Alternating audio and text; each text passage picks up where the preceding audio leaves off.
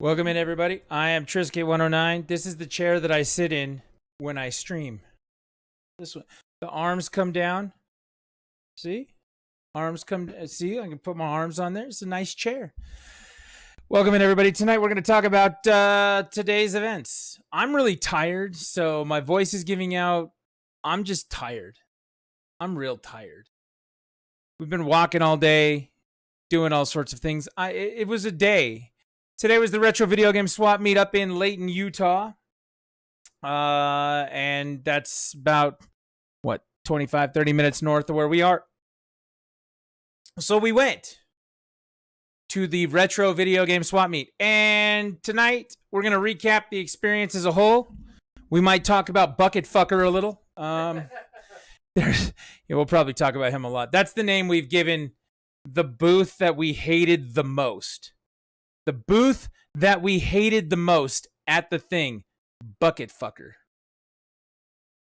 And we'll explain why in a little bit. But yeah, this is how everything breaks down right now. So we've got, you can't really, we can kind of see it. There's, the ottoman here is full of stuff that we picked up today. Welcome in, Black Wolf. Welcome in, Ivy. Ivy knows about Bucket Fucker. Ivy was there.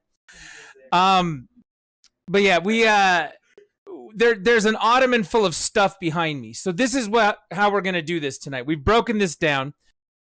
First, we're going to show you everything that was acquired. Black Wolf, I guarantee there's at least one thing in here that you will like. At least one. Hopefully more, but at least one. We're not going to tell you what it is until we show you.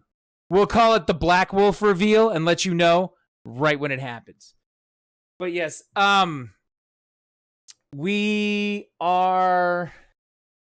going to show the things that were picked up, okay? And there might be a few extra things in here that we didn't get today, but we've gotten in the last couple days. Maybe we didn't get it at the swap meet, but like we did stop by the new game store and pick up a few things we knew they had that we weren't able to find at the swap meet, things like that. So we will show some of that, but we've broken all of the stuff down into 4 piles.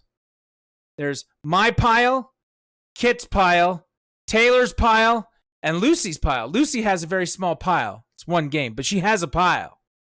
So we're going to show you all the stuff that we got. And then afterwards, we're going to flip over to this screen here. Here we go. And we are going to test a great portion of it. Because we need to clean it. We need to test it. Here on the counter right now, I've got my cleaning solution ready to go. Got my toothbrush and scrub stuff to go. Got the rags we need to go. Like whatever needs to be cleaned, whether it be the systems, games, whatever needs to be cleaned, I've got that set up here. And we are going to take care of that. So we're going to show you everything that we got first. And once we break all of that down, we're going to test it. And we're going to make a night of it. How does that sound? Does that sound like a plan? It sounds well organized, partially thought out, but still could fail miserably. What do you think? There actually is a 5th pile, and we're going to start with the 5th pile. I want to show this. So today, the Retro Video Game Swap Meet up in the Layton, Utah. They were selling merch. And so Taylor and my son both got shirts. You can see here in the corner, wait, that's the wrong corner, sorry. You can see here on the front of the shirt, it says Minus World.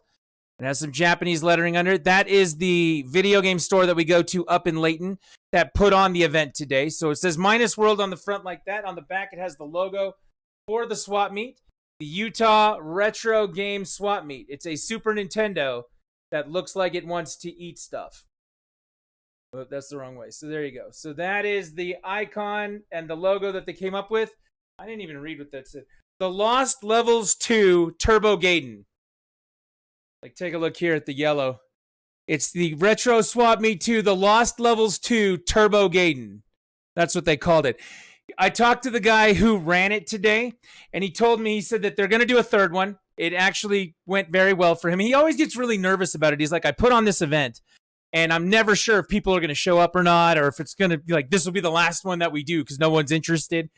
And he's like, no, this has been very, very good, and we're going to do a 3rd one. He said the 3rd one would be the Utah Retro Video Game Swap Meet 3 and Knuckles. I was like, that's perfect. The retro video game Swap Meet 3 and Knuckles. I was, Sonic 3 and Knuckles. I was like, that's perfect, dude. You need to fucking make that happen. Like, as a Sonic junkie, you need to make that happen. I will buy that shirt. Several people enjoyed my Castlevania shirt that I wore. A couple people commented on Kits. But yeah, that shirt, that retro video game Swap Meet shirt that I've got all crumpled up here so you can't see it again. Taylor got one and Kit got one. It's a cool logo and it's a cool shirt. Supported them for what went on. One thing I want to commend them for. Here, you can have your shirt back. One thing I want to commend them for. Entry to the venue. It was $1 entry fee. Or if you donated a can of food, you got in for just the cost of the can of food. And when we left the venue, they had piles and piles and piles and piles of cans of food to donate to local food banks and shelters and other things like that. It was actually a really cool thing to see. It was awesome. They put on a great thing today. And the guys at Minus World Video Games, the guy who runs it, his name is Tracy. Him and his family worked really hard to put it on, and they did a fantastic job. So first and foremost, they deserve recognition and credit for putting on a fantastic event. We all actually had a really good time today. So that was very good. Now, at that same booth, we're going to finish up the fifth pile. At that same booth where we got the shirts, they kind of had like what my wife does with my shirts. They kind of had like a craft table there where they were making the shirts live. So we said, hey, we'd like to get a 4X shirt and a 3X shirt, and they made them for us. Like, they put the logo on and everything. They made the shirt while we were waiting. Like, that was pretty cool. But they also had several other things that they had made, and two of them were cool enough that I picked those up. I gave one to Lucy. I gave one to the boy. I'm going to let you guess whose is who. They had hats. Okay. I actually bought one for me, but it turns out it doesn't fit on my head properly. But check this out. That was cool. I really like this hat. I was like, this is pretty rad. It's just got the logo right there on that gray hat. It's placed in an interesting spot. Like, they put this together. I really like this hat. I'll let you guess whose that one was. The second hat that I got was that. This screams me, doesn't it? Yeah, this is... I was like, oh my God, this is amazing. They had like Warcraft ones, and they had some for other things. They had like a Diablo one. I was like, no, they have a Sega one and a Capcom one. And I was like, this is what we're doing. Now, again, after I bought it, I tried to put it on. I'll tell you right now, it does not fit on my head. It does, however, fit on the children's heads. So it was Doom, not Diablo. There was a Doom one too. I saw the Doom one in there. So yeah, we've got a Sega one and a Capcom one. I'll let you guess which one was claimed by which child. We'll start with the Sega one. It was really funny too, because I tried to put this one on my head. I'll give it away. I tried to put this one on my head, realized it didn't fit, and my daughter was like, well, if you're going to put on the new hat, I'm going to wear your old hat. She wanted to wear this hat, and she was like, your hat is stinky, and I'm like, thanks. She said, so I'll wear the new hat. So she just started wearing the Sega hat. She wore the Sega hat around the venue the entire time around the convention center. After we picked it up, she was doing that. Capcom, this one's for the boy. He can put that back on and do that. But yeah, we picked up a little bit of merch. I love this Sega hat. This Sega hat is so amazing. I love it.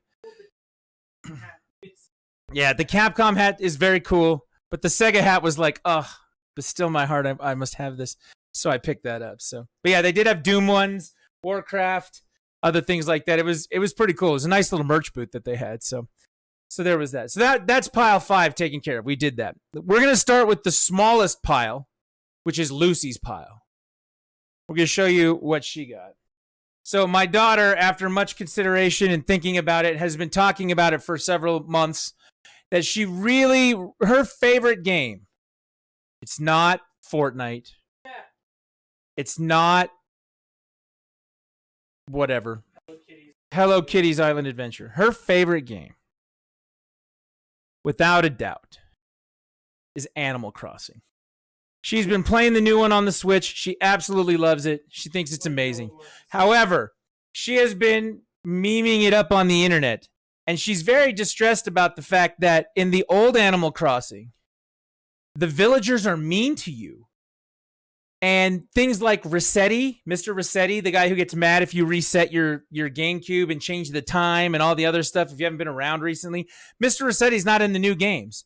So when we saw this, a copy of Animal Crossing, she really wanted it. It's complete, book, disc. The only thing it didn't come with was the memory card. That it came with originally. That's fine. We have plenty of memory cards. But yeah, it was $55. We talked them down a little bit off of that. We ended up getting 2 games together for $60. And I'll show you the other game that we got from them at the same time. I'll call that out. But my daughter was very excited, and I bought her a copy of Animal Crossing on the GameCube. Now, we did say that we would test the games, all the games that we could test tonight for what it is that we have, which means we brought the Wii downstairs so that we could check some Animal Crossing and check another game that I picked up, the other game I picked up with this. So, but yeah, that's her pile. That's her whole thing. That's her whole reason for being. She went up there, found a copy of Animal Crossing, the version where the animals are mean to you. She was very excited about that. So that's Lucy's pickup for today. She got Animal Crossing. See how well this stream is going? We organize, and we've already gotten through 2 piles. Don't get me wrong. They're the 2 smallest piles, but we've already gotten through them. Isn't that great? I don't know what you think so far. I was happy to get that for her. I was. I think the woman kind of knew it too. She was like, look at your daughter. She really wants this game. You're willing to pay whatever it takes to get it, aren't you? And I was like, I don't know about that. Doing my pile next? Next, we will do my pile. My pile is an interesting little pile. It's an interesting little pile. We were talking about some of the things we wanted to pick up, and a couple of games that we had mentioned. We wanted to get some Super Nintendo games that we could use to test the Retro Tink. That was a big deal on our list. We talked about some Super Nintendo games, some PlayStation 2 games to pick up, some oldies but goodies, things that are, really controller based, to help test that device and make sure that everything's kosher with it. It runs really well. So I was actually able to find a couple of things. And yesterday, after plugging in the 8-bit Nintendo and it just magically working after all this time, it's there. I actually picked up some Nintendo games that helped out with that too. And I did get one Wii game. And I'm going to start with the Wii game because the Wii game was the other one that we got with Animal Crossing. So the Animal Crossing was was 55. This game was 15. But she gave me both of them for 60. And I was like, okay, we'll do that. And the first game that I picked up was a copy of Metroid Prime 3 Corruption for the Wii. Hi, can I? Yeah. So I picked up a copy of Metroid Prime 3. We got both games together. Again, this one was $15 normally, but again, we got both of them together for 60. And something to play on the Wii. Again, we brought the Wii down so we could test that stuff. This is one of the ones. This is one of those games. I have the Metroid Prime trilogy on my system, but, it's Metroid. It's Metroid. Hello, it's Metroid. We did see a copy of Prime 2 kicking around in a bucket, but they wanted like $120 for it. I'm like, look, a great recurring theme in everything that we saw today is that video games are not a retirement program. You don't get to just collect video games from whenever and then sell them for whatever ridiculous cost you want. We came across a booth today where a guy had 3 different Nintendo 64s. One of them was $700, one of them was $1,000, and one of them was like $1,400 because they had a box. The boxes were tattered to shit, and they were not in the best of conditions, but the Donkey Kong Jungle Green one, it's got the expansion pack, which obviously makes it worth $300 more than a normal system. That green system with Donkey Kong, the expansion pack, and a jacked up controller in the box, $1,000. And I'm like, your video games are not a retirement plan. I'm sorry. I don't give a shit who you are. Like, it's not worth its weight in gold. And we came across a lot of booths today that thought that their shit was worth its weight in gold. The idea that we got away from a GameCube game, Animal Crossing, for $50 was kind of nice. I mean, that's basically what it was when it was brand new, and I'm like, okay, that's fine. Dude, we saw one bin that had like 4 copies of Paper Mario Thousand Year Door in it. They wanted $250 a piece for those games. And I'm like, dude, it can't be like this. Like, I have a really hard time with that. So when I saw Metroid Prime for $15 and we were able to get a combo, like $60 for this and Animal Crossing, I was like, all right, we could do that. And we did. So I picked that up. That's the first game on my pile. Next game on my pile. One of these Super Nintendo. Well, this one we'll do afterwards. I'm sorry. An 8-bit Nintendo game. This is one of the most common games in existence, but as it turns out, I don't have it. And we want to test the light gun on the Retro Tink. So we picked up a copy of Super Mario Brothers Duck Hunt, the combination cartridge. Everybody has it. It's not worth all that much. I totally get that. But the guy actually cut us a deal on this one, and we are very interested. We pulled out the Nintendo Zapper over there. We're very interested in trying the Duck Hunt on a modern TV with the Retro Tink and see if we can actually make this work. So this game was pretty cool to pick up. The guy said he sold it to me for 10, but it was really a deal because the other game that he bought that I actually wanted to pick up was he had a copy of DuckTales for the NES. And I was like, I said this the other night, I was like, if we find a copy of DuckTales for a reasonable price, I will pick it up. And he told me that DuckTales was $30 and this was $10. And I'm like, how the fuck is the most common game in existence $10? Like, how the fuck? Instead, he gave me all of it for 30. Like, he basically, buy this, throw this in. So he did that, so we picked this up this way. I spent $30 on the two of them. DuckTales by itself for 30, I was okay with, but we were like 20 for this, 10 for this, and we were like, let's negotiate on this one. I was just gonna buy this one, and that's what Taylor spent all day doing, and we'll talk about that in a little bit too. But it was, check this out. He's got DuckTales. It's $30. He's like, well, if you buy a $10 game, I'll knock it down to 20. So we did that. So we got both of those, and we can test those on the 8-bit Nintendo. DuckTales on the original controller is actually really, really good. So these two came out of my pile, picked those up.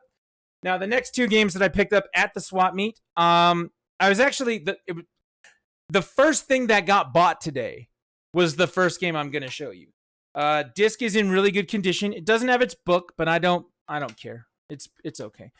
But we found a copy just sitting there of Jak and Daxter, the first one. This is a really great game. I do have the PS4 version that they put out when they ported it up. But as we've been talking about the last couple of days, especially with the Retro Tink, like old games, the way that the controllers work with the games on the systems they were made for is very different. And this game responds differently when you play it on a PS2. So it was $7. It was the first booth we really went to. It was the first game I saw sitting on the booth. I picked this up for $7. It was the first thing we basically did when we were there. From that same booth, Snowy picked up a game. Taylor picked up a game that was awesome. And we'll show you that one in a few minutes. That one was, I believe, $10. But yeah, that was our first acquisition out the gate, was Jak and Daxter, and the other game that he picked up. And I'll show you that when we get to his pile. His pile, by the way, the biggest pile. So we do need to test this out on the PS2. Again, $7 for Jak and Daxter Black Label thing. I'm good with that. I'm happy. And like I was talking about with this next game, the controllers are just different. They just hit different on the PS2. I have this game on the PS3 as a digital remaster that they put up as part of a collection, but there are things in it, specifically there's a section in this game where there's an alligator who's throwing these things at you, and you have to like type in the buttons like Simon. Like Simon says, you have to repeat what she's doing, but it is in time with the rhythm. And if you play it on the PS3, the audio desyncs, and it's not easy to do. But if you play it on the PS2, the original Sly Cooper doesn't desync, and it actually plays a lot better. So we found a copy of this. You can see the tag up there. Well, maybe you can't because of the light. It says it's $17.99 at GameStop when they were selling it, but the tag on the side actually says $10. I don't think you can see that. And it was $10 for a copy of Sly Cooper. I talked him down to $8. I said, I saw one at another booth where they were selling it for $8. You think you could match that? The guy went, cool, let's do it. So I got an original Black Label copy of Sly Cooper and the Thievius Raccoonus. If you've ever seen my shirt, it has that logo on it, which is why I like this version better. For the greatest hit version, they changed the entire front cover. So this one was like, okay, if I can get a Black Label version, it's clean. It's actually in really good shape. Disc is good, and it comes with the book. So, I mean, it's in really good shape, and I'm really happy about that one. This is one of my all-time favorite video games. It was $8. I was like, all right, for $8, we'll do it.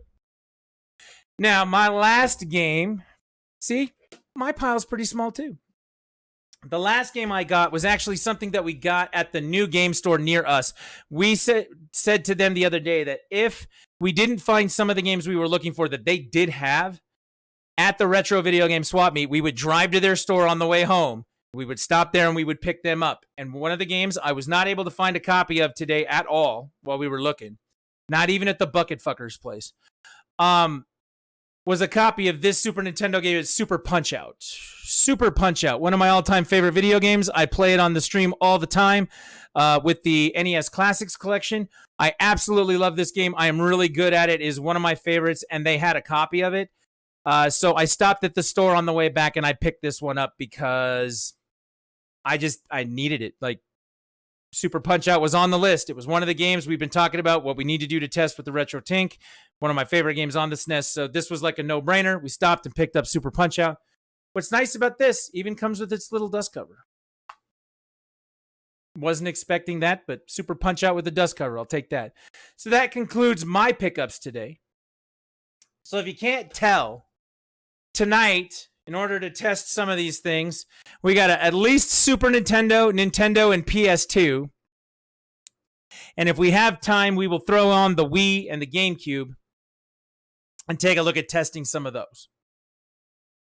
So at least those to check them out and test tonight. We got some things to play. And I mean, seriously, if you walked out of there with just a stack like this, I feel like you win. Like, this is a good stack. I like this stack.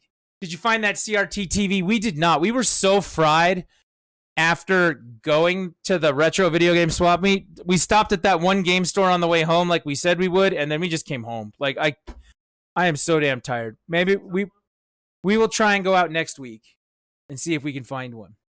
Mahinlo wanted us to go to a Deseret Industries and see if we could just find a CRT TV for like $50 or something, because CRT TVs are going from anywhere from $200 to $1,000. The $200 ones are like 13-inch TVs. Like, it's ridiculous. We were looking at them on eBay yesterday, and the prices are just fucked up and out of control. Big box TV. Like one of the old big TV, like, yeah.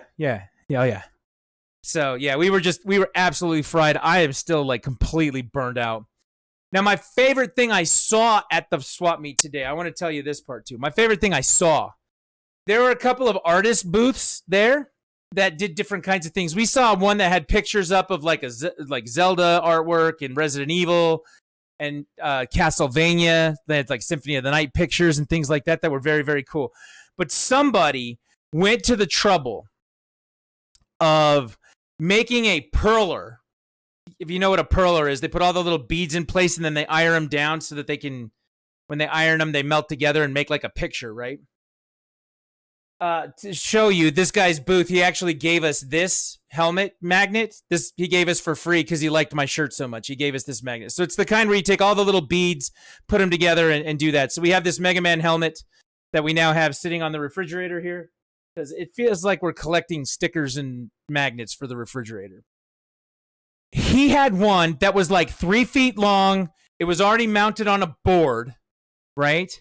And it was Sparkster from Rocket Knight Adventure. I want to see if I can find this picture real quick, because this was nuts. Sparkster Perler. Yeah, it looks like this one. Let me see if I can show you this. Browser view. There it is. It looked like this picture right here, but it was like 4 feet by 3 feet on a board. It was mounted. It had all this intricate little detail. I'm trying to find the exact one that he did, because it wasn't that one, but it was like that one.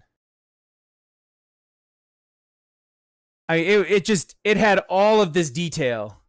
He had one that looked like the Sparkster version of it there, not just the Rocket Knight one. This one here. This was it. This was the Perler picture. You can see like how the sword has all the different colors in it. You can see like the shining parts on like his boots, and like his leg changes colors all over the place. He had all these different Perlers in here to make this go. It was $70 for a pretty big wall mount picture. And I'm going to tell you what, I saw that thing and I was like, I need that. I didn't buy it. I talked myself down from it. But God, I wanted that thing so bad. When he told me the price, I was expecting him to come back and be like, yeah, it's like $200. It takes a lot of work to do that sort of thing. And I was going to be like, okay, $200. No way. He comes back and he says 70. And I'm like, 70. I had to think about it. Oh.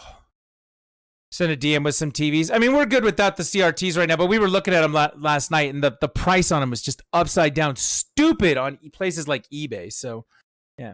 But yeah, that's my stack. That's what I got. DuckTales, Super Mario Duck Hunt, Metroid Prime 3 Corruption, Jak and Daxter 1, Sly Cooper and the Thievius Raccoonus, and Super Punch-Out. I feel like anybody who walked out of any place with that kind of stack of video games did a pretty good job. That's mine. Next, we're going to go on to the boy. Taylor's is the biggest stack. Let's be honest. Taylor's is the biggest stack. Now, I want to tell you right now, Black Wolf, if the Black Wolf reveal will be in the boys stack, something that you mentioned will be in the boys stack. First and foremost, though, the boy got exactly something he was looking for today. He got himself a Game Boy Advance SP. It's a little beat up, but compared to what most things were selling for, the average, we saw one for $120. We saw one for $180. And then he picked this one up. This one, which works great, everything's fine with it. This red SP was $60. By comparison to the other ones, it's not bad. And it's for a system that he wants to mod. Like, he wants to take it apart, put it in a new case, build one of those metal Game Boys out of it, right? So he's just going to take the internal pieces and do whatever it is anyway. And there's Circle of the Moon playing on it. He got Circle of the Moon at the last retro game swap meet. Hasn't really had anything to play it on. So now he's got himself a Game Boy Advance. He's pretty excited about that. Are you excited about that? Yeah. See, that's the boy excited. I've been searching forever. And for $60, I think he got a great deal on it. So that's the boy's first pickup. He was very happy with that. So, and I want to thank you. I know Black Wolf had sent some information the other day about trying to pick one up and stuff.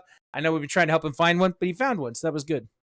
One of the games that we mentioned that we were looking for to pick up so that we could test Super Nintendo with the Retro Tink and see how the controllers handle and whether or not it lags, there's a problem with that, was this next game that he picked up. He found a copy of Donkey Kong Country for the Super Nintendo.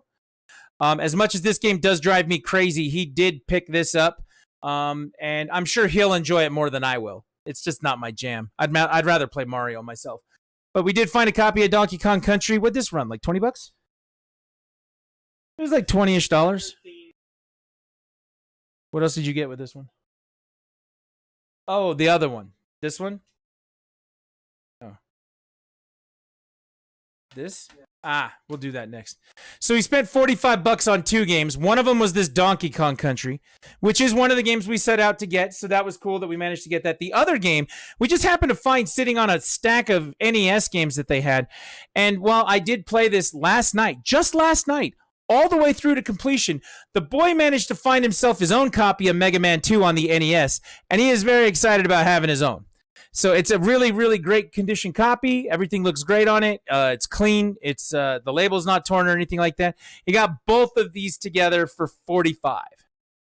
So for Mega 2, he was all about it, and they had a DKC, so he was like, cool, let's do it. And he picked those up. Next game. He got this at the store on the way home. Like I said, we stopped by the store. We were not able to find this at the Retro Game Swap Meet, but the new store had it, and he picked up a copy of Mega Man X, the first one. I think that ran about $30 to pick up. He's been looking for one of these for a while. Now he has it for his Super Nintendo, Mega Man X1 for $30. He picked up after the fact. The next thing that he picked up, we saw these sitting on a table, and we were like, I remember seeing these at Target for like $30 brand new.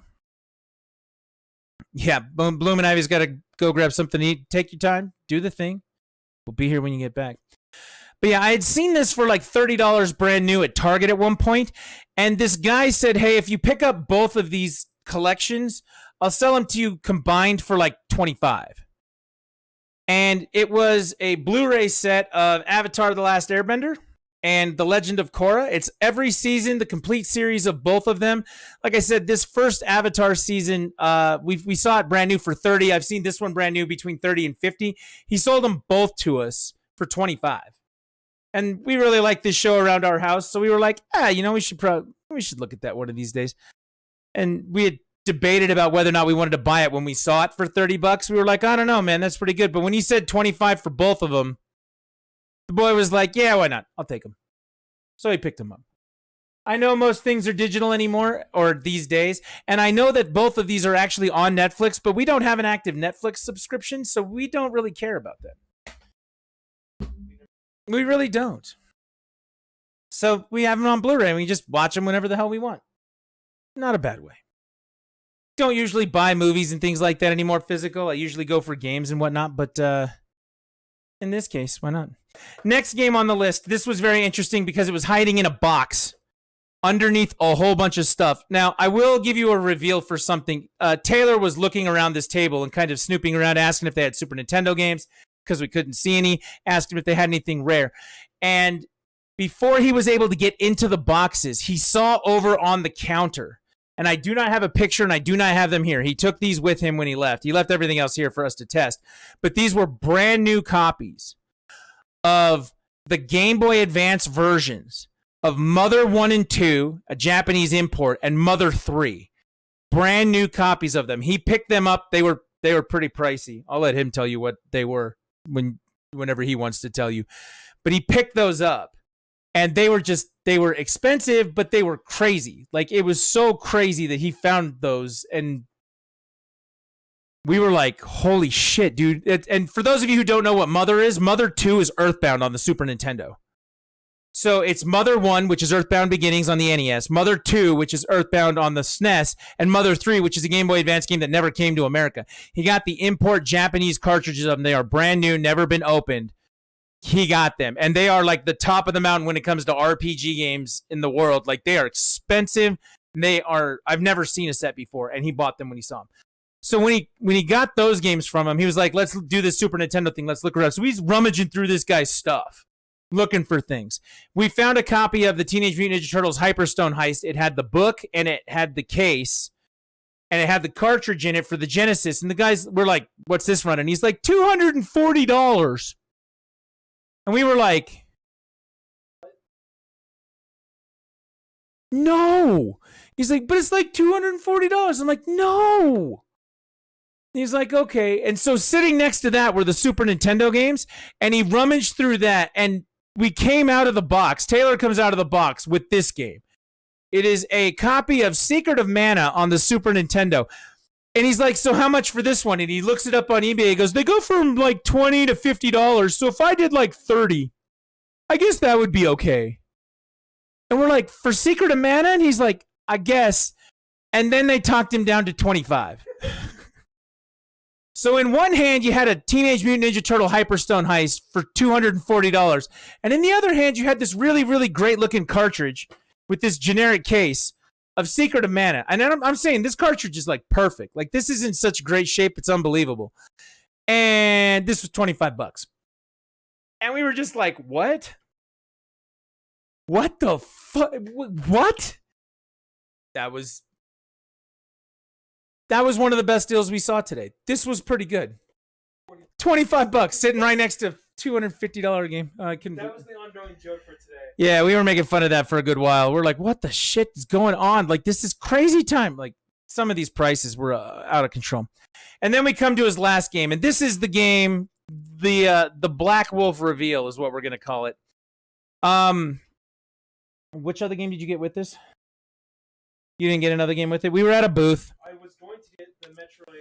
Oh, we were trying. Yeah, he was trying to get Metroid Fusion off of the guy. He had some Game Boy Advance games, and he had a baggie that just had a bunch of random games in it, and then he had a couple of them laid out. Like, he had Minish Cap, he had Metroid Fusion, he had a couple of them laid out that were really expensive. The Minish Cap was $70. The Metroid Fusion was like $55.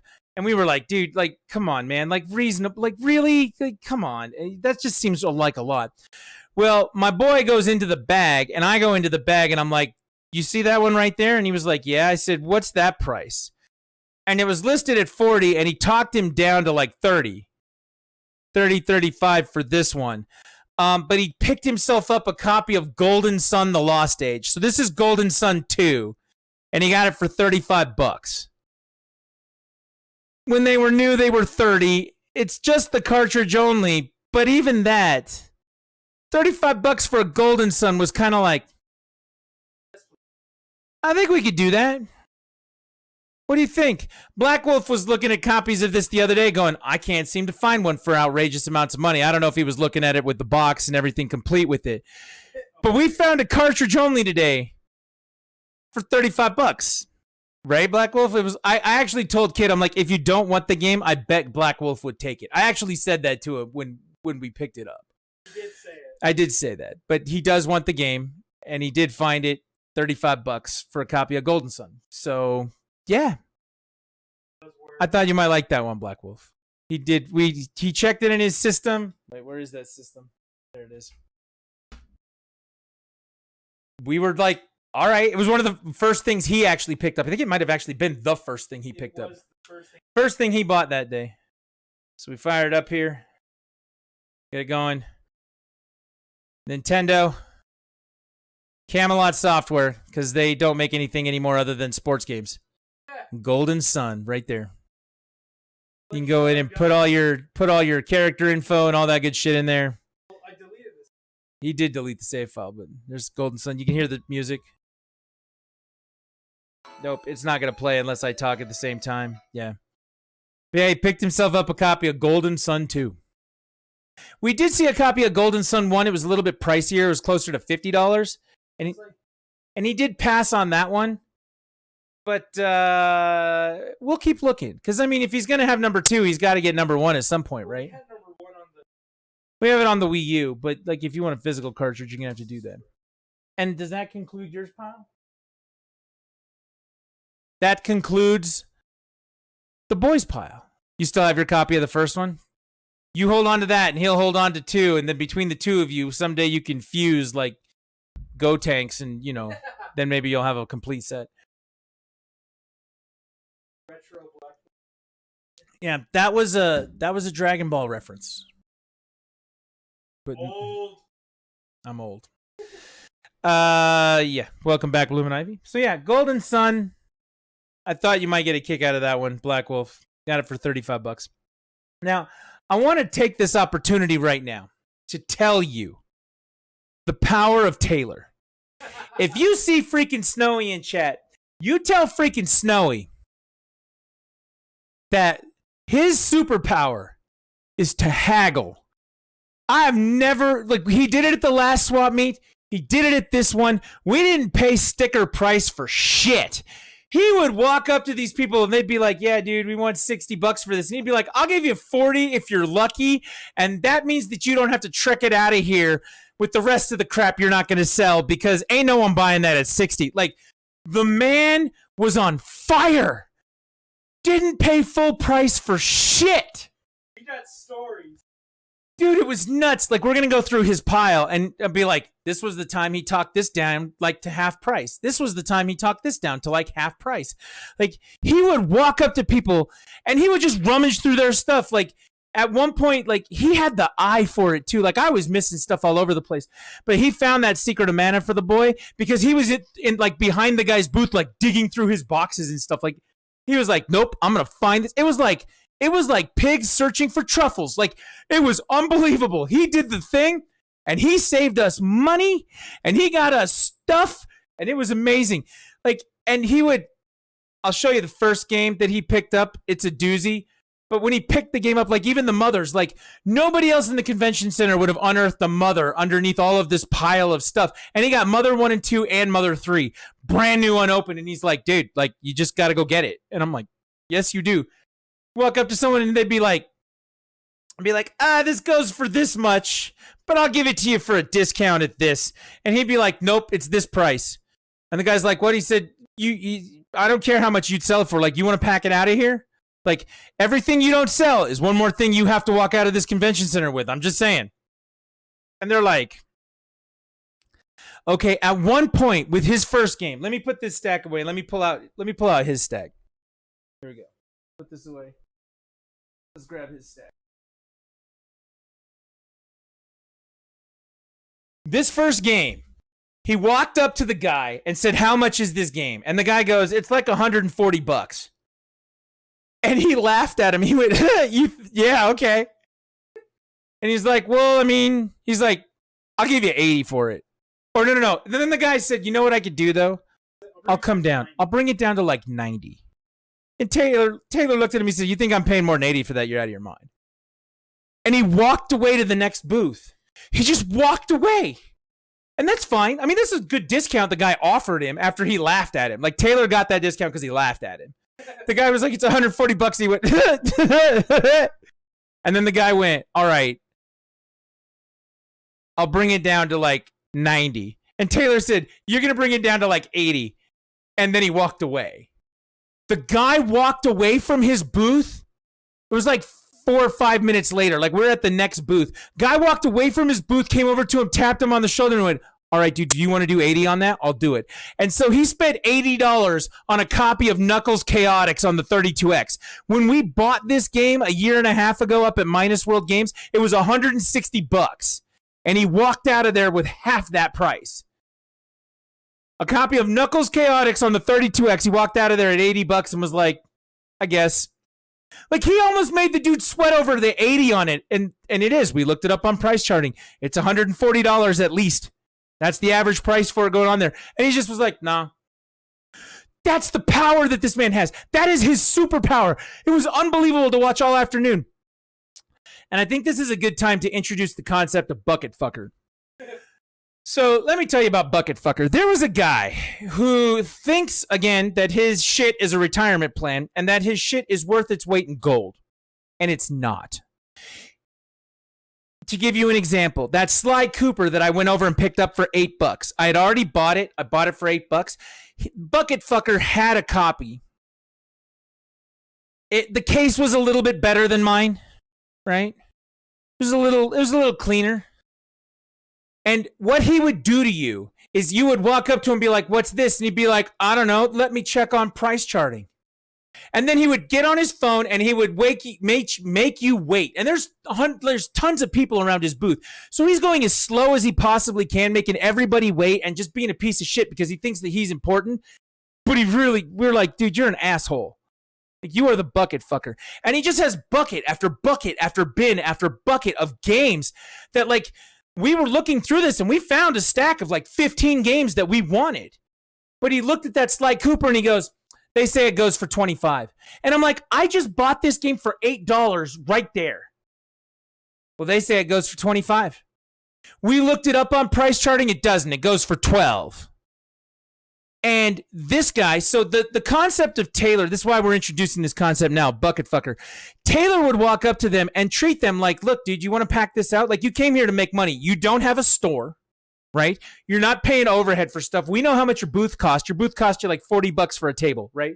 $80 for a table. If we buy 5 of these games and it's $80, like, you just paid for your entire time here. Everything else is gravy for you. So you can cut me a deal or you can go the fuck away. That's Taylor's theory on stuff. He's like, if I'm going into a place that has to pay for internet, that has to pay for power, that has to pay their brick and mortar rent, you're like, I understand going into a game store is a different experience than being at a swap meet. He's very clear about that. Bucket fucker thinks that his swap meet booth is a store. His shit is better than yours, and he is the most important human being ever when it comes to video games. And so we call him bucket fucker because he has buckets of all the shit you could probably ever want. But he's a fucker at the same time. Like, you don't want to shop with him. You spend 5 minutes around him, and you feel so slimy and awful that at one point, he was going through a stack of games. We had Gradius 3 and 4 on the PS2 in a stack. We found a copy of R-Type Final. We found a copy of Raiden 3. We had a bunch of the platformers, Ratchet and Clank, Sly Cooper. Like I said, we had Sly 1. We were looking at Mega Man X Command Mission. He had a copy of that on the PS2. And somebody's old price on Command Mission was $70. And he was like, well, I looked it up, and I'll tell you what, it goes for like $80. We looked it up before we asked him. It goes for like $40. Maybe $50. But he was inflating all those prices like he was talking to a bunch of people who just fell off the bus and had no idea what they were doing. And we're like, nah. Like, every time we would try and talk to him about it, and he treated us, every time we try and talk to him about it, he would treat us like shit. And more importantly, he would treat us like we were wasting his time. Like, look, if you're going to buy these games, buy these games. I'm going to go off price charting things, and you're going to sell these to me for eBay prices, and that's just how it's going to be. And so as we were walking away, which by the way, I was in a really, really bad mood after talking to him. The Sparkster picture, the one with the perlers and everything, we found that booth right after, and that made my whole day. So I'm glad that we found that after this guy, because Bucket Fucker was an asshole. And then we found like 3 people like that in the convention center that we're just looking at him like, you're crazy. One of the things we were looking for was a copy of Super Metroid, right? And we checked eBay. We can get cartridge-only copies for somewhere between $60 and $80. There were a bunch of them that were buying it now for $70. We were thinking about picking one up that way. We wanted to get Super Metroid. The only copy of Super Metroid we found in the convention center was in Bucket Fucker's glass cabinet behind him, where he pretended to lock up all of the really rare games, where he had a copy of Earthbound incomplete in its box. And he had all of these other PlayStation 1, Diablo 1, and all of the Dot Hack games, and Ninja Turtles, Turtles in Time, where he's just jacked up the prices, where nothing is worth doing this for. One guy bought a complete in-box Mario Legend of the Seven Stars, Mario RPG on the Super Nintendo. Paid him like $1,000 for something that's worth like $300 max. And we wouldn't even pay $300 for it. But the guy, like Bucket Fucker's, just taking their money and telling them to fuck off. Like, it was awful. And that guy was indicative of a couple places. I actually found a Sly Cooper 3 that was in really, really good condition. And we asked the guy, we're like, how much is this? And he's like, it's $25. We're like, no, it's not. It's like 12. No, I do $25. And I'm like, cool, dude, we don't need to shop with you anymore. Thanks. Have fun trucking this stuff out of here. And it was really funny because while they had lots of people congregating around them because they had stuff people wanted, they weren't actually selling a lot of it because they acted like assholes. Hence the name Bucket Fucker. And Taylor walked right up to Bucket Fucker and was like, how much did you just say? He's like, dude, I'll do like, hundreds and hundreds of dollars on this stuff. And Taylor was like, if you don't come down halfway on that price, you're not going to sell anything. And the guy's like, well, that's what price charting says, and that's what we're doing. He's like, cool. We walked off. Like, we were so pissed off. We spent like 8 minutes with this guy, and it was awful. We called him Bucket Fucker. Like, it was unbelievable. But most of the time, things like this, Taylor would walk up and be like, yeah, there's no way 140. Like, he laughed at the guy. And then the guy was like, all right, dude, I'll do 90. And then Taylor was like, no, you'll do 80. And he went, all right, let's do it. Picked up Knuckles Chaotix. Everything that had a price tag on it, Taylor didn't pay full price for anything. Next one that he picked up, this one's a good one. Game Boy Black and White. Yeah, well, we do have this game on the new Castlevania collection that they put out. The Game Boy Advance version of Castlevania Adventure. I know that's a little blurry. Maybe the camera will focus. Maybe it won't. But a copy of Castlevania Adventure, they had it marked at 18. I think he talked them down to like 12. And he bought it. That was one of the first games that he picked up. But he didn't pay sticker price for anything. And we all benefited from this greatly. Next one he picked up, he was really happy. He found a copy of this for $25, I think is what he paid. This one he didn't talk down as much, but he got himself a PS1 copy of The Legend of Dragoon. While it is a greatest hit version of it, it's really clean. The discs are all really good. It's a great find. These games are actually not easy to get. Most of the time when he goes looking for them, they're like $40, $50. So talking somebody down to 25, he thought he had done a really good job with it. I think he did too. And it's a really fun game on the PlayStation. So it's 4 discs. It's an RPG. It's actually a really good game. So yeah, he picked up The Legend of Dragoon at a discount. Remember earlier when I said we walked in and the first booth we found, I just picked up Jak and Daxter and we moved on. It was like the first purchase. It was a great purchase we did. At that same booth, Taylor actually, I think he paid full price for this one, didn't he? He did pay full price for this one game. And we couldn't believe that it was there, and we couldn't believe the price that it was at. It was The Adventures of Lolo on the NES. He paid $10 for this. This is not an easy puzzle game to find. There are 3 Lolo games overall, but we just found the first one sitting there. It was $10. And he was like, all right, $10. Those were the first 2 games we picked up today, were Jak and Daxter and The Adventures of Lolo. He did talk them down on this one, but he got a brand new copy of Patapon for the PSP, sealed, unopened. Great little rhythm game. Absolutely fantastic. It was marked $10. I know he did get a discount on this because he bought it with some other things with it. And then that brings us to his PS2 collection that he managed to pick up. Now, remember, Bucket Fucker was picking these games up after we had already purchased them. And I think he paid like $20 for all of these. They were marked significantly higher, but he picked up a copy of Ratchet Deadlocked on the PS2. He picked up a copy of Ratchet and Clank Up Your Arsenal, so that's Ratchet 3. He picked up a copy of Ratchet and Clank Going Commando. He picked that up, and he picked up a copy of Jak 3. Black label copy of Jak 3. He picked up a bunch of platformers that way. And like I said, for all 4 of these games, I think he paid like $20 for all of them. And Bucket Fucker was trying to just sell him Up Your Arsenal for $25. And we're like, this is why you're never going to sell anything, Bucket Fucker. And we continued to like call him that behind his back. It was pretty fantastic. That term got coined on the way home. We were like, there's that one asshole. And I was like, you mean Bucket Fucker? And we continued to call him that. There's 2 more games in the list here. 2 more? Everything. Oh, yeah, we do have to talk about the bag. We have to talk about the bag. 2 more games. One game, as Lucy said, he wanted to be the cool kid. He really wanted to be the cool kid amongst a sea of video game nerds. He was not the cool kid. Lucy was like this. She's like, you're not the cool kid. It was pretty funny. Now, we do have a Saturn over here, and we are going to pull that out and test. For those of you who have picked up the new Capcom fighting game collection, the newest one that has the Puzzle Fighter on it, it has Pocket Fighter. It also has all of the Darkstalkers games on it for the first time in almost 20 years, 15 years at least. Actually, no, 20 years ago was 2002, so it was before that. It was like 23 or 24 years. The last set of Darkstalkers games, Darkstalkers 3 was on the PS1, and there were a couple of Vampire Savior Night Warriors games on the Saturn. And we actually walked up to a booth, and this guy had all the Saturn games. Okay, he had behind him Burning Rangers. He had Panzer Dragoon Saga. He let us touch Panzer Dragoon Saga to give us luck in what we were doing today. But he did have this game on his table marked for $70. Taylor talked him down to, I think, 50. But he did pick up a copy of Night Warriors Darkstalkers Revenge, which is actually not a really easy game to get on the Saturn at all. But it's a great fighting game. Morrigan comes from this. It's a really well done, put together game, and it plays really well on the Saturn. I really love this game. He told me that he bought it for me and gave it to me.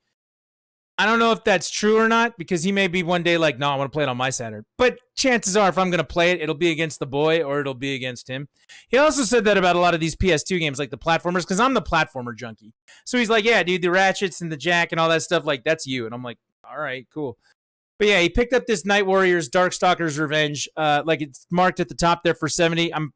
He talked him down to like 50. He was like, nah, dude. It's like, 70's a lot. And he said, best I'll do for you is 50. The guy was like 55, and Taylor's like, no, we'll do 50.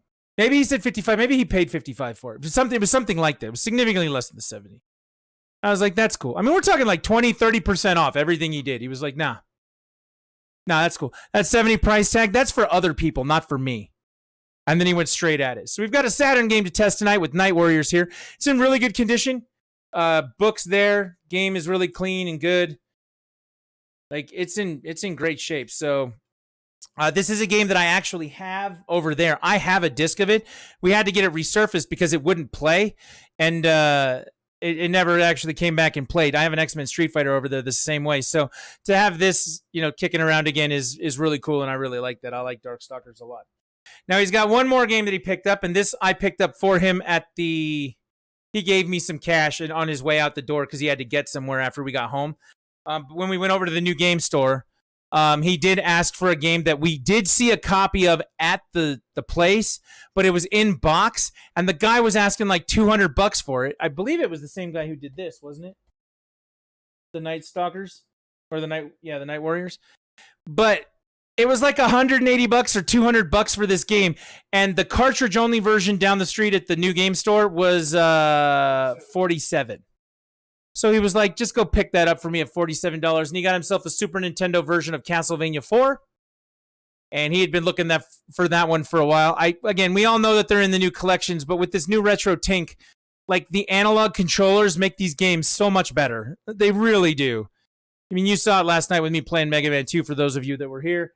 This was phenomenal, and we really were cruising through that. So, but yeah. these are what we picked up at the retro game swap meet. Again, it was a great experience. We saw all sorts of different things. Art, a lot of cool. There were, for every like bucket fucker, we met probably 3 or 4 really cool people and then one bucket fucker. And then we'd meet, 4 or 5 really cool people, people that were just there hanging out doing stuff. Then we met the the N64 guy who thought all of his systems were worth more than $1,000 each. And we were just laughing at him, shit like that. He was like, he was like 19 and he was like, I have N64s and I think that they're worth thousands of dollars. And he sat there wrapped with a blanket all around him in a place that was not cold because there were many, many people there. But he just had this blanket wrapped around him and he was sitting here like this going, buy my N64s. Like, it was really creepy. Yeah. For every one of that guy, we probably met 5 cool people. Like 5 good booths. Yeah, he said he was going to pay rent with it. He had a Steam Deck. And this is how the N64 kid rolls, apparently. He had a Steam Deck, and he said it's $600. And we were like, okay, well, which version of the Steam Deck is it? He's like, the one I'm going to sell you. We're like, okay. And then he goes, well, if I sell it to you at $600, that's basically me only recouping the tax. Like, I'm going to get basically the extra, like what I paid for it. My profit is going to be the amount I paid in tax on it. I'm not really making a profit off of this at the $600. And we were like, okay, so you're going to make your profit on the tax. And he's like, well, and I'm going to pay my rent with it. Oh, so that's your profit on this one. I understand. Okay. What the fuck are you talking? This kid was just unhinged. It was just, it was creepy. It was weird. But there were several. Yeah, you don't invite him to your birthday party. It's just how that went. We were nice. We were very pleasant with the people around. We were very happy to see the things that we saw. A couple of things we weren't able to get. We didn't get a copy of Super Metroid. We weren't able to find a copy of Link to the Past for the Super Nintendo. So we may try to order those on eBay or something like that. I'm not 100% sure. We'll see how it goes. Yeah, Bucketfucker had the Super Metroids in the box and wanted $700 for them, and I was like, yeah, you think that. But even just him looking for like regular like $5, $10 games was an ordeal, and it was slimy, and he was an asshole. So we were like, he was at the last swap meet, and he wasn't as bad as he was this time. But I'm telling you, man, he thinks that he's like got the market cornered on everything good. He's like, come on, like I came to your house, and he was talking to other people like this. I've seen your collection, and you need to let go of those games to me because I am the one.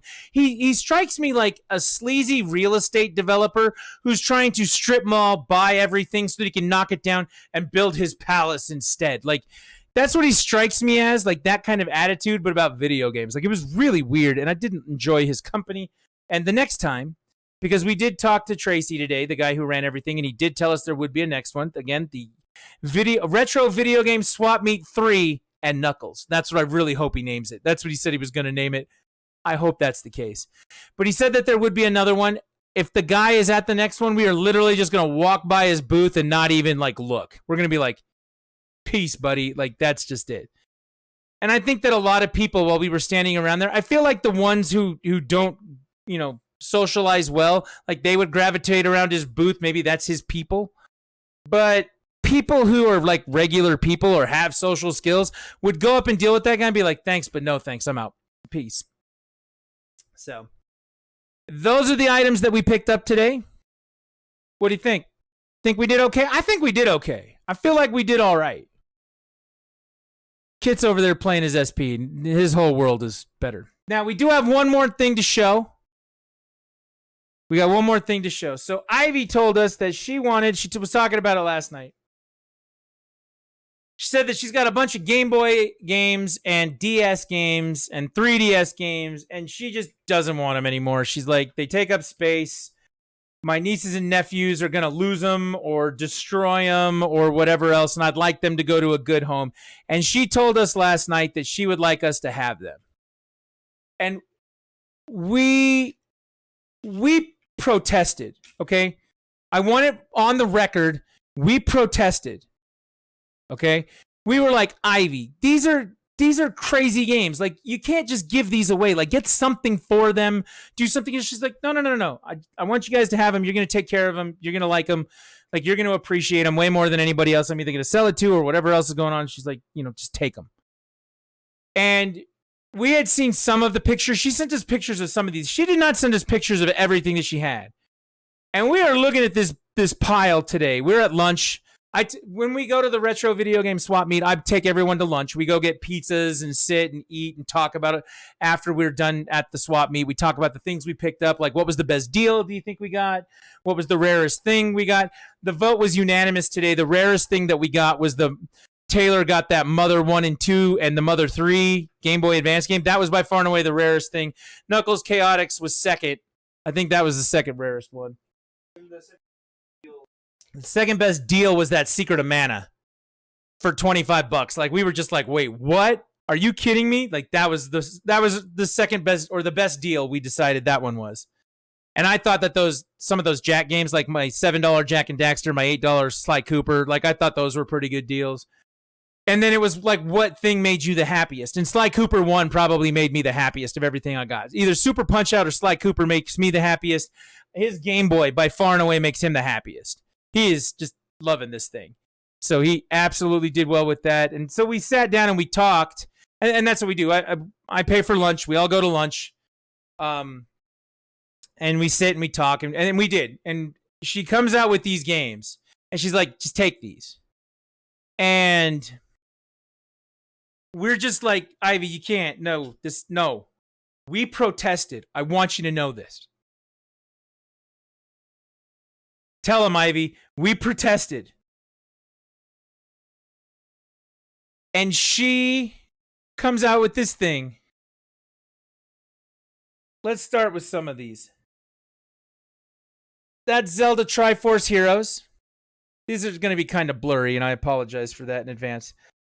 That's Zelda Triforce Heroes. That's Zelda Ocarina of Time on the 3DS, the remake. That's Zelda Majora's Mask on the 3DS, the remake.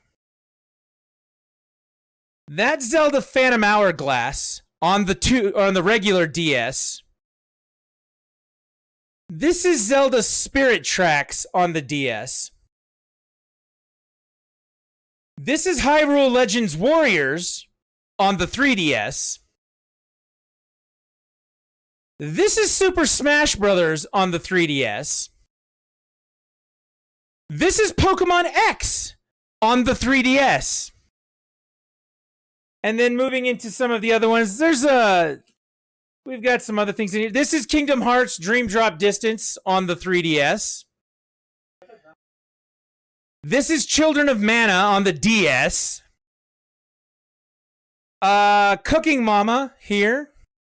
Something my wife will actually play. This one was pretty cool for me. And then we've got just a whole assortment of other things. Here's a Tomb Raider game, The Amazing Spider-Man. There's some licensed games, some Harry Potter stuff in here. Cory in the House. There's a Bleach game in here. There's a Dora the Explorer game in here, which I know small children that will actually get some use out of this. I'm going to put that out there. Bleach, SpongeBob, Lego Indiana Jones. Just, a lot of other Littlest Pet Shops in here. There's Lord of the Rings Conquest. 999. That's an interesting game too. But there's a ton of games in here, and it goes on and on and on and on and on. There's probably 20 more I didn't mention. Lock's Quest, Frozen, Puzzle Quest, Ultimate Spider-Man. There's a My Little Pony game in here, another Dora game, Safe Cracker. I always wanted to try that. There's just, assorted other games on top of that. I named the bigger ones. But just there's 30 games in here? There's at least 30 games in here. And then she pulls out some Game Boy games, and she's like, take these too. That is a Zelda 2, the classic NES collection for the Game Boy Advance. which works wonderfully. Kit's already tested it, but we were like, holy shit, Ivy, like, come on. This is Zelda Link to the Past and Four Swords. So we did get a Link to the Past, just not the SNES version. We got the Game Boy Advance version, so there's that. She had a copy of Minish Cap, which we tested this, and it works as well. Minish Cap is, I mean, again, we saw one. If we had bought one today at the thing, it would have been $70. We were like, Ivy, like, seriously, you have to do something with this. This is Star Wars, this is Jedi or New Droid Army on the Game Boy Advance. There's just stacks on stacks on stacks on stacks of games, and she said she wanted us to take it because she wanted it to be in a place where it'd be appreciated and where it would find a good home. It would definitely be appreciated and find a good home here. Yeah, and like that part of it I understand, but we were like, Ivy, you got to take something for it. So Taylor pulled the cash out of his wallet and gave it to her. He had $40 on her, and it was on him, and he was like, just take this. Like, at least take something. Like, you can't just give these away. Like, let us help you sell them. Let us do anything other than. She's like, nope, you're gonna take them. And we're like, they're here now. So yeah, I mean, it's the way she puts it there. She's like, they did protest, but I got my way. Like, that's really what it was like at lunch. She was like, you get take them. And we're gonna take them. Like, we did protest for like half an hour. We were like, Ivy, don't do this. Ivy, don't do this. Ivy, come on. And she was like, nope, you can take them. So we did. And with that revelation, we were talking about the best deal that we got for the day. It was definitely that stack of games. All of us here will benefit from this stack of games in many, many ways. And this was by far and away the best deal that we got today. The absolute best deal. So thank you very much to Ivy for that. Hopefully she had a good time today. It sounds like everybody had fun. I was not in a very good mood when we started. Yeah, Ivy is the kind of friend everyone needs. Yeah. I was not in a very good mood when we started out today, but like as the day went on, it was it got better. I mean, being able to laugh at Bucket Fucker for a while was, kind of therapeutic. But yeah. And finding that Sparkster thing, dude, I still feel like I should have picked that up. Maybe I got his card. Maybe I'll try and contact him and maybe still pick it up. I don't know. We'll see. But yeah, so that's basically everything that we got today at the Retro Video Game Swap Meet. So now that we've done the reveal, we've shown you everything that there is. Does anybody have a favorite? Anything that you saw in there that you were like, holy shit, I wish that was mine? I'd buy that for $1. Anything stand out to anybody that's like, I mean, I know Black Wolf, his first thing is Golden Sun. Like, as soon as I saw it, I thought of you. I want you to know that. I went, man, Black Wolf's going to want this one. I did say that. I was like, Black Wolf's really going to want this one.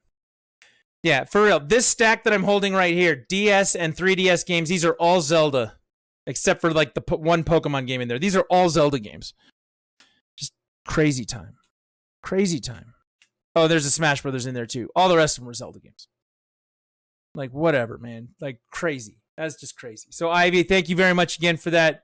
We genuinely appreciate it.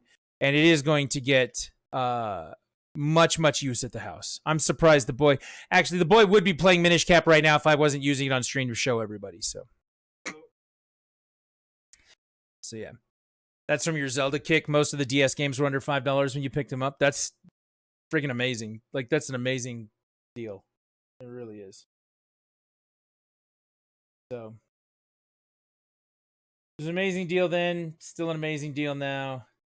We appreciate the hell out of it for sure. So did find some used cartridge-only copies on Amazon starting at $25, going up to around $100. Yeah, I feel like the $35 price tag was a good one.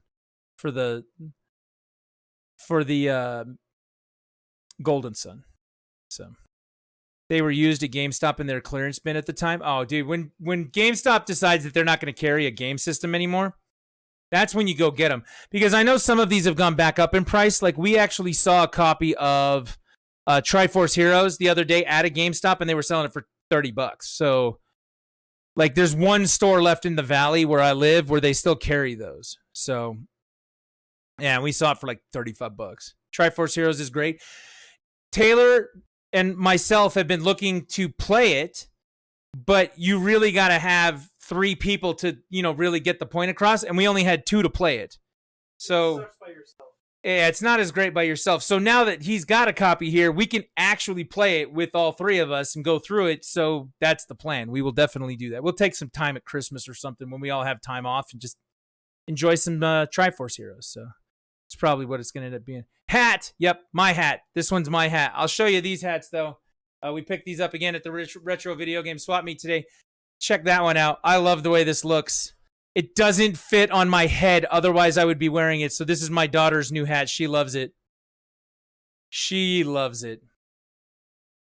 Yeah, so that, I wanted that hat. And then the boy got this for his hat. His says Capcom on it. He picked that up. And he is a big fan of that one, too. Wow. The bill hit him in the head right there. It almost landed on his head. I almost did that right. Almost.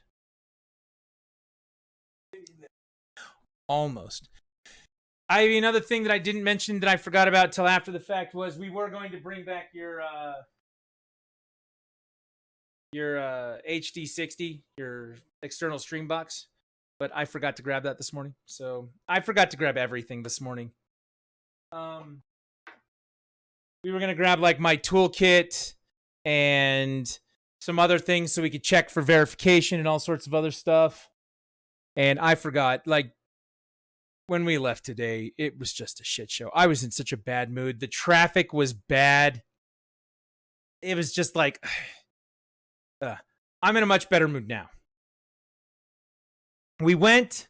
I had a good time. I think everybody else had a good time. He was mad at me. That's why he forgot. I was not mad at you. Believe me, I was mad before you. There's Snowy right there. Snowy, what are these? So Snowy can answer. I'm telling you guys, congratulate Snowy on his ability. He walks up to the guy. Guy's like $140. Snowy starts laughing at him. He's like, yeah, right. Guy's like, all right, I'll come down to 90. That's the power of Snowy. And then Snowy walks away to the next booth and he's like, 80 or nothing. Walks away. Goes to the next booth. 5 minutes later, dude walks up to him and is like, hey man, you want to go 80 on that? And Snowy's like, I guess. $160 game, walked away at $80. I was like, dude, he did that all day long. All day long. He told Bucket Fucker to fuck on. Like, he was like, nope, we're good. Forget it. Like, all day. He found, I need you to send me freaking Snowy a picture of the mother things, because I want to put that up in all sorts of places. Definitely the rarest games we saw today. Mother 1 and 2, Mother 3 for the Game Boy Advance. Those were picked up. But yeah, dude, he's behind the booth, like digging through this dude's stuff. Comes out on the other side. Where is it? Yeah. With a $25 copy of Secret of fucking Mana. He's just like, this is what we're doing. Like, yep, it's clean, it's good. I appreciate that it's in good shape, but yeah, dude, what do you want? $30? No. I don't think so. He just looked like all day. It was amazing. It's absolutely amazing to watch. It was nuts. It was so good. And he did. The only time he didn't talk anything down for whatever it was when he gave Ivy the $40 for all of her games. He was like, look, this is the money in my pocket. Like, take this because you need something.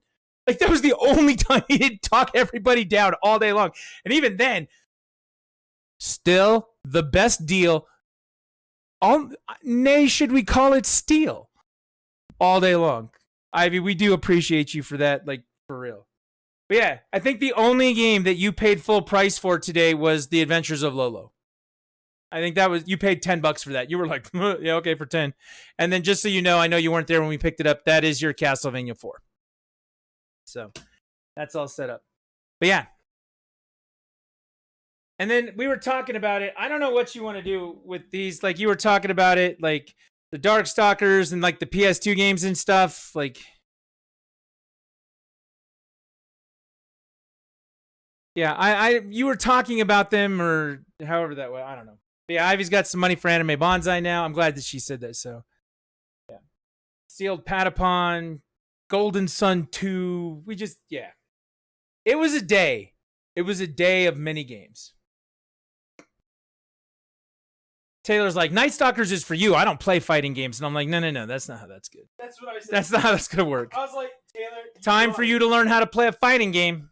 Just saying. I'm just saying.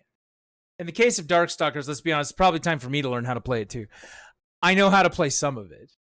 But yeah, it's on you. There you go. Everything. Taylor is the MVP for Yeah. today. Taylor is the MVP for just walking up to these people and being like, nah. All day. It was amazing. Bucket Fucker had a bunch of games that he wanted. And he was just like rifling through his cabinet. Like, dude, fuck you. I don't care. Like, you're an asshole. Like, I'm just going to look for what I want. Like, yeah, it was good. Just so you know, I did show this earlier, Snowy, but I did pick up Super Punch Out as well. And the boy did pick up Mega Man X. So we do have those games as well. So Ivy did get some things herself. She got a couple of wine glasses and some anime dolls from Demon Slayer, I think it was, for her nieces and nephews. And she got a free keychain with that she gave to my daughter. So she's got that too. So Ivy picked up some things. Taylor picked up some things. Up to and including Knuckles Chaotix. Like, that's nuts. And he was like, now we got to get another 32X. And I'm like, fuck. You know you know how bad that was the first time?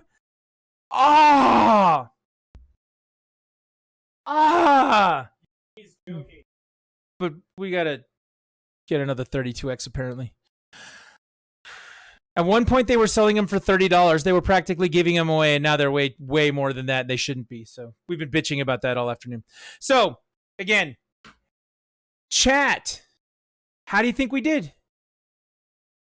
How do you think we did? I think we did really well. I think we came away. I think that this is the most important thing. Okay? First off, Snowy, Taylor told me, don't let me go stupid. And with the exception of one thing, he did a good job, I think. I think he did a pretty reasonable, good job with that. Everybody else, I feel like, managed their time and their resources well. And something that we talked about, and I think we should talk about it more here on the channel. There are two ways to think of video games, all right? The two ways to think of video games are, number one, there are these people in the world like Bucket Fucker who think that video game is their retirement fund. They think that it's their path to riches beyond glorious riches, and that everything they own is worth its weight in gold. If you got a stack like this, well, you know, whatever it weighs, that's how much gold you should give me, right? That's one way of looking at video games. The other way of looking at video games is that a video game's value is how much you play it and enjoy it. If it brings you enjoyment playing the game, I look at this Super Punch Out right now, and I remember all the times I played it on the Super Nintendo. I remember the times I've streamed it from the Switch and its, you know, new digital version of it. And I'm excited to pop this in tonight and go through it, right? If you look at a game and it makes you smile, and if you look at the game and it makes you happy in some way, if you play the game and it has worth and value to you for an experience, that's the other way of looking at video games. That's the way I want to be. And if you look at the stuff we picked up today, there was lots of stuff that all of us could have probably picked up just to have for posterity and say, well, I just have this game because I'm supposed to have this game because I'm a gamer, or I'm putting it towards my retirement fund and it's weight in gold. There were lots of things we saw today we could have picked up like that. But honest to God, everything that everyone picked up today was something that they wanted because they wanted to play it. Everything here is something that we are going to play. And I really think that more people need to embrace that idea and just enjoy their game. Like, if you're going to play something, like we used to do this when we played Warcraft back in the day. It was like a job. It felt like an obligation. And at some point, we're all looking at each other going, well, this isn't fun anymore, or whatever else is going on. Like, it should still be fun when you play stuff, right? If you're having a hard time with that, play something else, change around, like get a new game or do whatever you got to do. But like, You know what I mean? Like, get something out of it. And then we would walk away from it for a while. And then in the case of Warcraft, we'd go back to it and be like, wow, I missed this because this is fun for me. And then you would come and enjoy it, right? You'd come back and you would enjoy it someplace. Then you'd burn out on it and other things would happen with that stuff. But like getting that feeling out of it, I think is way more important than, the retirement fund weight and gold people. That's just me. You can disagree with me. Everything that we picked up today with that in mind is going to be played. And we're excited to play the things we found today. I am excited to sit down with Sly Cooper and Jak and Daxter again. I loved those games on the PS2. I am excited to sit down with Super Punch-Out and run through those. I am excited to sit with some of these Zelda games we haven't played in forever. Yeah, I mean, there's stuff, the Knuckles Chaotix, all of this Jak and Daxter, Ratchet and Clank, Night Warriors, like the stuff that we're going to sit and play, it's going to be fun. And I'm really looking forward to that. And with that in mind, I feel like everybody who went today with us when we went to the swap meet did a great job. Did an absolute great job with that. I'm debating finding an orphanage nearby and giving them one of my older game systems with the games, probably the Wii. I'm sure they would love it. Sure they would enjoy it. Actually, I'm sure there's like 2 kids there that'll be like, this isn't the Switch, but I'm sure everybody else would love it. We actually brought our Wii downstairs. We got it right here. I'll show you right here. Yes, there's our Wii. I brought the Wii downstairs so that we could play Metroid Prime 3 Corruption and test that and test Lucy's Animal Crossing. So we've got that system down here. We also have the Saturn ready to go, the Super Nintendo ready to go, the 8-bit Nintendo ready to go. I've got the cleaning solution, the toothbrush to clean, the rag to clean. You have almost all the Zelda GameCube games for it, though. If you want the Zeldas, let me know. Okay, before you get rid of the Zeldas, let me know. And we're going to be fair about that with you. You're not just going to give them to us. If you got GameCube Zelda stuff, yeah, if you've got whatever your GameCube stuff is, we will take care of you. For real. I'm being for real now. No, he's just like, yeah, Ivy, I'll give you money for them, for real. He's like, we will take care of you on that. We will. We will. Oh, we will. So, again, with all the game systems that we have here, things I can't test tonight. I can't test a Game Boy game on stream. Sorry, guys. I don't have a Game Boy player. I don't have anything that does video out for a Game Boy. Maybe we'll go get one of those Retron cubes one of these days. Maybe we'll do that, Snowy. Maybe. I don't have the 32X here, so I can't test Chaotix. However, 8-bit Nintendo, Super Nintendo, PlayStation 1, PlayStation 2, Saturn, all can be tested on stream. We can hopefully test on stream. So where do you think we should start? Double check some stuff here. Been on for about an hour and a half talking about all the things that we did, and that's awesome. I feel like we did good. I do. I feel like we did good.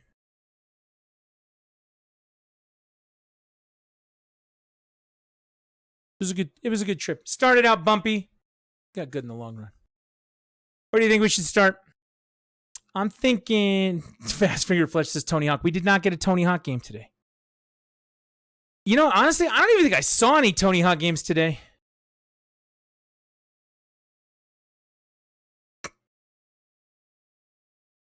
I didn't even see any Tony Hawk games today. I think I saw, somebody told me they saw Tony Hawk 5, and I was like, that's not the one you get. That's not the one you get. You don't have the GameCube itself, just the games. Is use the Wii to play them. Yeah, that's fantastic, Ivy. Like, you let me know, and we will, when you're feeling better and up to it or whatever, let me know, and we will take care of that. Send me all the pictures and everything through Discord, and we will take care of you for sure. So yeah. You found 3 through 5? 3 is my favorite, actually. I love 3. Something about the levels in 3 are just so good. 4's okay. You know, they changed the format from the 1, 2, 3 format, and I get it, and I like 4. 1 and 2 are really good, but I like 3. I really like 3. PS2 3. Those were the games. Jak and Daxter, Sly Cooper, Tony Hawk 3, Gauntlet Dark Legacy, like Gran Turismo. That was my PS2 life. I loved it. You sent a picture? All right, let's see if we can find this. Where did you send the picture? Probably through this. Let's see if I can find it. There they are. Holy shit. Let me show you guys.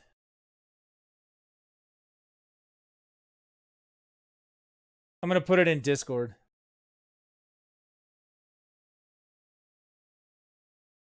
I'm going to show you guys.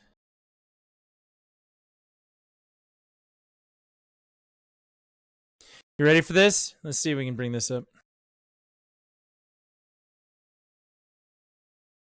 Nope, that ain't it. That's definitely not it. Let me figure this out.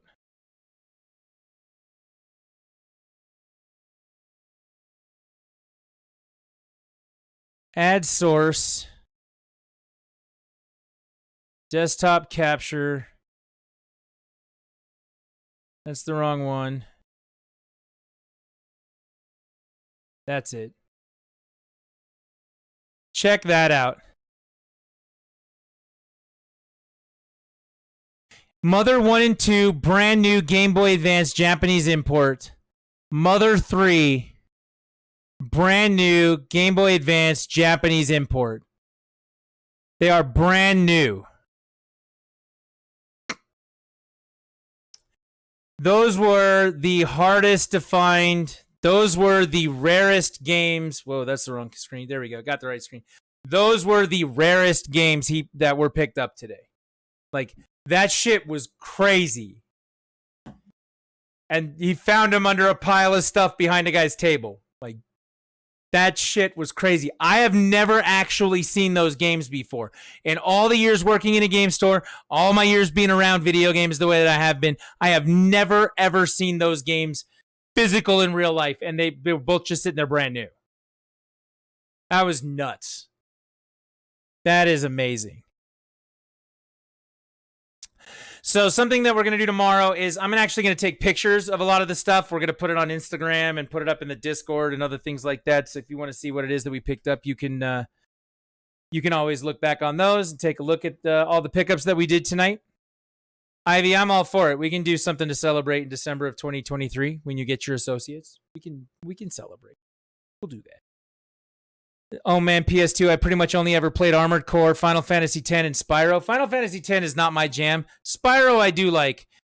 And Armored Core, man. Armored Core, for me, is really hit and miss.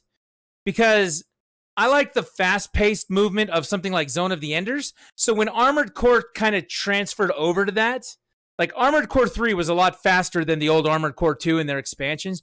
Armored Core 3 and then moving up from there, like they got a little faster. I liked those ones. But if you wanted to tell me that Armored Core 2 was the top of the mountain, I can understand that for Armored Core fans, but for me, it was not the case. Just saying. Makes sense for me. But yeah, I feel like we did a lot today. I feel like we were up and doing things for a long time, so... Silent Line, best Armored Core? I could see that. Wasn't Silent Line the expansion for 3?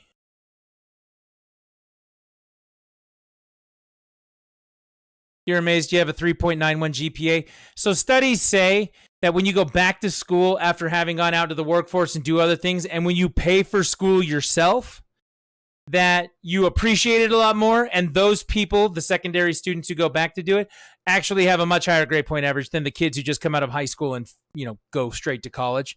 They still treat it like whatever. In most cases, they're still spending mommy and daddy's money on tuition, so they go for that. Was Silent Line an expansion? Thought it was standalone. I mean, all the games were standalone, but it was like Armored Core 3's Silent Line. Like, it was its expansion kind of a thing, I thought. Like, it was in line with those games. Like, there was Armored Core 2, then there was Armored Core 2 Another Age, I think was the second one for that, but that was like an expansion. Then there was Armored Core 3, and then there was Armored Core 3 Silent Line, I thought. I could be very wrong. Like I said, those games were not my jam. I just remember seeing them on the shelf working at the game store, so. What about OG Armored Core? I mean, if you want to play PS1 Armored Core, you can do that. You can do that. While you were playing Armored Core, I was playing Front Mission, but that's a very different game. That's a tactics game. I did actually see a copy of Front Mission today. Bucket Fucker had it. Not picking that up. I feel like that should become a running joke on the channel. Oh, don't be like Bucket Fucker. You think we can use that as a joke? I don't know. Maybe not. It's going to be kids somewhere be like, no, we can't. All right, let me clean some of this up. And then we're going to fire up the system and get going. So that's the question, though. Which system should we start with? We could play some DuckTales, test out the Zapper, or we could fire up the Super Nintendo, check this Castlevania 4, burn through Super Punch-Out. I do love me some Super Punch-Out. Let's be honest. Super Punch-Out is great.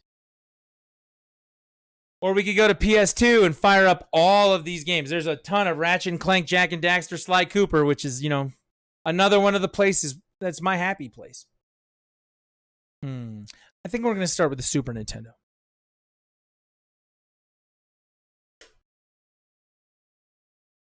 I've decided just now. We do need to test some games, figure out what it is that's going on, and make it work. Here it is. The Super Nintendo. Top loader. Acquired at the last Retro Swap meet.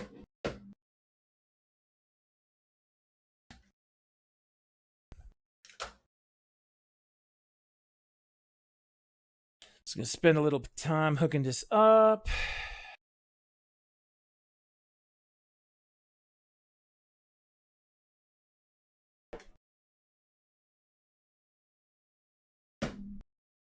It's always so funny to me how hollow these things sound. For how much shit is in these systems now, the old ones were basically empty.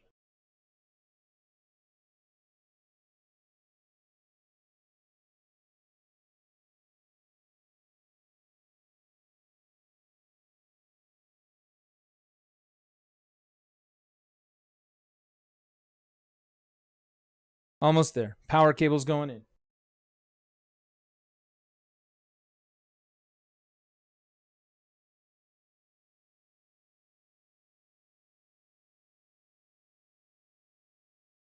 And I think to start out, Super Punch-Out. Let's check it out. See what happens. What was the PSX game that's like Zelda? It's a game called Alundra. We saw Alundra 2 or 3 times today. And they were all at least $150. 140, 150, something in that range. Alundra. Alundra.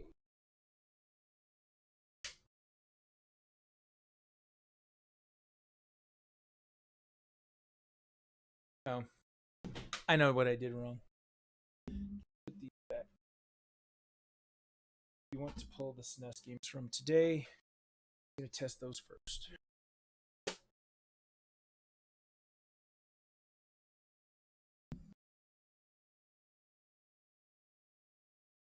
We have to actually turn on the Retro Tank.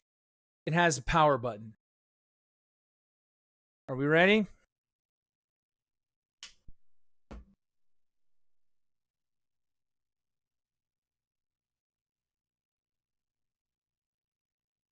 The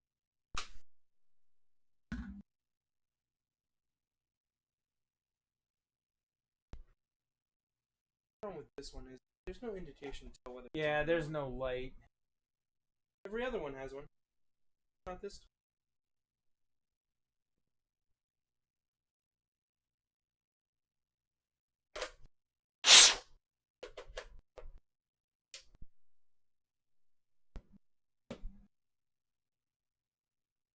On that, maybe.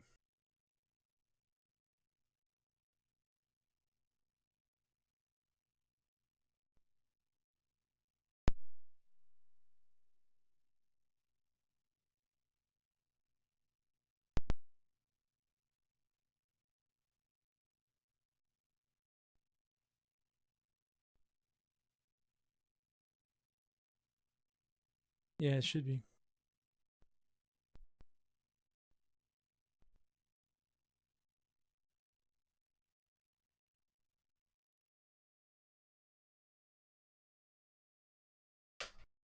He's in.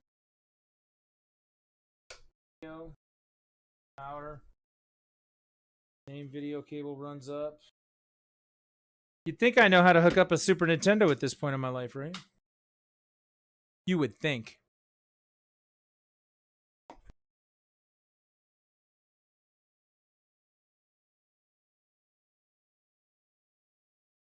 You can tell that the box is on because it turns blue over there. So it's definitely getting the thing through. It's just the system's not loading. All right.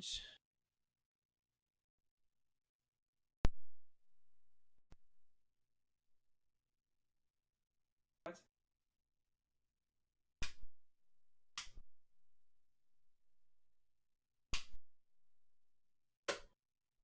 All right, we're going to clean it. Got to clean a cartridge. First cartridge clean of the night. I take the flat end of the toothbrush because it's thin enough to fit into the contacts. I wrap the rag around it, give it a little bit of protection. You can actually clean it with the rag. Take the solution. It's 1 part rubbing alcohol, 10 parts distilled water. Spray that on the end of it. I haven't cleaned it in a while. Then you slide that end into where the contacts are, and you just go back and forth and clean it. You want to make sure you use a really thin toothbrush, though, because you do not want to break the pins. Oh wait, there's the old song.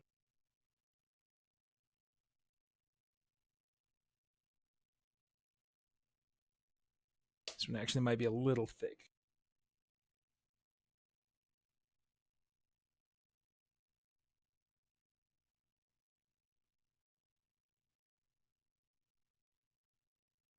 I have something else that's a little small. You don't just blow in them? No. I mean, you do. That's usually the way I handle it. However, if you are going to blow in it, there's a trick to that too. You want to know what it is?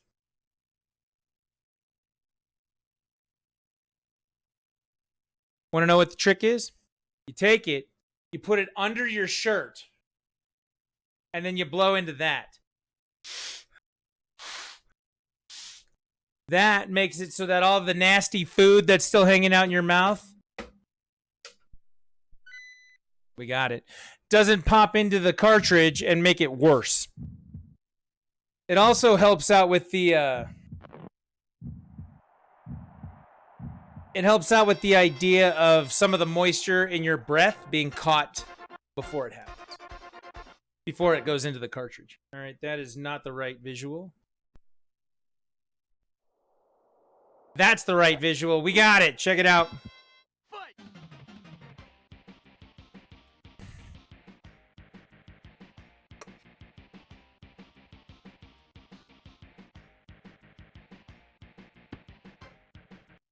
Super Punch Out works.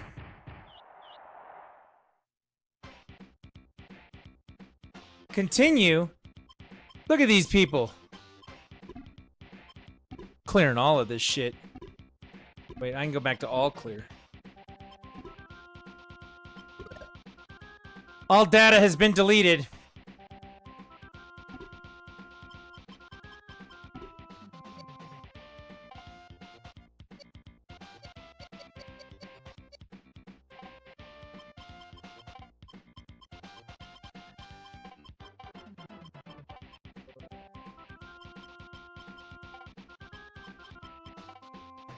There it is. Trisket. All right, who's ready to do a little Super Punch Out? Yeah, you definitely blow into it with a toothbrush and alcohol. You gotta have both.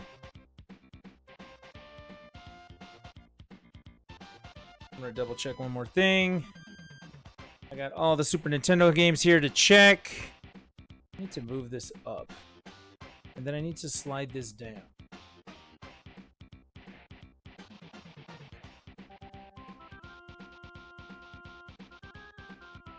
There we go.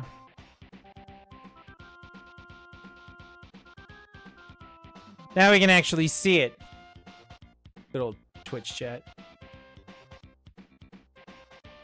Yep, definitely got to blow into the toothbrush and the alcohol. Actually, if you inhale the alcohol, it's better. It's better for you. All right, let's beat up on Gabby J. Here we go. Super Nintendo checks First and foremost, we're starting with Super Punch-Out tonight. Playing some retro video games. All the shit we picked up today.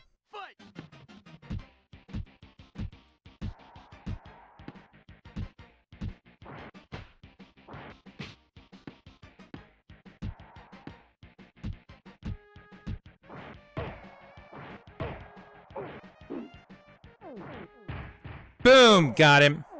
I have some neat diamond-plated tweezers at work that I use for ECM pins. I used it on a Genesis cartridge a while back. It worked well.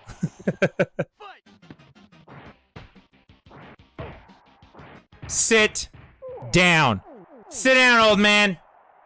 1, 2, 3, 4, 5, 6, 7, 8, 9, 10. Knockout. Piece of cake. piece of cake.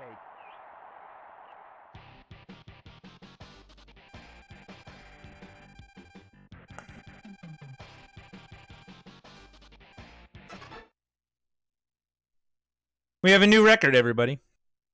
That's what happens when you wipe the cartridge clean and start over. All right, with Bear Hugger, we can't hit him in the gut. If we hit him in the gut, bad things will happen. Bear hugger. He'll grin at us in an inappropriate way. Fight. We punch, we duck, and then we punch. We punch, we duck. Nope, not dive. Duck. Duck, dip, dive, dodge, and dodge. Nope, I didn't do that right.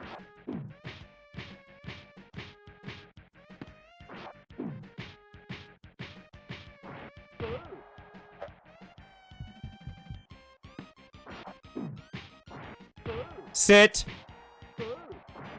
Down. All right. Bear Hugger's down. How does everybody feel about that one?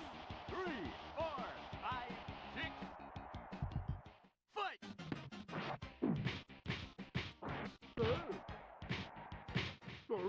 Bear Hugger's down again. Knockout. No, that's only round 2. Or that's only a second knockdown. I gotta do one more. I gotta work hard. I gotta work hard for it. Bitch! All right, he's down. There you go. By the way, thanks for the day. It helped with my depression a lot.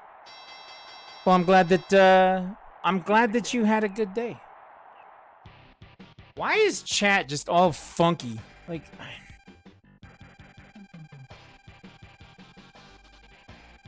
there we go. We're just gonna put chat up and cover everything. How about that?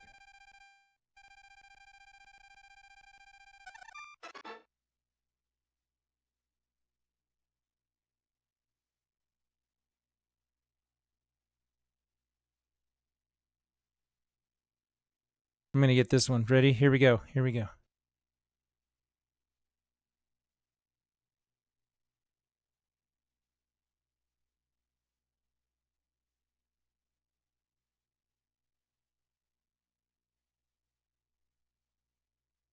Almost there. Almost there. We're gonna make it.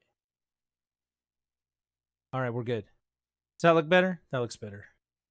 Yeah, Bloomin' Ivy, I'm glad you had a good time. I'm glad you had a good time.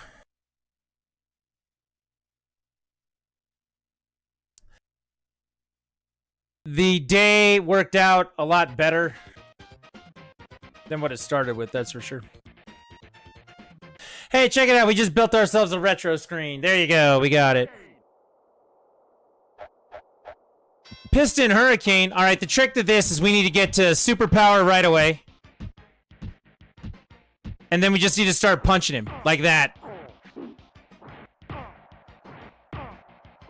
Sit down. Sit down. Ain't nobody got time for that. You think your day of having a good time is over? No, you get to watch a grown-ass man beat the shit out of a bunch of video game boxers. Yeah, it's on. We doing this. 9, 10. Knockout.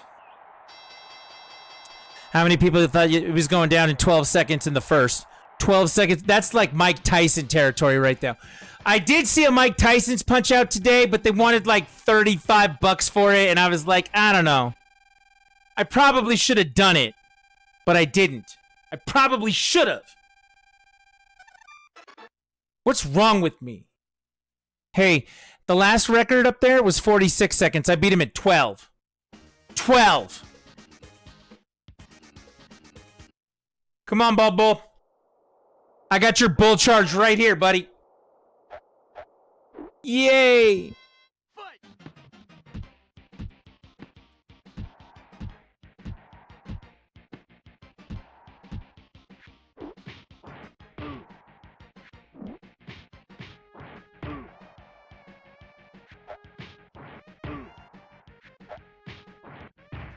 Bye-bye. 20 seconds into the fight. One, I feel like the kid might have it this time. 5, 6, 7, Got duck and weave. fight!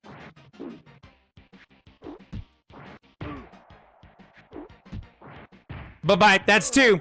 26 seconds in. Now he's going to bull charge me nonstop, and I got to stand up to that shit like a man. 3, 4, He hasn't even hit me yet. He hasn't even hit me yet. fight! Get down! Get out of my house! Get out! Get out of my house! What? That's what you do for the next 45. Yeah, probably. I'm gonna talk that shit for the next like 45 minutes. It's gonna be good. 27 seconds. Get out of my house. This is my house now. This is my division. Trisket 109. I live here. Manscaped.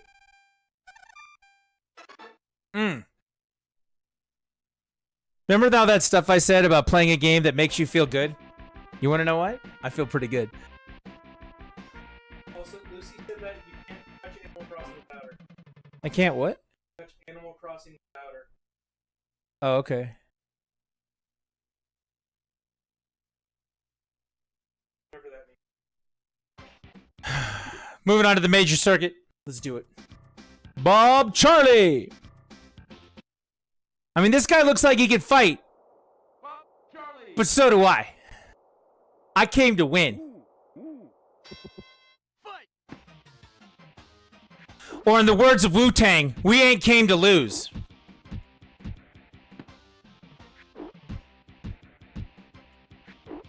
Alright, it wasn't all of Wu-Tang, just some of Wu-Tang.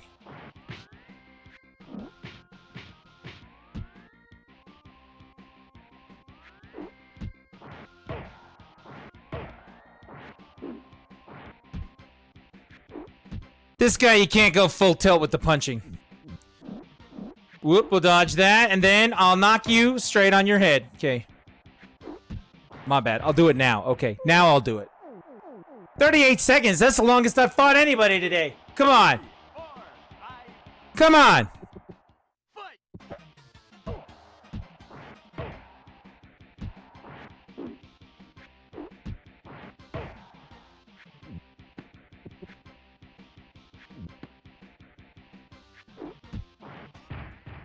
That's 2. That's 2.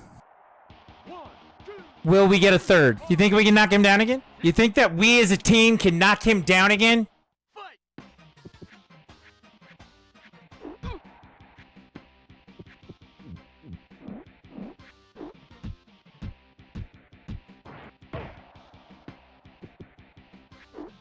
Bye. That's 3.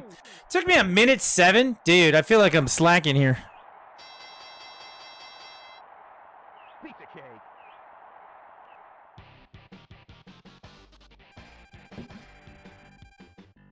Whose house? Run's house. Alright, that's only the first fight, though. We got, like, a bunch more. I gotta get better at that guy. Dragon Chan! Do I got this one? I think I got this one, too. Dragon Chan! Huh? Oh? Oh? Fight!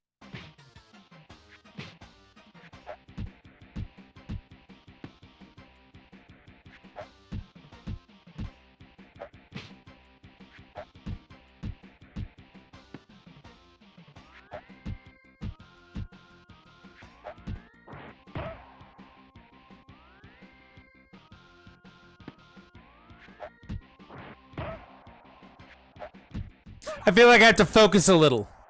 1, 2, 3, He's trying to screw with me. fight! Ooh, no, you're not healing. Dover and duck. Sit down. Does this look like a game to you? This looks like a game. 1, 2, Playing no game. 4, This ain't no game.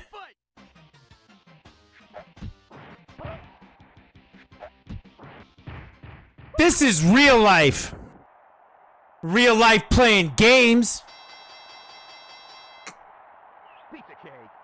Piece of cake. I don't think I'm actually going to run into any trouble until the next circuit. The next circuit's bad for me. God, this feels so good.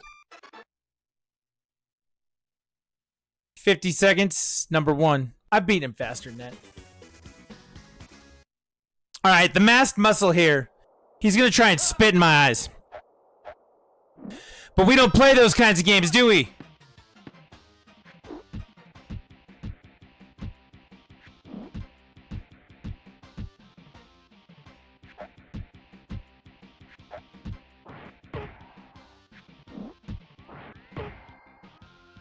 We duck that, then we pummel him in the face, trying to spit on us. What's up with that? Not playing that game. Not playing that game. Fight.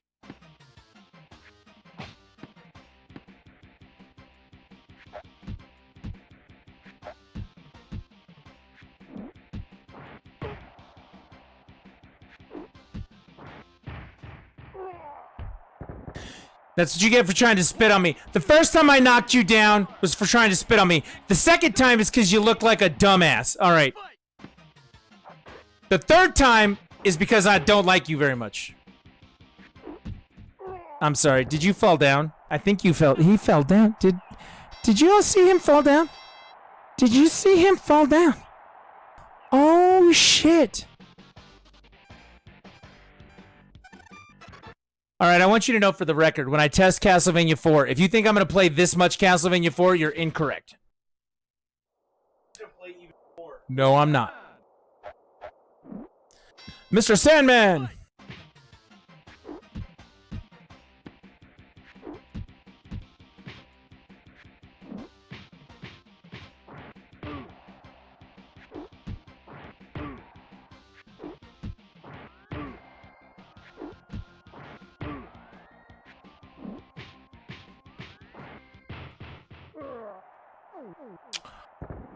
Well, he's down. 1, 2, 3, 4. Oh, he stood up and fell down again, you big oaf!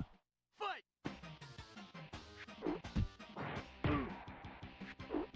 Bye-bye. There's 2. Now we gotta watch out for him doing his uppercut. Yeah. 3, 4. Fight. 1, 2, 3. I'm sorry, did I just dodge all of your stuff and then punch you in the head? Well, he dodged my punching in the head. 1, 2, 3. Punch him and punch him again. He's down. 50 seconds in. Knockout. I feel bad for him. Right on. I feel bad for him.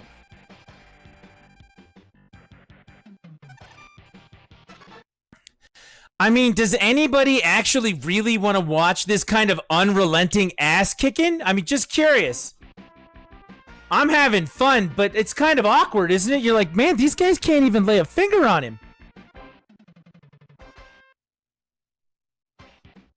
All right, this is where we're going to run into the trouble. You ready for the trouble? Well, it's not this guy. I could take this guy.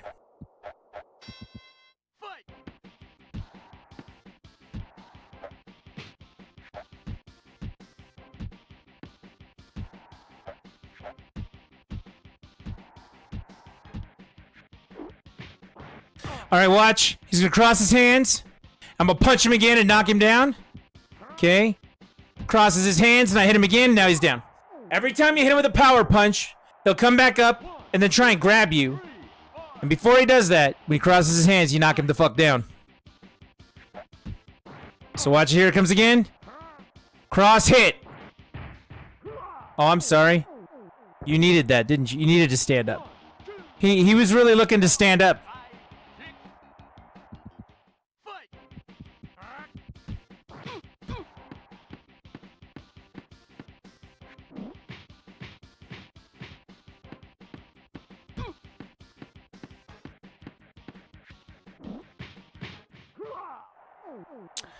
You see all those punches he threw at me that I blocked over and over and over and over again? Pizza cake.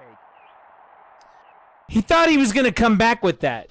And as it turns out, he's laying on the canvas again. I'm just that good. I'm just that good. Let's do it. I'm going to screw up on this guy. This next guy is going to mess me up. Oh, no. Hiki Kagero's not too bad. I was thinking it was the clown. Mad Clown will mess me up. And then Super Macho Man's just a jackass. Hey, Kikigero. Fight.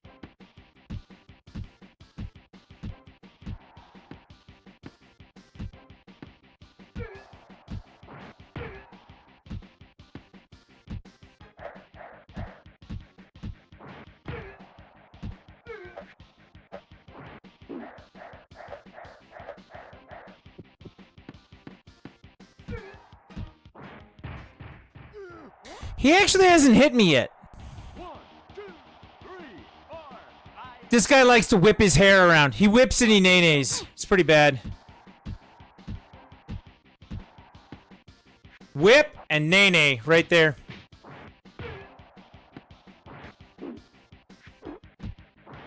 Bye-bye, that's 2. So how's everybody doing tonight? Everybody feeling good? I'm feeling good right now. 6, 7, 8. If you're feeling good, shout it out. I need to know that you're feeling okay. Because I'm kicking the shit out of these people. Oh, I'm sorry, he fell down again. That's 3. Knockout.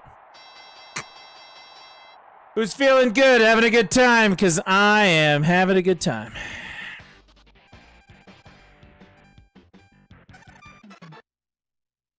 Trisket, you should play Donkey Kong Country. I just beat that best time by a minute. You think I should play Donkey Kong Country? No, I should play Super Punch-Out. Mad Clown. Clearly the superior Punch-Out. Let's put it out there. Fight. Oops. Nope, wrong way. See, this guy's gonna mess me up.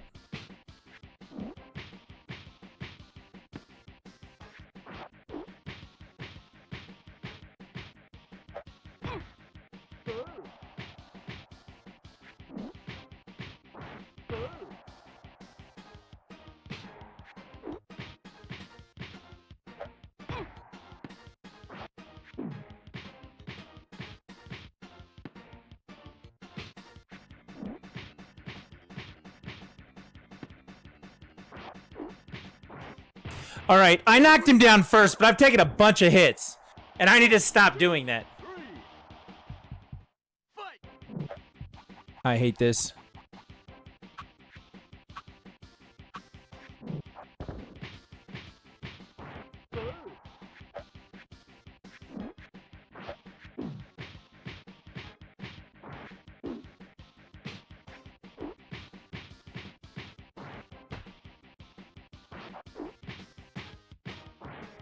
Got him the second time. He still hasn't knocked me down yet, but he probably will once. 2, 3, 4, 5.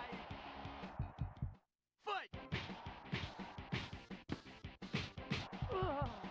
I told you he'd knock me down once. He goes berserk, and it sucks. Fight.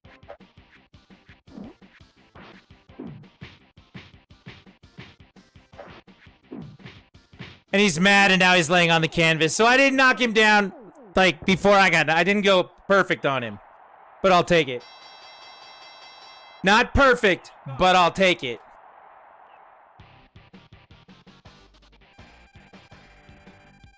Do-do-do-do.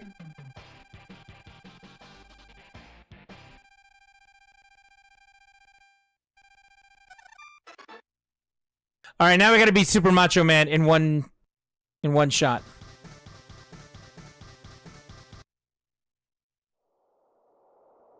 Super Macho Man. This is where things start to come off the rails for me. Fight.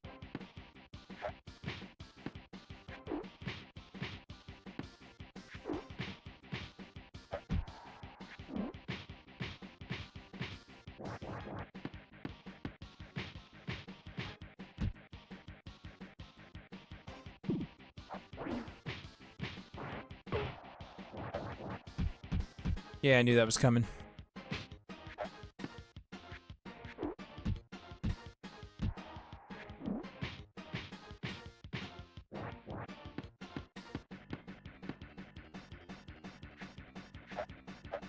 Oh, shit.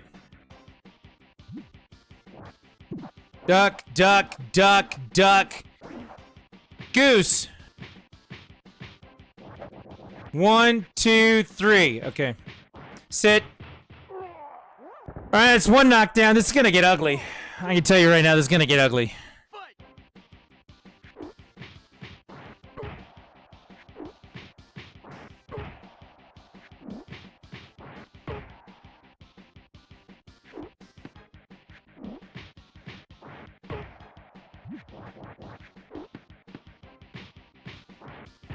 Okay, that's 2. We gotta do one more. 2, 3, Oh, he fell back down. When I fall back down, you're gonna pick me back up again. Whoa, shit, I didn't dodge that. That's a duck! 1, Damn it. That's fine, I'll take it. fight!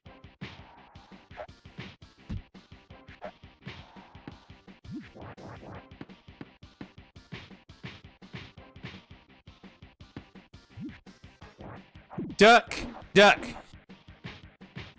Bye-bye. Okay, that's all of the boxers in the main circuit. So we've done 12 straight, and I have won 12 straight. Now they unlock the Ultra Circuit, like the highest version of it, and these guys are hard. These guys are hard. But we're gonna fight them. If I beat the whole game without losing a single round, what do I get?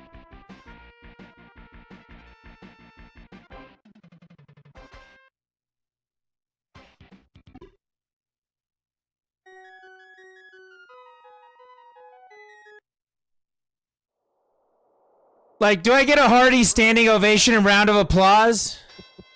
Fight! Satisfaction?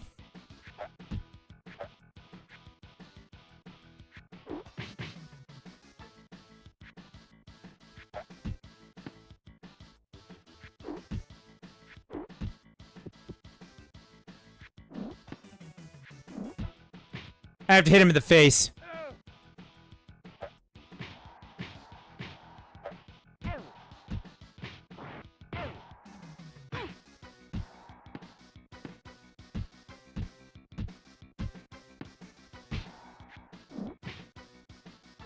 Ouch, that was stupid.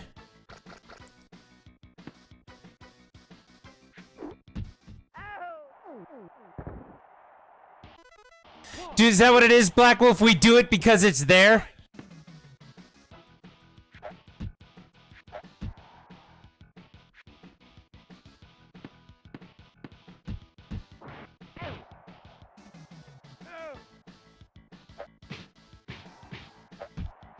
Nah, I got knocked down.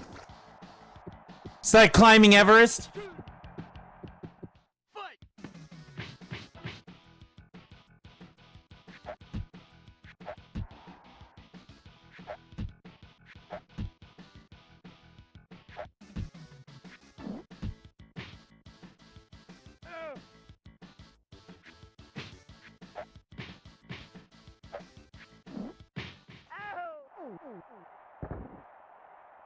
This is not good. He can't knock me down again. Fight!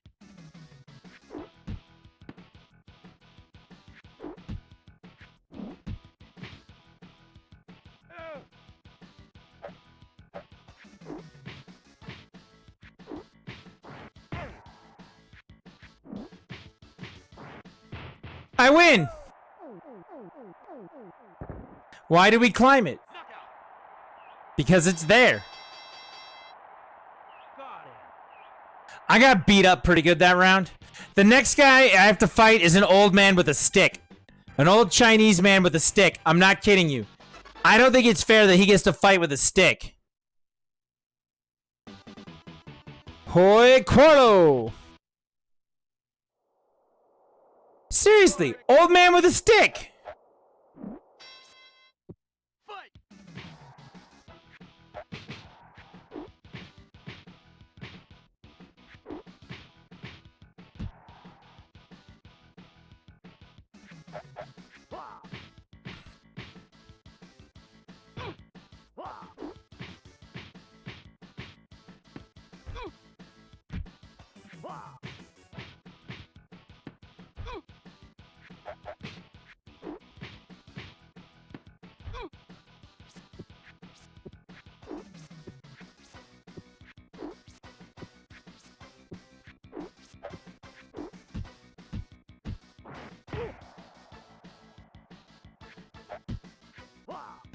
You know, eventually I gotta keep a power move up. There we go. Did you see him skip across the ground like a rock you threw across the lake? He doesn't like that. Fight! 1, 2, 3. Whoop, didn't duck that.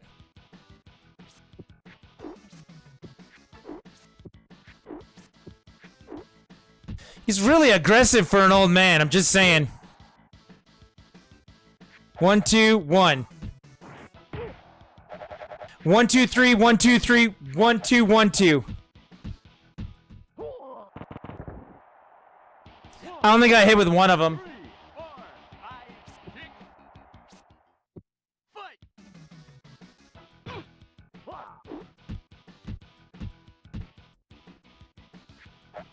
Fight! 1, 2, 1, 2, 3, 1, 2, 1, 2, 3. Depending on where he starts that stick move, that's how you can tell what the pattern is. I memorized that when I was like 17. Oh, by the way, he didn't knock me down. He didn't knock me down. I win. I win. Now I gotta fight Nick and Rick Bruiser, and that's gonna be tough. I still haven't lost a round. Still haven't lost a round.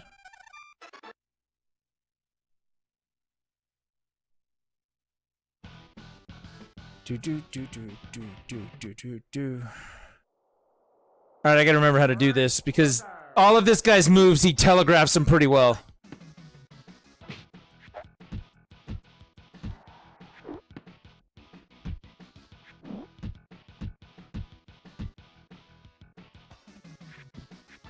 One, 2, and 3. He can't break my hand. Watch out for the counter. Watch out for the counter. Can't break my hand. Hold. Then we punch.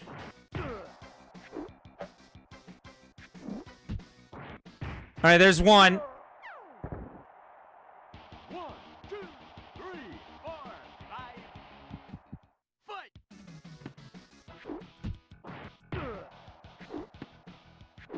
Can't break my hand. 1, 2, and 3. No breaking the hand.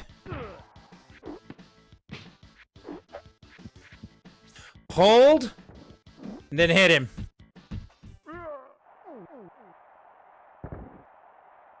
1, 2, 3, 4, 5. Fight!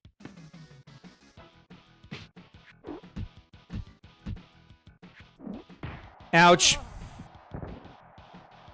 1, 2. I shouldn't have hit. I shouldn't have done that. 1, 2, and 3.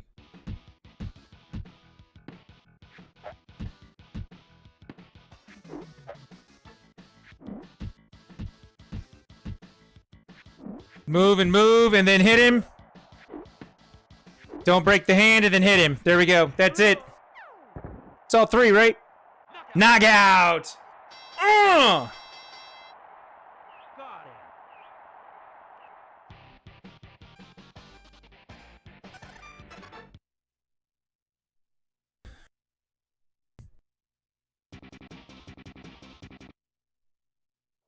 One sitting. Last guy. This is for all the marbles. Fight!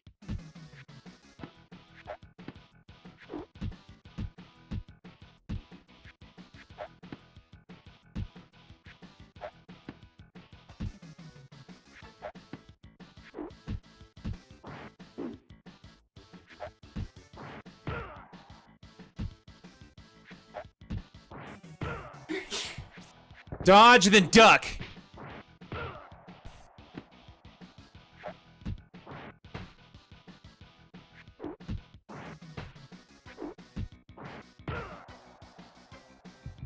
One, two. You gotta really work for the power punches on this guy. 1, 2, 3, 4, 5. Get up. Let's go. Fight!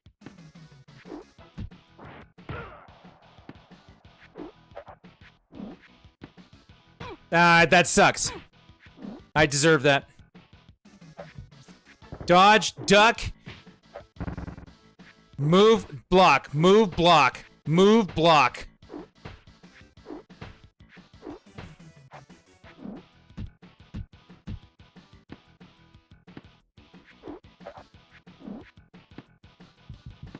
One, two. Damn it. I'm moving too slow. It's being a problem. Come on. Alright, I'll knock him down like a wuss, but at least he's down. We got one more. He's gonna go berserk again. Fight! 1, 2. Come on. Break in 1. Dodge, block, dodge, block.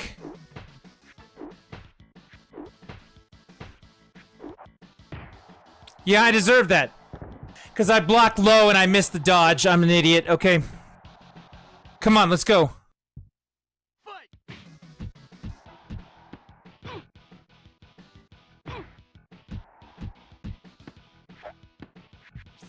Ah, shit!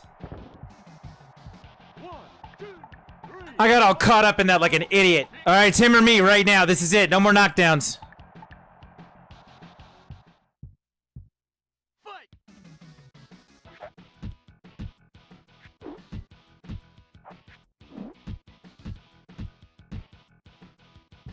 1, 2.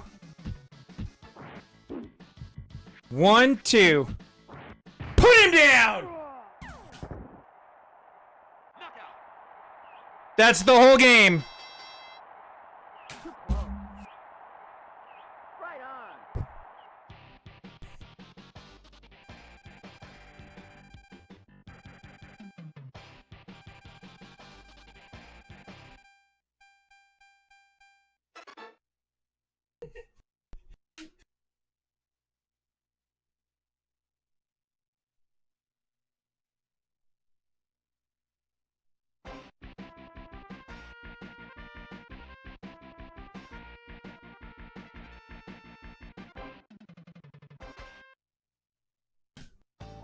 I'm gonna let the credits run.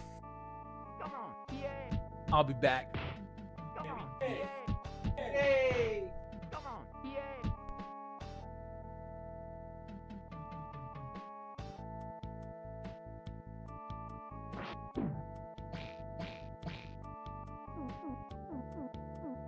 I know, I saw.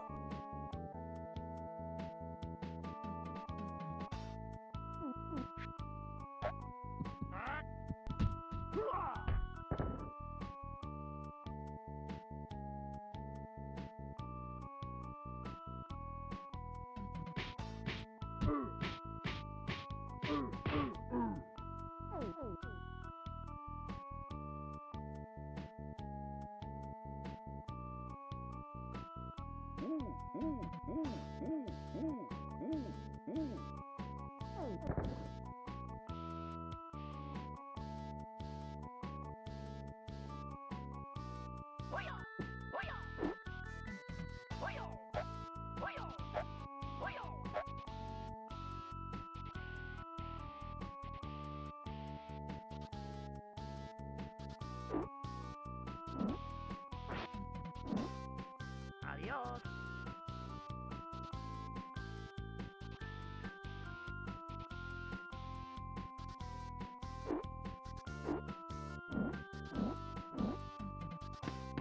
Good night.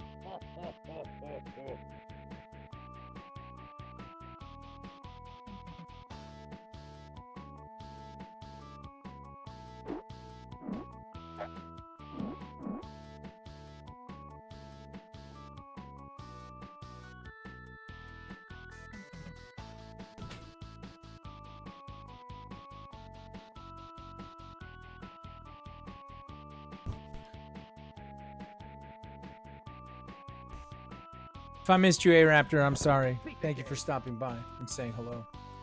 I just beat Super Punch Out. 16-0, first try. I wiped the cartridge clean and then beat it 16-0. That's how you do that. 16-0. All right, Super Punch Out is tested and cleaned. Let's try this one. I haven't actually played this game in many, many moons because I don't like it very much, but let's get it out of the way.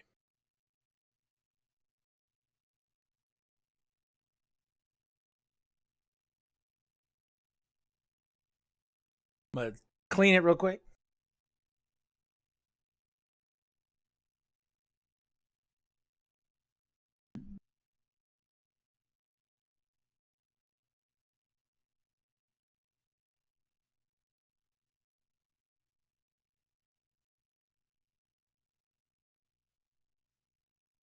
Clean.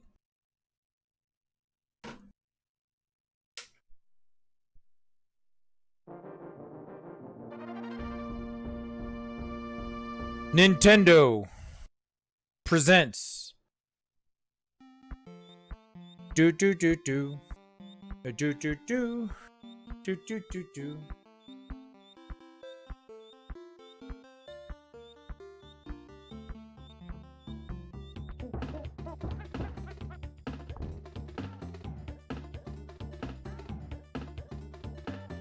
I feel like the full works better on some of these.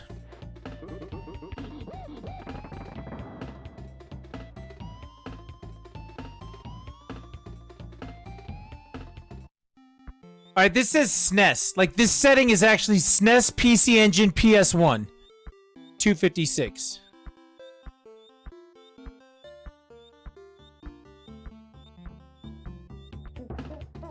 So we're going to turn it on the SNES resolution and let that go.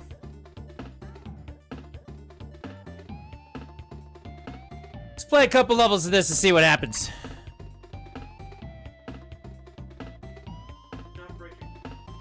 I'm not gonna break a controller. I already know I don't like this game. I don't have to break a controller.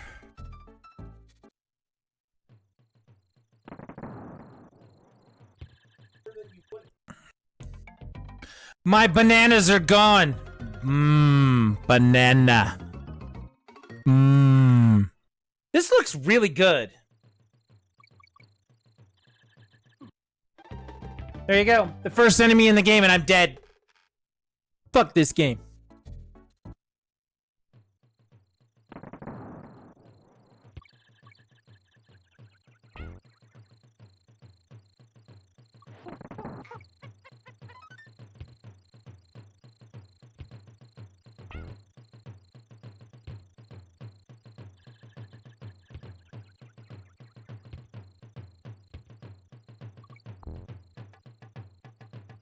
Wait, where'd it go? Oh, well.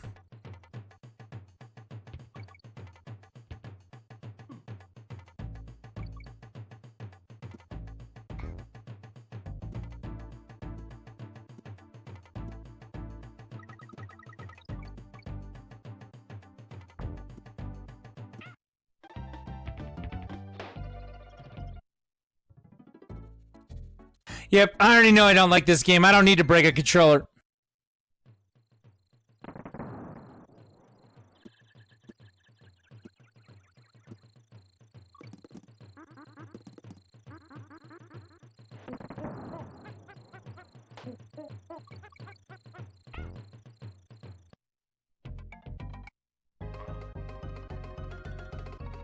This looks really good on the Tink.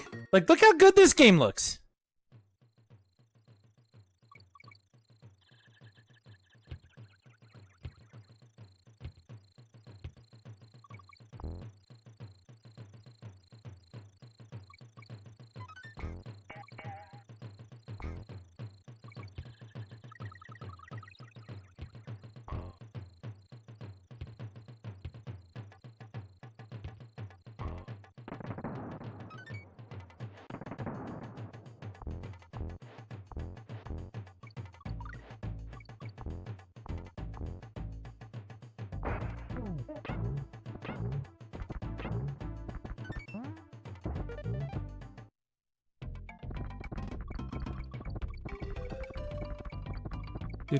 Do.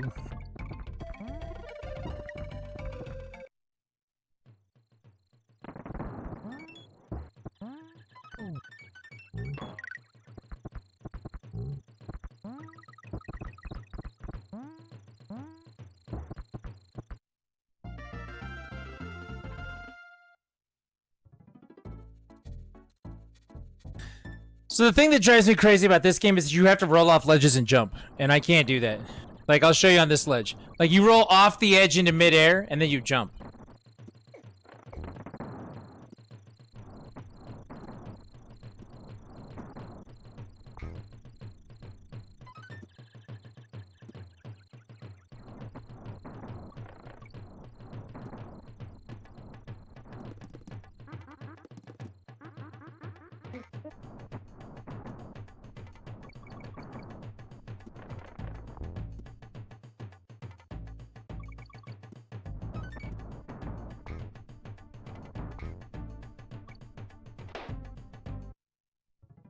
What DK is this? This is Donkey Kong Country.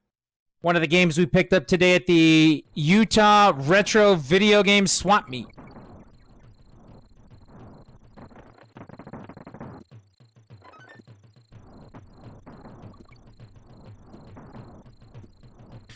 And because we picked them up today, we are now testing them.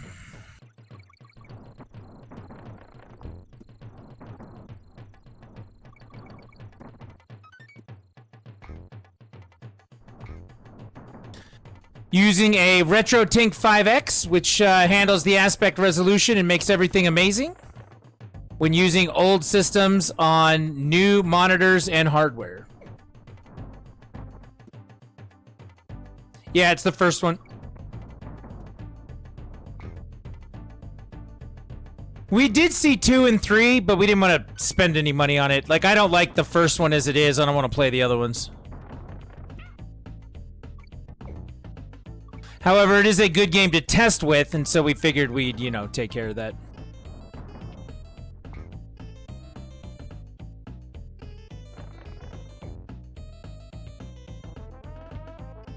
No.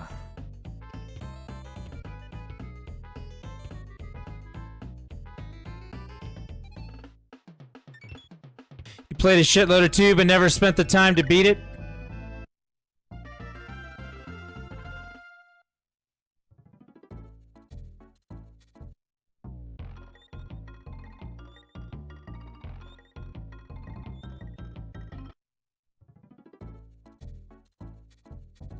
We're not going to play a whole lot of this one.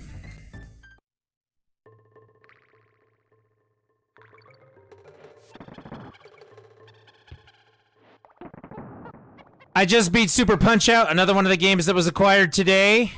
One sitting. 16-0.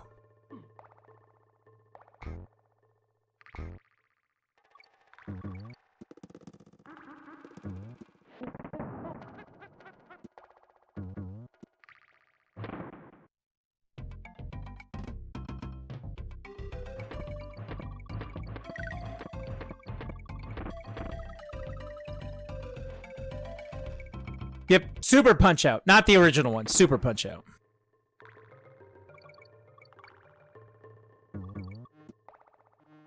Which I think is a much, much better video game.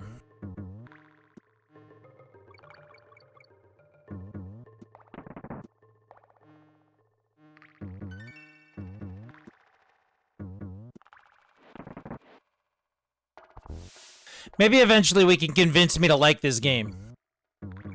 My friend's been trying to convince me of that since I met him back in like 2001.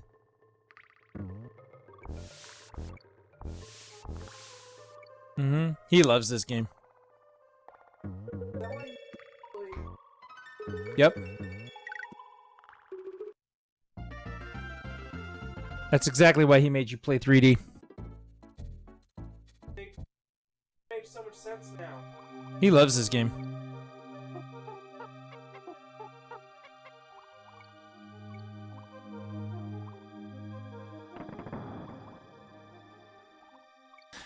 I prefer Mario World.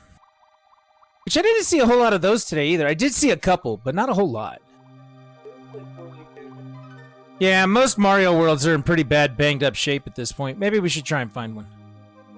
We still need to find a Zelda Link to the Past on the SNES. We need to find a Mario World would be good, and then we need to get a Super Metroid.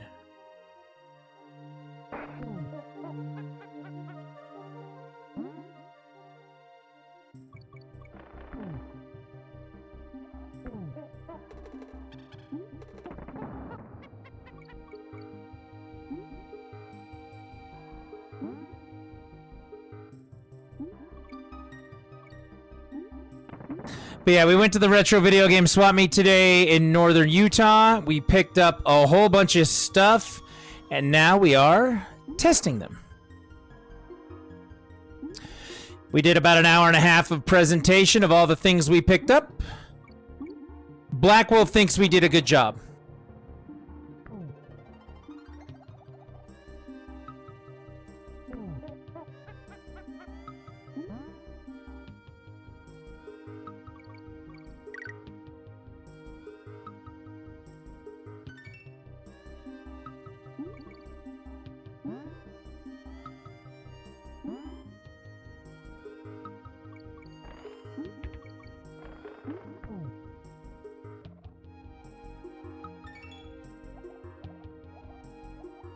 We have three more Super Nintendo games to test today.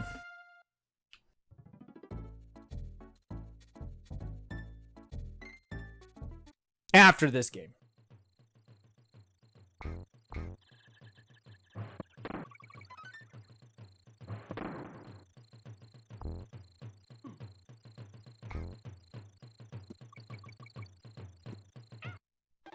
See, it's shit like that. The jumping's just really weird in him.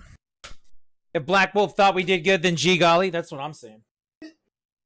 The Super Nintendo games that we've already checked so far, that is, here, we'll put it up to the big camera. That is Donkey Kong Country. You just saw me playing. I did play all the way through and finish Super Punch-Out. Beat the shit out of that one. Let's see. I think we're doing this one next. I got another one. I'm going to clean it. Because that's what you're supposed to do. Again, for those who missed it earlier, it's a small solution. It's 1 part rubbing alcohol, 10 parts distilled water. The rubbing alcohol is helpful to evaporate, and the distilled water is helpful to clean. We spray it on a rag, and I've got I'm actually using a DS stylus in here. And we take that, we put it in between the space where the contacts are. Just clean that up. And now it's clean. Didn't even see the boy. He's back there playing his Game Boy. Just like that. Our next game is on.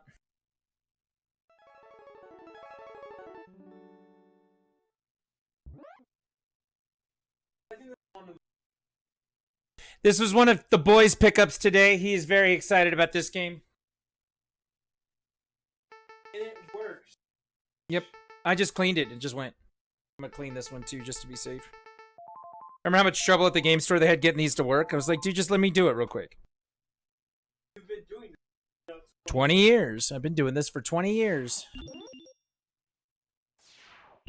You can see the excitement in his face. We've been having a good conversation about this today. The good conversation is that if you buy a game, it should make you at least fucking happy. And now, we have Mega Man X. Another one of the games that was picked up today. We actually didn't get this one at the swap meet. We got this in another store on the way home.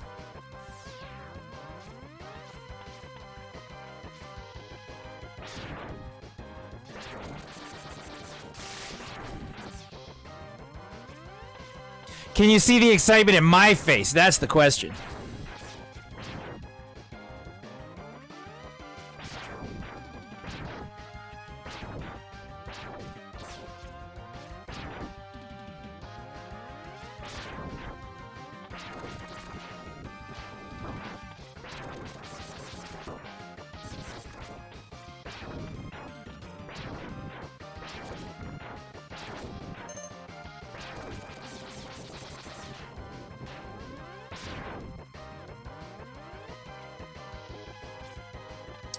I'm at least happy with testing it. I am.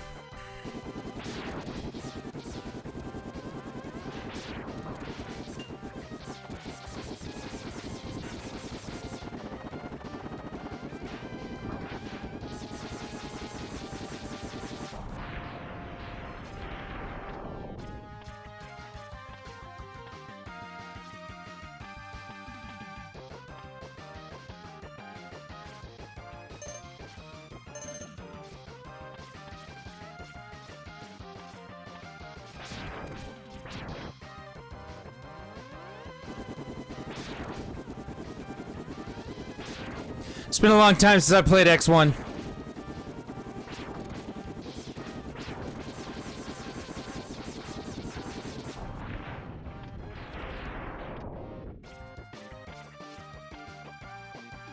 I know I've played it on the Switch and beaten it on the Switch since they put those versions out. The problem is, and we've been talking about this a lot the last couple of days, the problem with digital games, more specifically digital controllers, is that they don't respond the right way. So what you feel like you were playing on the Super Nintendo back in the day does not feel the same on the Switch. Am I still able to overcome those things and still beat it on the Switch? Sure, but, you know, like, how much harder do I need to make it? That's my question. And that's what it feels like. It feels like the digital part of that is making it harder.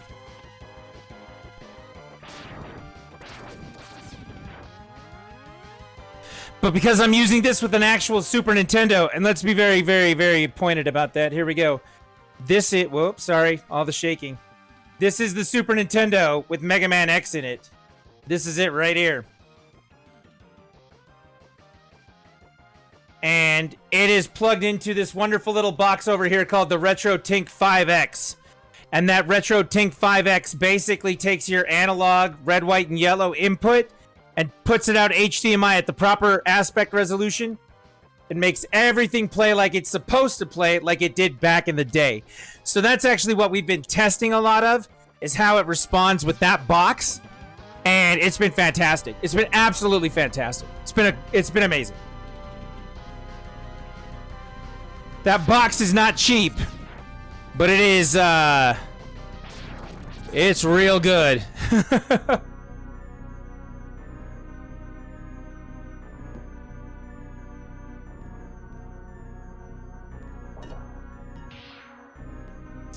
It's called the RetroTink 5X Pro.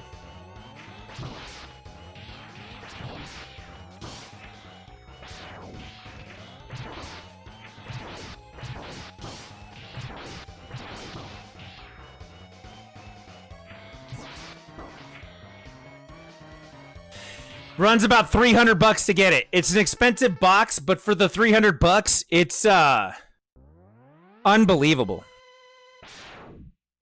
Here he is. This is my homie. Zero and I get along real well.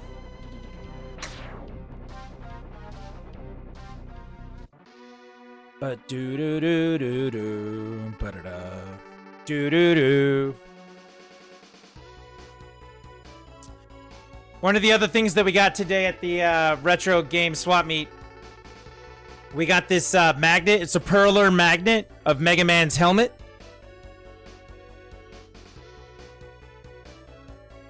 For anyone who has retro consoles and enjoys them, it would be worth it in my eyes. I absolutely recommend it. And I appreciate that I'm asking people to buy something that's more than, you know, an Xbox Series S to play their games. A Series S is $300, right? A Series S is 300. Yep. This machine costs, this little converter box costs as much as a Series S. Costs as much as a Nintendo Switch. But if you play retro consoles, dude, this thing is amazing.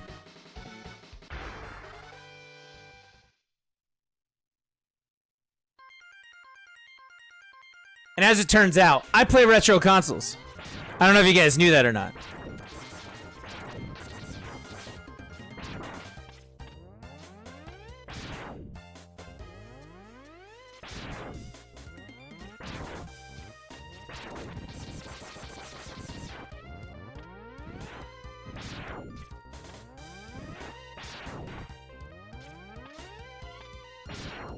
Not all the time, but a good lot of it.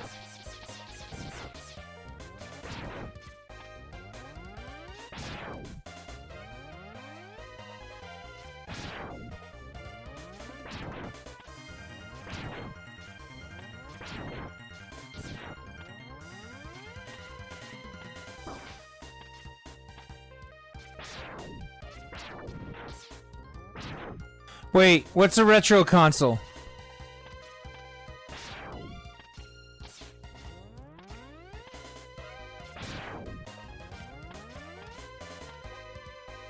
I don't look like I've ever played this before, do I? Here we go, Dash Boots, first thing we get. Hi, Dr. Light. I've seen a limited amount of Sunrise compared to retro lately. Wait, what? Sunbreak? Monster Hunter? Skits, if it makes you feel any better, I'll let you pick the next Super Nintendo game that we test. I have two more to test.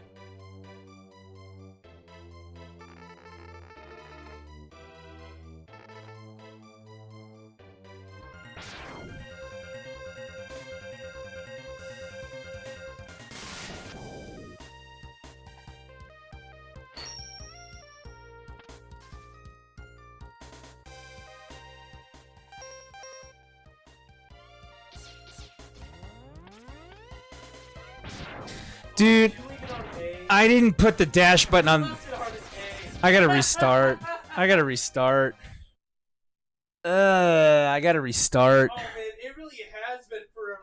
It hasn't. Oh my gosh. Oh, I just said retro not too often. I messed up. That's funny. The dash button should be R. Thank you. Good job, Dad. All right, well, I tested it and it works. All right, here's your choices. I'm going to let you pick, Skits. Here's your choices. We just played Mega Man X. It works. Putting it on the stack of games that do work. Your next choices are Super Castlevania 4 or Secret of Mana. So surprised. 25 bucks. You got this today for 25 bucks. Secret of Mana. Not bad.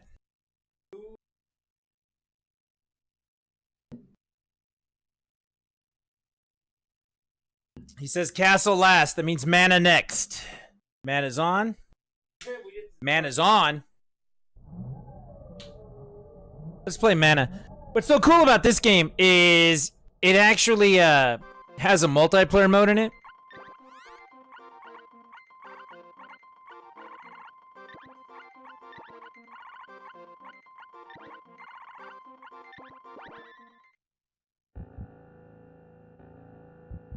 I don't want to watch the whole intro. It's a Square Enix game. It's a Squaresoft game. I have to watch the whole intro. But no, it's a multiplayer RPG action game. It's basically Zelda, but you can play it with 3 people if you have a multi-tap. Taylor, our friend, has a multi-tap. And we have controllers to make that work. So we could actually all play it together in its original form. This is Triforce Heroes. Yeah, we actually sat down and played all the way through Secret of Mana. So I go and visit my buddy on Saturday and Sundays, right? And we didn't today because we went to the swap meet.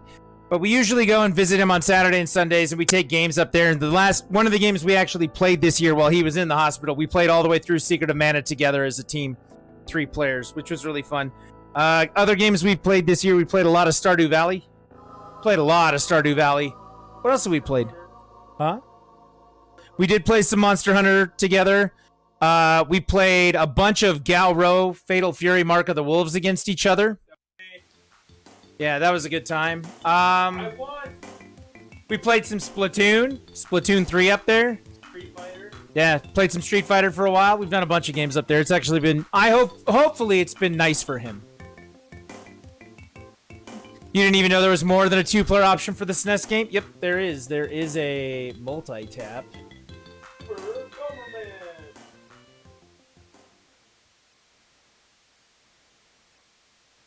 I can show you a picture of it if you'd like.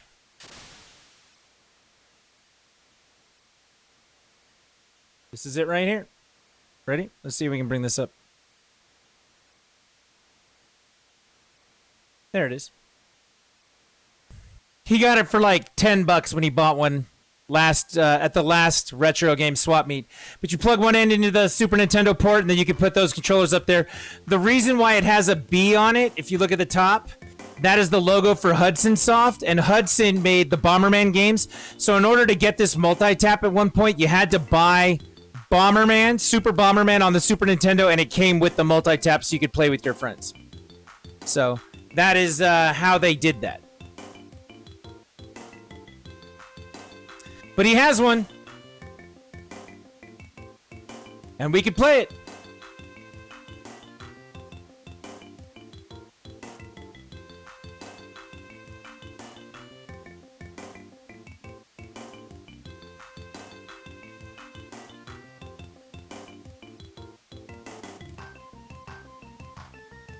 Curious if this will work.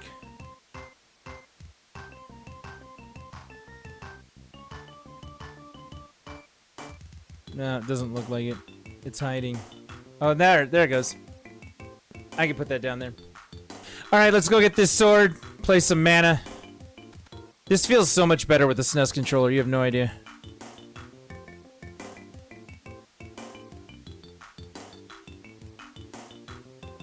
So this game, again, you get a party of 3, and you can use the multi-tap to play together.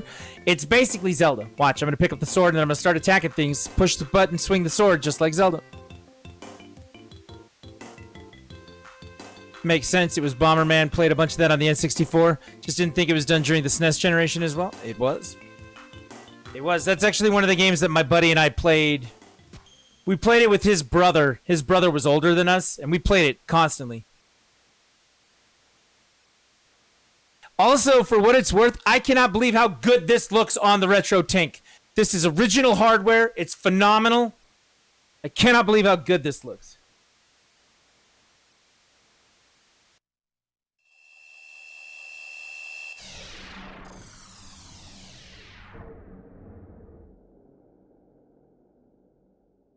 All right, let's roll.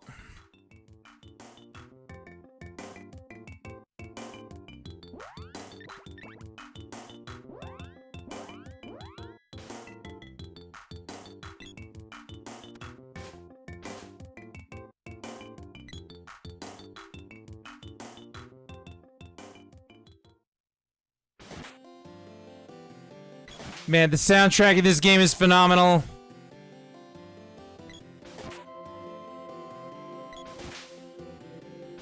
The action and combat and everything about this game is just fantastic. It really is.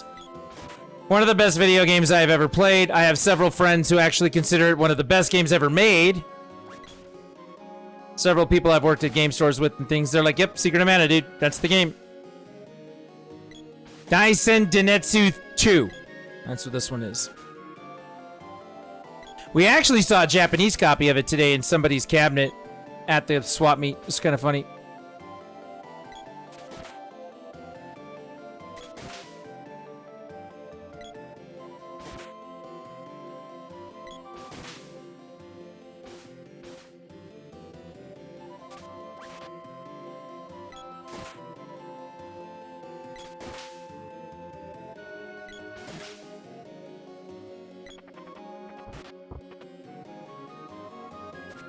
This game is so good.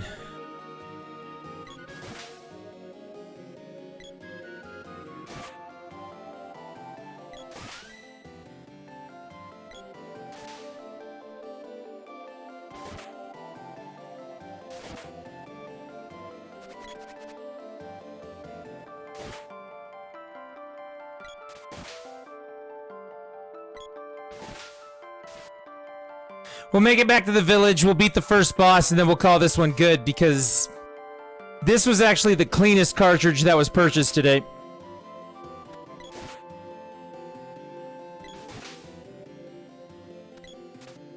I don't know. Do you like Donkey Kong? You don't like it because I don't like it. I think we're going to make him play the SNES one too. Triss has reached level 2. We're on our way now. What? DKC? I mean, what's the point of buying it if we're not going to play it? We're testing, remember? Yeah, but you knew that when we bought it. Alright, we're back to the village. We gotta go back and talk to the elder. He's gonna be really, really angry with us. Oh, no, man, he's full of joy. I'm glad that Nintendo made N64 and GameCube with the multi-port already in the console. I agree. Seems like everybody learned from that. Even Sony did it after the PS2. But they did it by making all the controllers on the PS3 wireless. The original systems had 4 USB ports on it, but the PS3s later on only had 2 USB ports on the front. So they reduced the wired controller amount to 2, but wireless could always do 4. Seems like every system after PS2... PS2 was basically the last. That's what I'm getting at.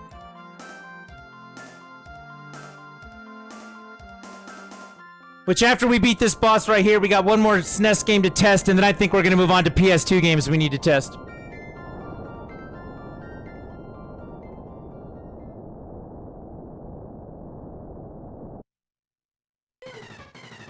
Help me! Help me! This one's always fun because when you die to him, somebody up top actually gives you like refills.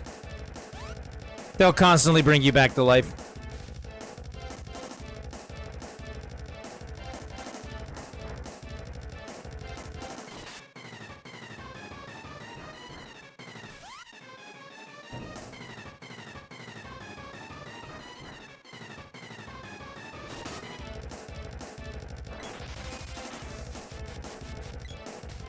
Get off me, bug!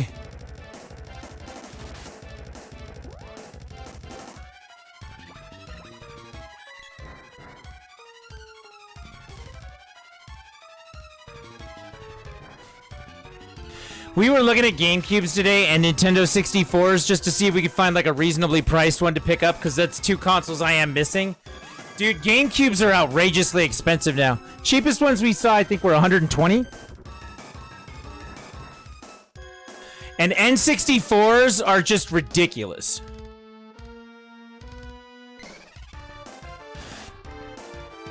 There was one kid at the thing who kept telling us that he had 3 N64s. All of them were in a box. They were all colors besides just the original black one. The cheapest one he had, he wanted $700 for. Then he wanted one for $1,000. Then he wanted one for $1,400. Because that's the rare color.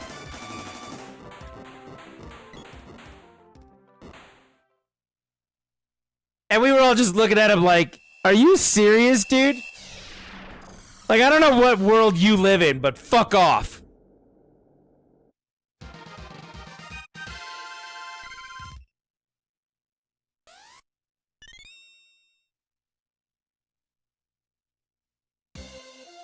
Alright, beat the first boss.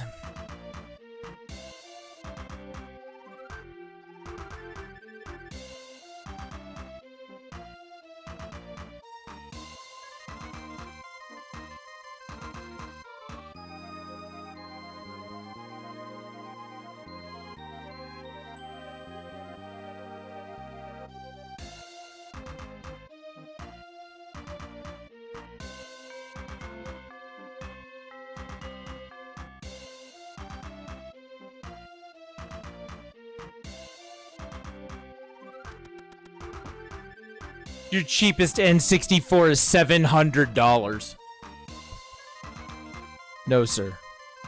No, sir. Alright, this one works. We beat it. Or we beat the first boss like I said we would. Mana's good. I already cleaned Castlevania 64, so let's pop this baby in. Who's ready for some Belmont?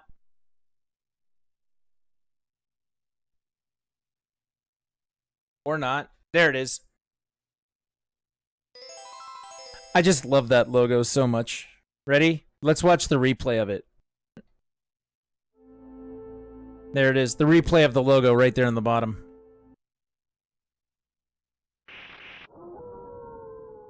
Do do do do do do do do do do do do do.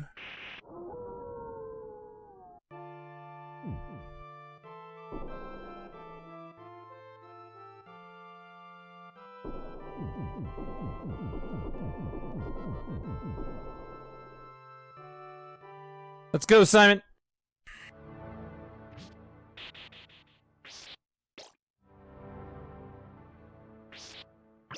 This one's actually one of my least favorite Castlevania games. However, a bad Castlevania game is still better than a good Hello Kitty game? Oh, bad Castlevania game still better than a good Grand Theft Auto game. Which is not inconsistent.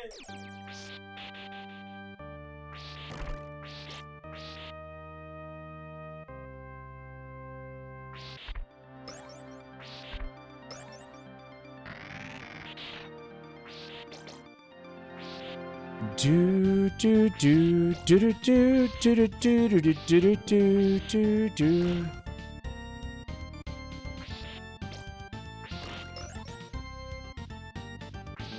I know, someone's gonna argue with me about that and be like, dude, Grand Theft Auto is the best game ever.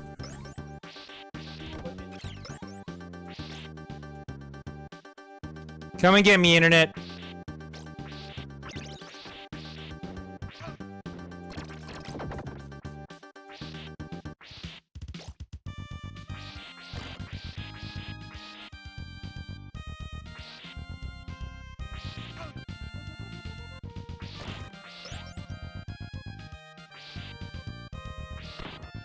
I need to go back down there.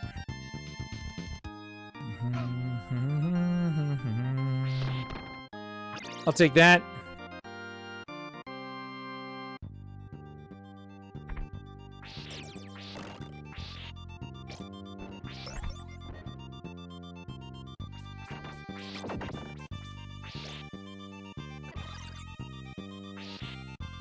So this is the last Super Nintendo game we get to test tonight. After this, I think we're going to move on to PS2, which testing tonight will include Jak and Daxter 1, the Precursor Legacy, one of my favorite games of all time. Sly Cooper 1, Sly Cooper and the Thievius Raccoonus, another one of my favorite games of all time.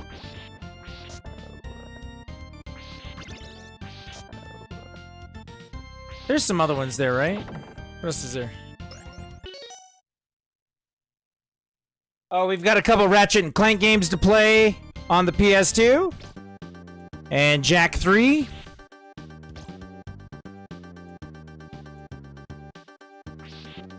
All picked up again today at the Utah Retro Video Game Swap Meet 2. Turbo Gaiden Ultra something or other. He told me today that he thinks he's going to name the next one the Utah Retro Video Game Swap Meet 3 and Knuckles. Which I really hope he does. That would be hilarious. Like Sonic 3 and Knuckles.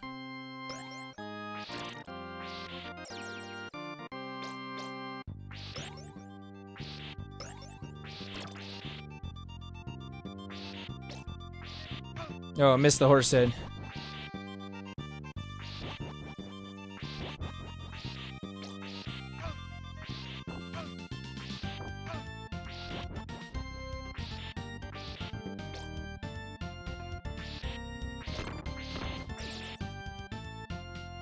But yeah, I do very much enjoy playing on the original hardware. The lag in it is so much better. The controller inputs work so much better than they do on digital conversions of these games.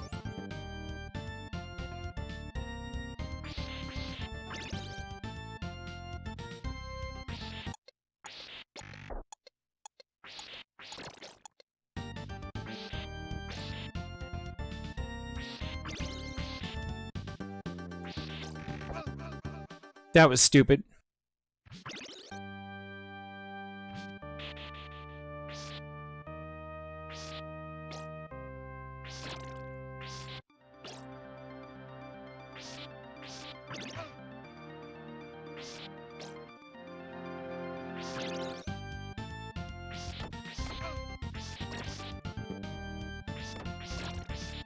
Well, this game works perfectly.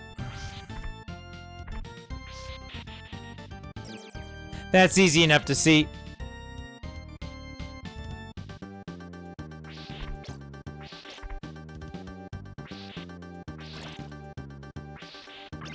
Let's beat this first boss real quick.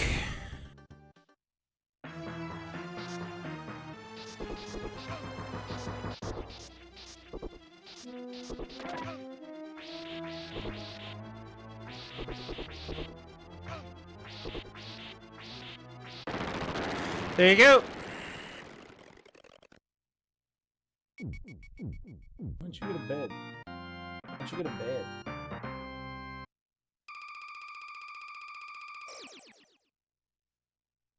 It looks really, really fucking good on this thing, man.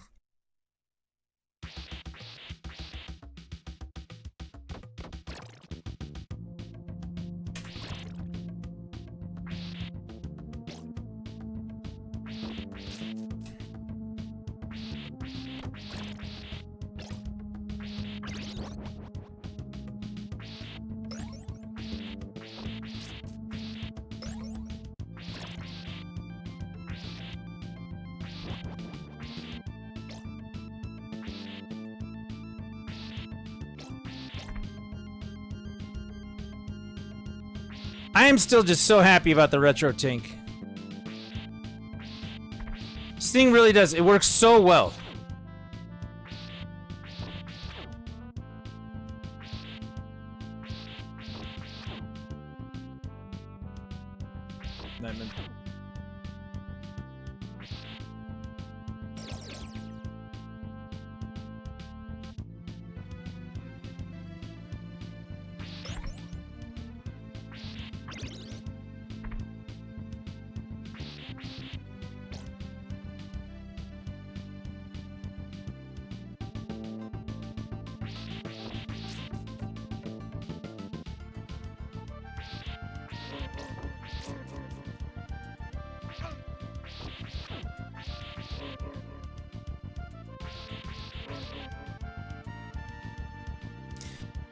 Again, one of my least favorite Castlevania games, but still very good game. I'd rather play Rondo. I'd rather play Bloodlines.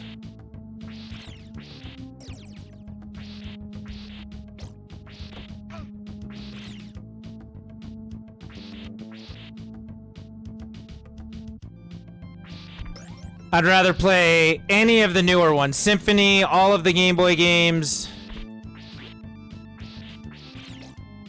I'd probably play any of the 8-bit Nintendo ones before this one. But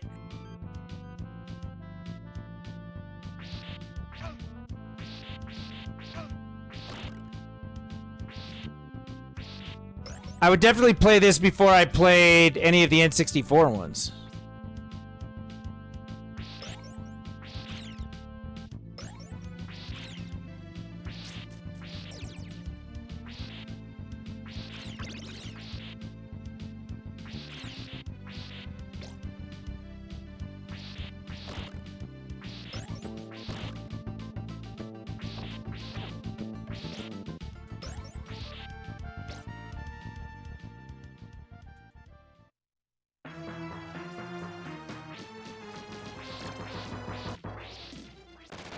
Beat him. It's 2 levels down. Actually, no, that's only the halfway point for this level. My bad. I gotta remember that.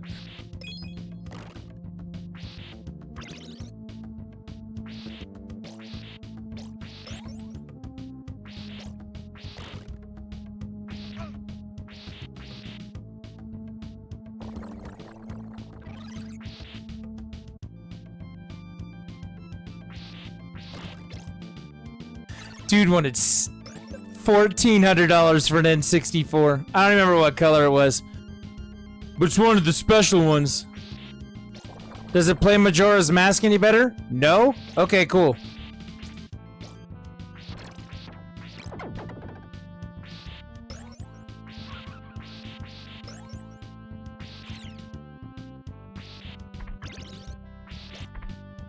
Does it make Ocarina of Time a good game? No? Okay, cool. It's $1,400 N64 for what?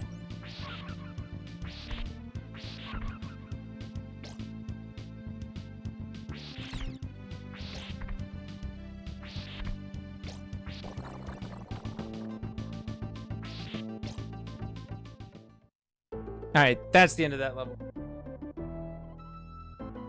So this game does some strange things to you. This game is really easy until you get to, like,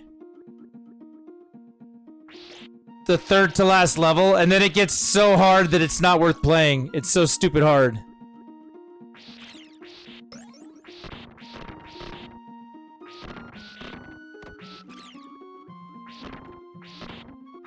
And we've got the original slowdown going on in the game.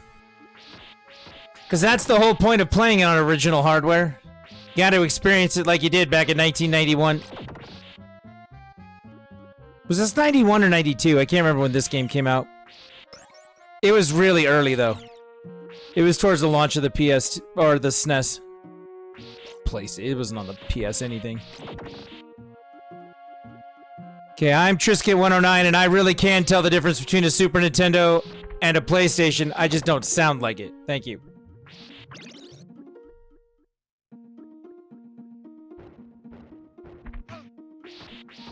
I remember going over to my friend's house who had one. His dad got him a whole bunch of games for it, and it was Castlevania 4, Final Fantasy 2.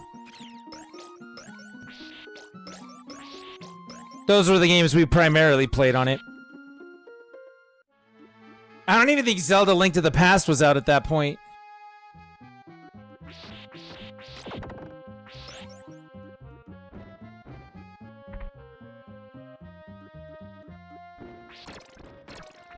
Actually, no, that's not true. It was. He did have that. But we didn't play it very much. We played Final Fantasy 2. A lot of Final Fantasy 2.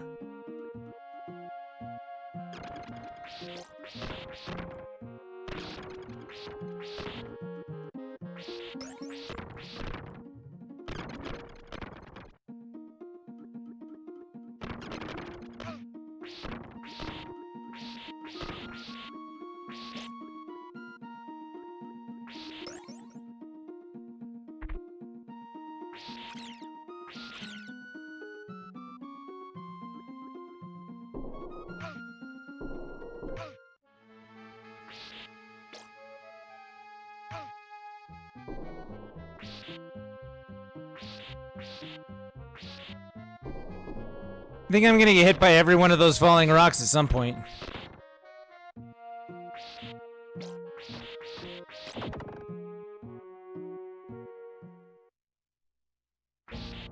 Oh, I hate this part.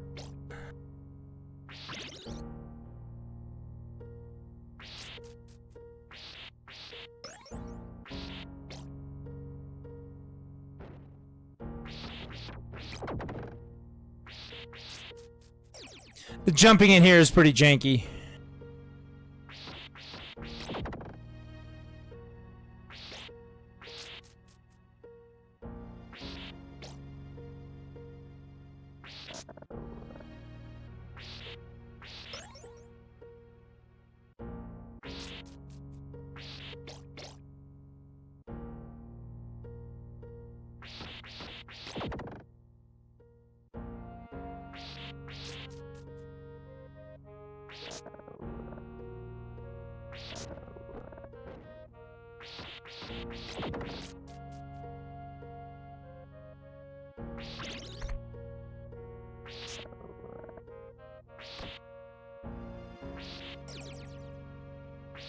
Wow, I can't believe I'm getting through this okay.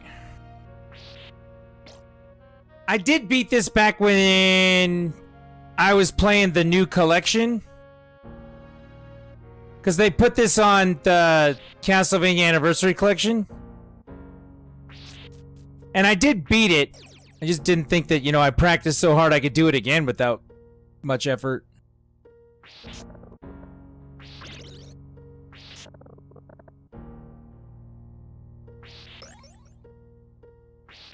Made it all the way to the top. Wow. This room sucks.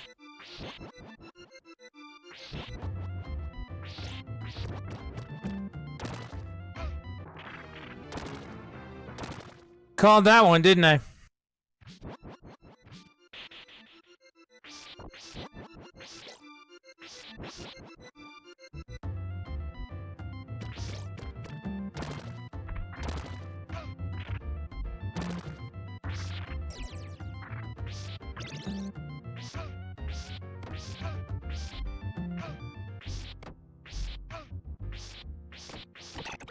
Jesus, that one thing just ripped me apart.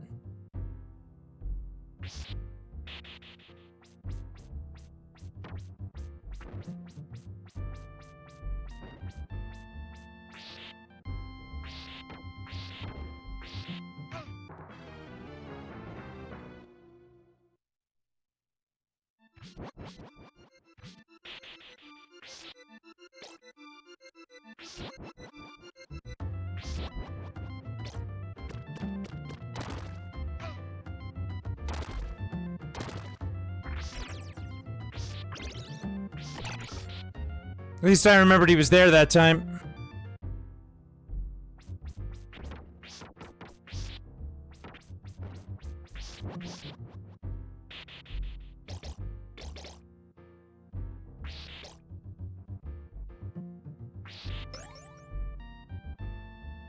Moving on.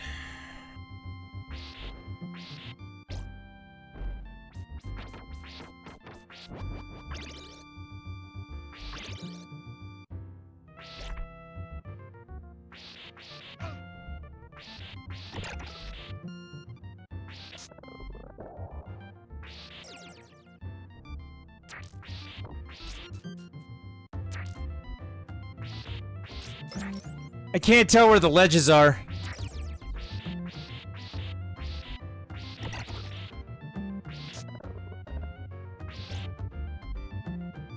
I seem to have gotten through it, though.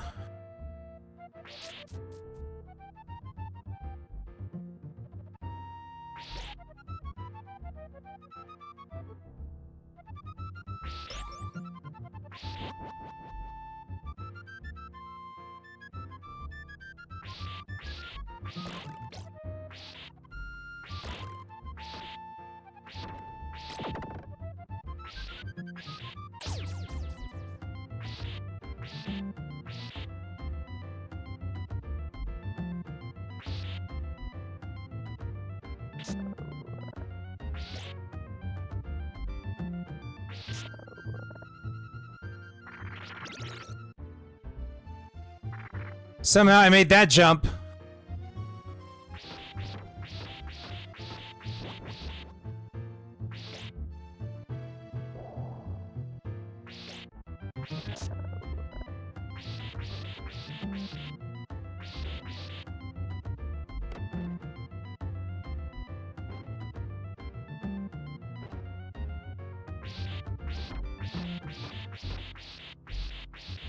Come on, get him. There you go.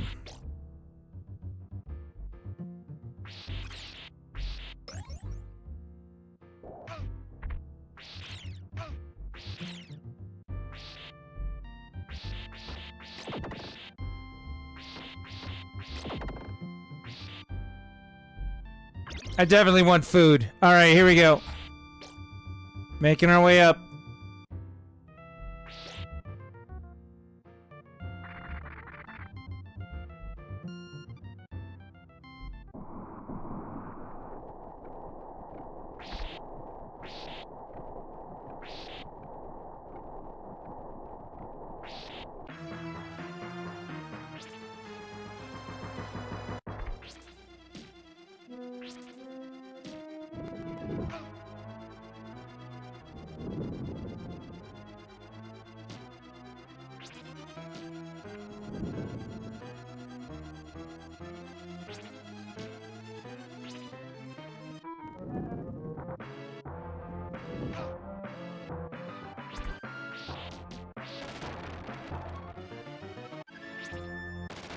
I win. Alright, still moving.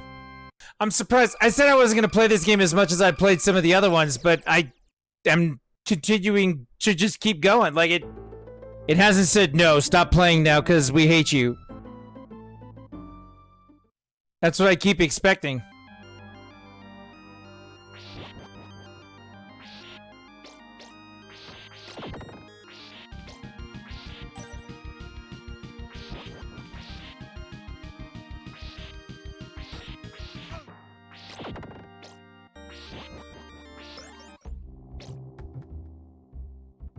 But we will get there, don't worry.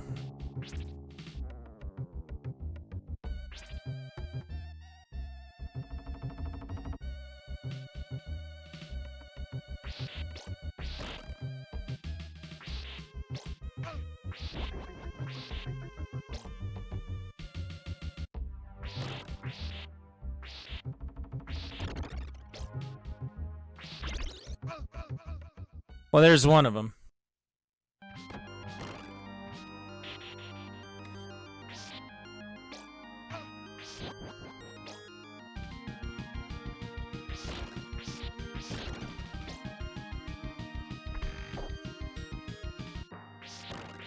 That time I managed to make it through okay.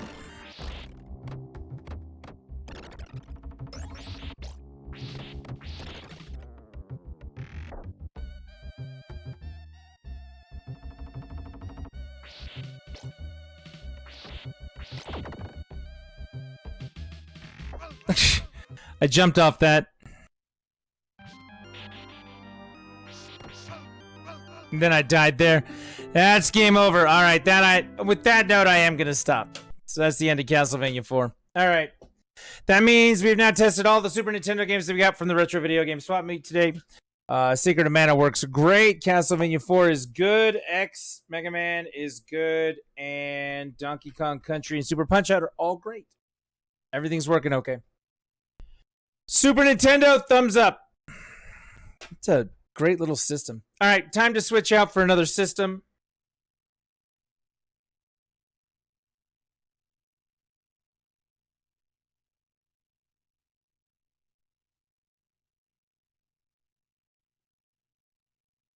I think our choices at this point are going to be PS2 or NES.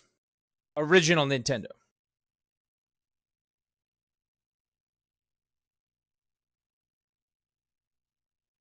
Or I could check the one Saturn game we got real fast. There is always that option.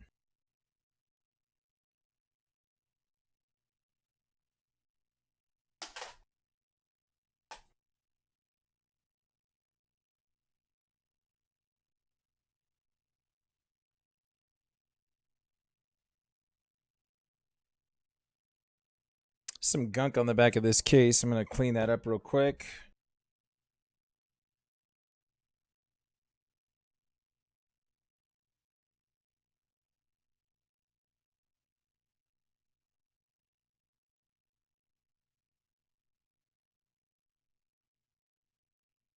Yep, so if we go with the PlayStation 2, we got a lot. We got some Sly Cooper to play. We got some Jak and Daxter to play. These ones here, a couple of Ratchet and Clanks to play and test and make sure everything's kosher with those. I think they're good. All the discs looked really good, so not worried about it. The other thing, though, with this is that we can actually check. I have a component cable here to work for the PlayStation, and that may actually make some of the things that didn't look so good a lot better. So that may be an option that we want to explore and see what happens. I'm going to wrap this up. Got to wrap the cable. Super Nintendo / N64 / GameCube AV cable.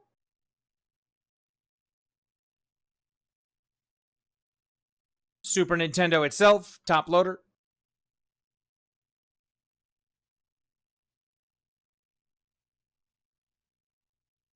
Controller. That glare is really weird. I don't like that glare in the stream.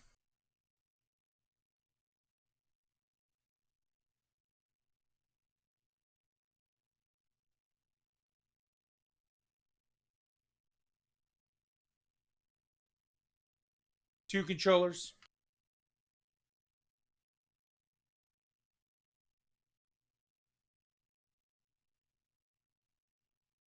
And again, I think we're going to bust this out.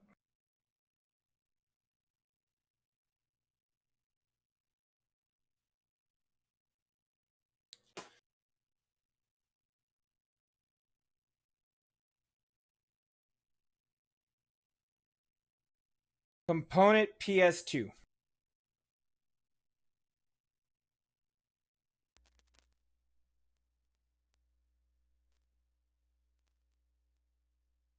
Green, blue, red.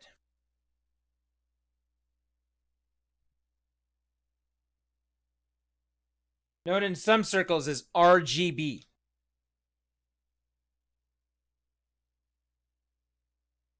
Last year, the boys' Christmas or birthday present, you got a PlayStation 2 silver one. Nice slim system.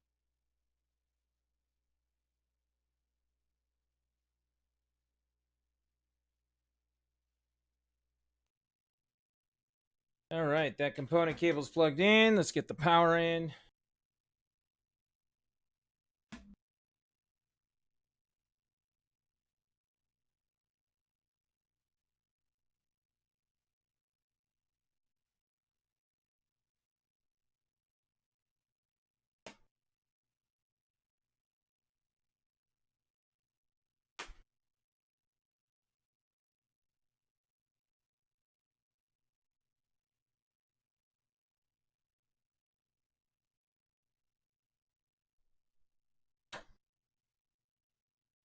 All right, PlayStation's all hooked up. Let's open her up. What should we start with?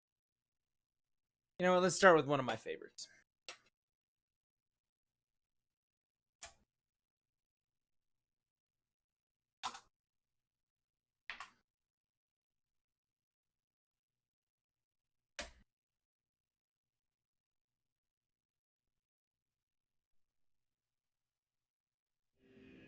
I gotta make an adjustment on the resolution and the input.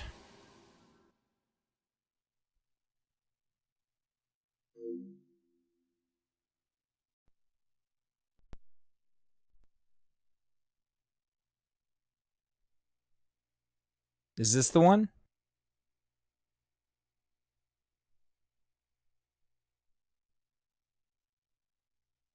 Oh, that's it.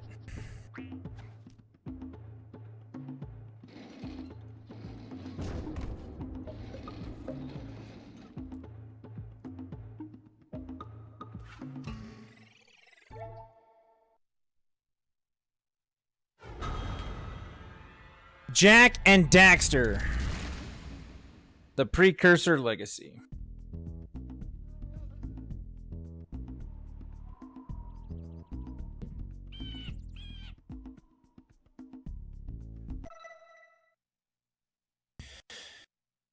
We start a new game.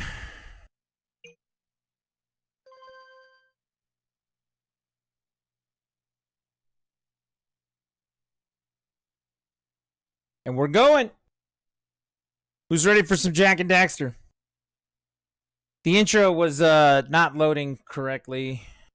So we have to wait for this to finish. There you go.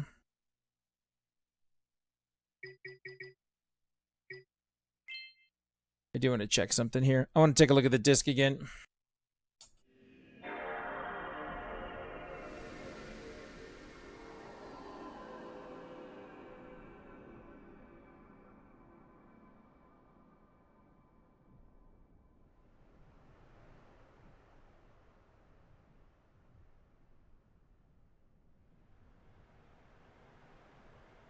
Wipe it off a little bit. Make sure everything's good with that.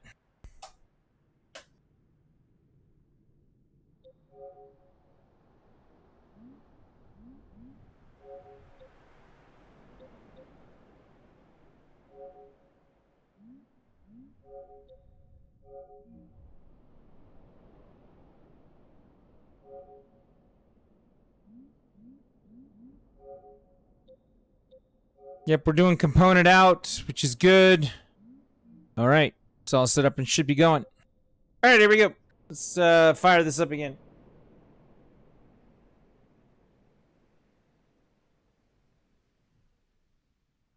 Hopefully it'll load.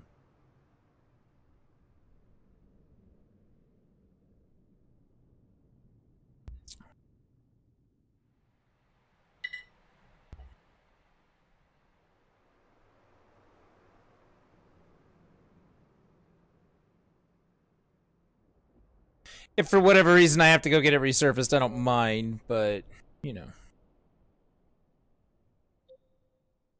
Apparently it just didn't catch. All right, let's load it.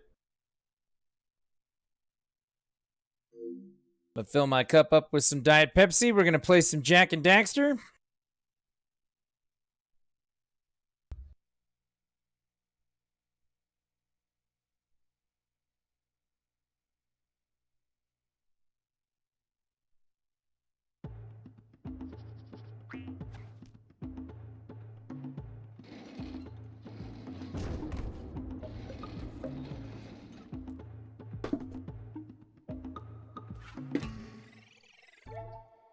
God, this game is so old. This is one of the original... I mean, it wasn't a launch title, but it was within, like, the first year and a half on the PlayStation 2. I mean, you know how long ago that was?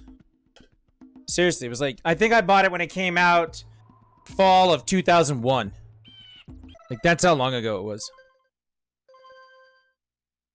All right, here we go. Intro time. I have spent my life searching for the answers that my father and my father's fathers failed to find. Who were the precursors? Why did they create the vast monoliths that litter our planet? How did they harness eco, the life energy of the world? What was their purpose? And why did they vanish? I have asked the plants, but they do not remember. The plants have asked the rocks, but the rocks do not recall. Even the rocks do not recall. Every bone in my body tells me that the answers rest on the shoulders of a young boy. Oblivious to his destiny, uninterested in the search for truth, and rejecting of my guidance. And why would he want to listen to old Samus the Sage anyway?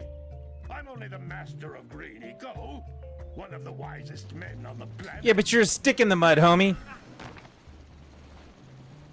So it seems the answer begins not with careful research or sensible thinking, But with a simple act of defiance. as with many of fate's mysteries. It begins with but a small act of Disobedience. Hey! Jack, old green stuff told us not to come here.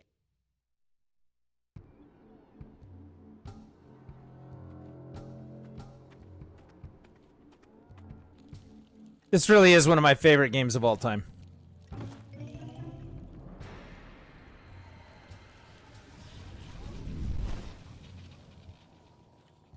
Continue your search for artifacts in Nico. If the locals possess precursor items, you know what to do. Deal harshly with anybody who strays from the village. We will attack it in due time.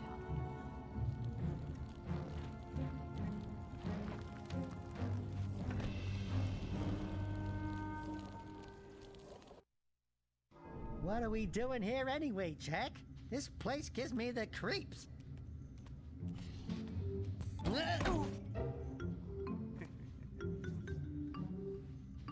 Huh? Oh, stupid precursor junk. Eek! What is that dark ooze? It sure don't look friendly. The sage yaps on about the precursors that built this place all the time. Where did they go? Why did they build this junk? Now, I like precursor orbs and power cells as much as the next guy. But if you ask me, they must have been real losers. Wow! How did you do that? I think we're in trouble!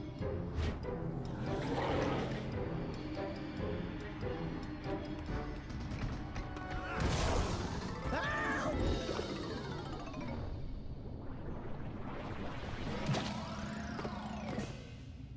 Man, that stung! I told you we shouldn't have come here, and you listened!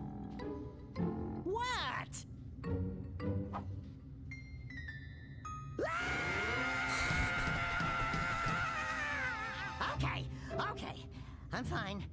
I'm fine. He's fine, everybody.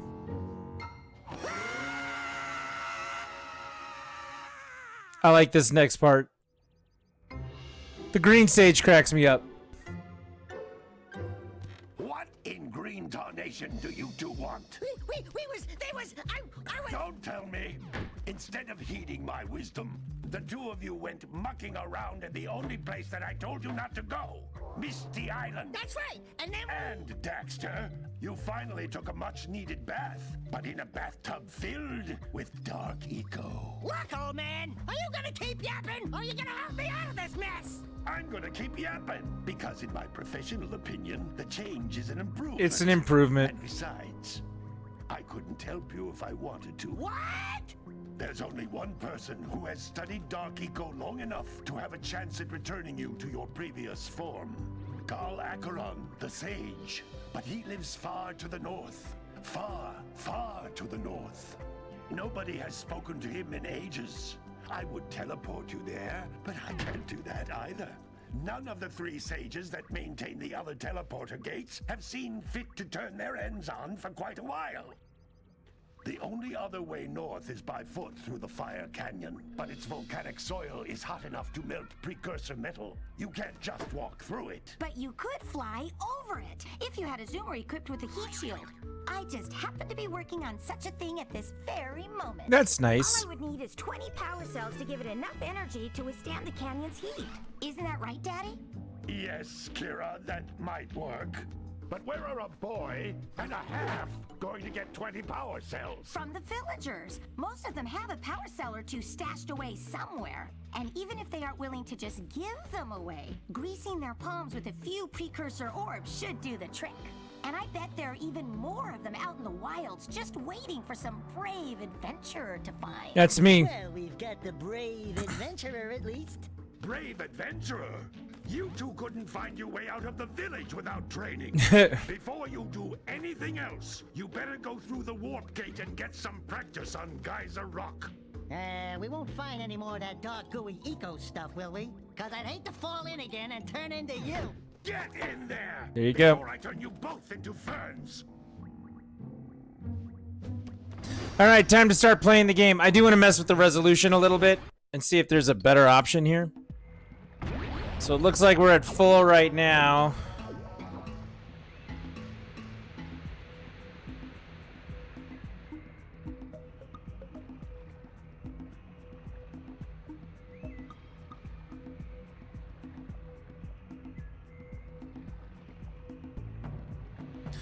That's PS1 256, PS1 320, N64 320, Neo Geo 320, Saturn 352, PS1 384. I guess I'm gonna try that one. I could turn some scan lines on. If you guys want to remember what it was like to play it back in the when.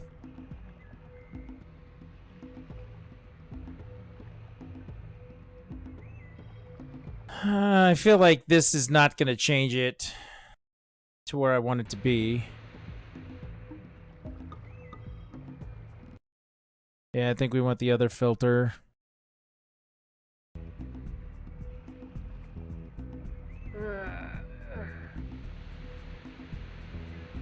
So it's a little brighter if I turn it on to RGB limited, but it's more clear. It's a little darker, but it's more clear, better color if I do the full. And I think that's gonna be it. Let's try it. All right, let's play some Jack and Daxter. This device is a communicator. With it, my father and I can give you advice at any time during your quest.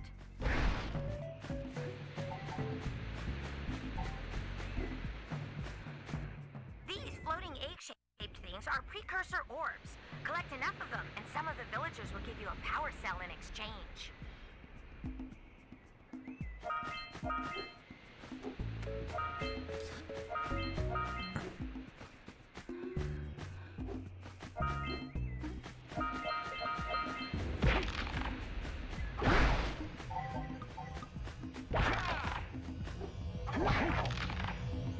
This is a power cell, the most important precursor artifact you can find. You need to collect 20 of these so I can power the heat shield for your A-Grav Zoomer.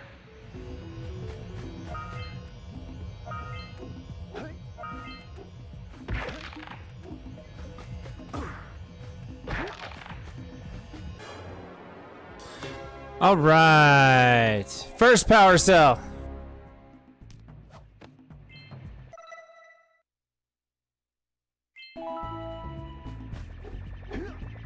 Sometimes you'll want to hit things with a greater force.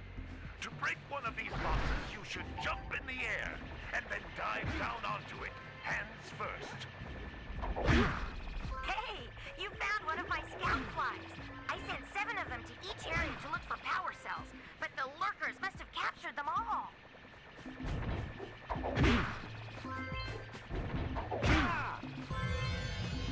Now the power cell.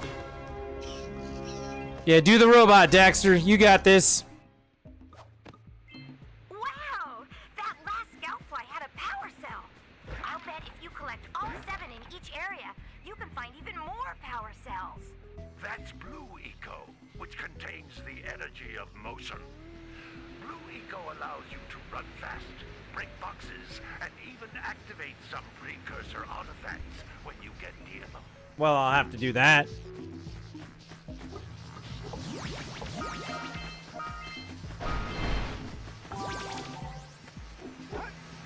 Notice how each Blue Eco cluster you pick up increases the time you can use its power.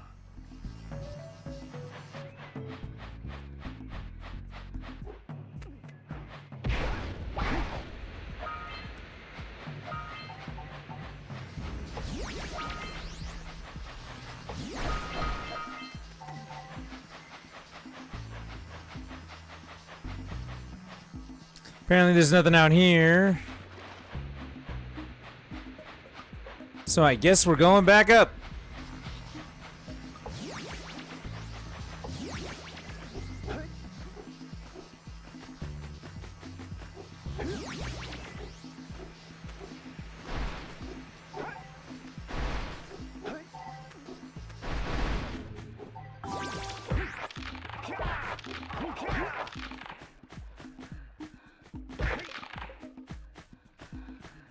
This is a precursor door. It can only be opened by approaching the door while channeling Blue Eco through your body.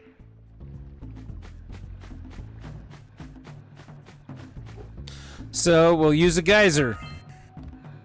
That's a Blue Eco vent. More concentrated than the floating clusters. This vent will give you a full charge of Blue Eco, letting you use it for the maximum time.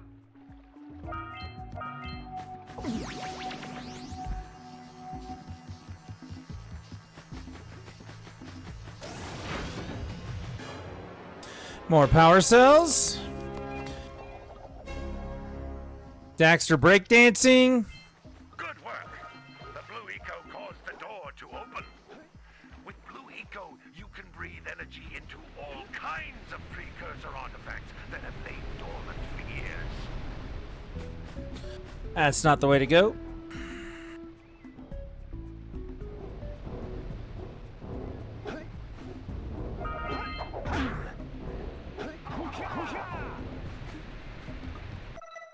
Let's check the options here. Let's go into options. Graphic options. I can change the aspect ratio? That's cool.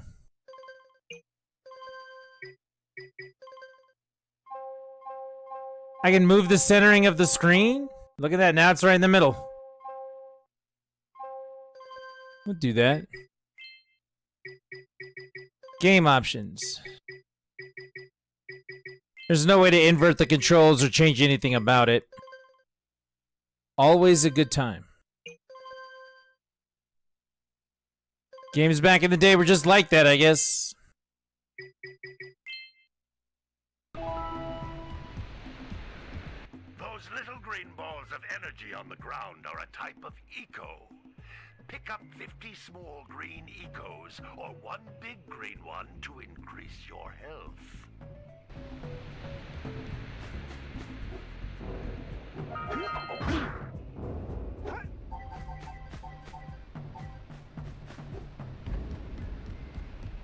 Jump once, then jump again in the air to reach even higher ledges. All right, we got all 50 of the precursor orbs. I like doing that. I go out in my first try and try and max out everything.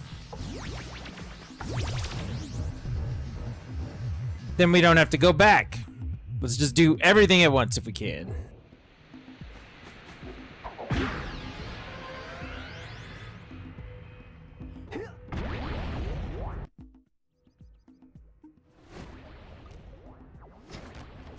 I think this is another worthy game of playing all the way through and having like a YouTube video of it up. Nothing compared to the challenges that lie ahead. Then no problem.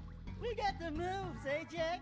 We'd love to stay and chat, Big Green, but we're, itching to get on with our adventures. Fine, fine. Adventure away then. And while you're out adventuring, why don't you make yourself useful? My darn green eco-collectors are clogged up again. Head out to the far side of the beach and clear them out, why don't you? Follow the lamps. They'll take you right there. Now, all of you, get out of here! It's cranky, yo.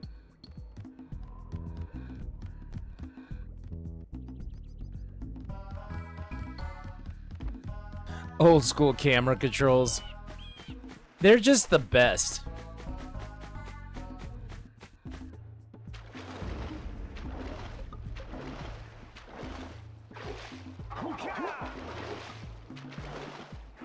Did you see the size of the bite that lurker shark took out of the fisherman's boat?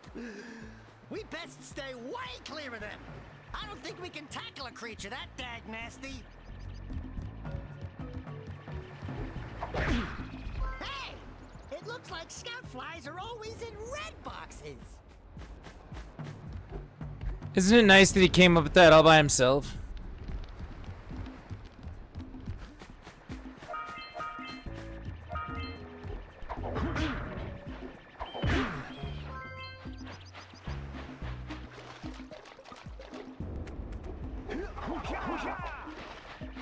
So each area you go to is going to have 7 scout flies.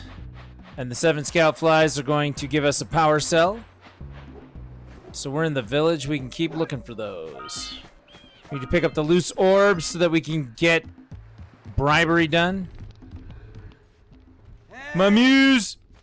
little furry dude! Oh, I thought for a moment you were my muse. Your what? Haven't you ever seen a muse before? It's a little glowing squirrel about your size, full of spunk, and crazy as a lark. Oh, I get it. Like a sidekick.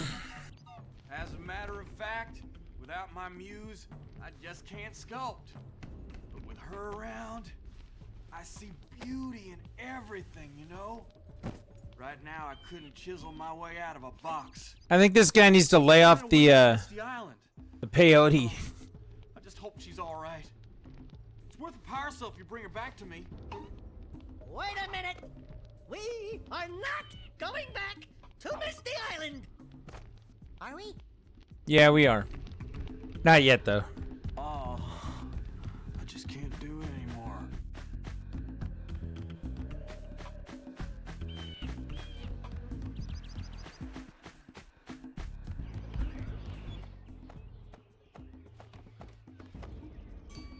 Oh my, what a horribly sick little bird. You don't look so good yourself, lady. Oh, sorry. I thought you were a spotted orange-bellied rainframe. You know, yesterday I saw some terribly vicious creatures capture a mother flut-flut near the beach. Now there's this poor little orphan egg sitting in a nest at the top of the cliff, and I can't get to it. If you could climb up there and push it off, I've piled some hay down at the base to catch it safely. Do an old lady a favor, and I'll give you a power cell. I need the power cells. All the power cells.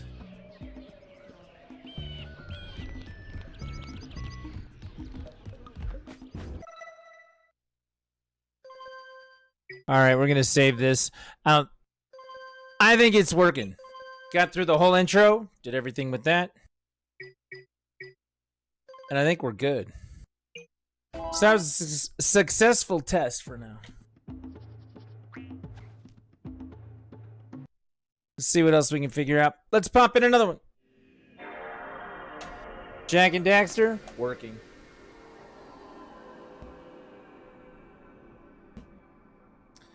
Let's do the other Jak that we have in here. Jak 3.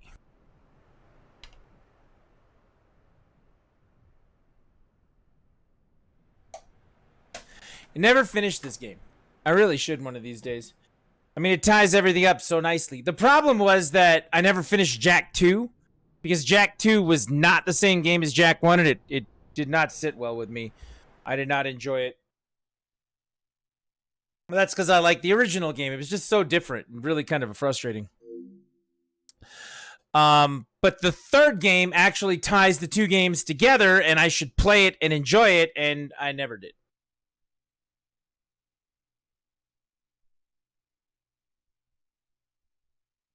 So that may need to be a thing sooner than later.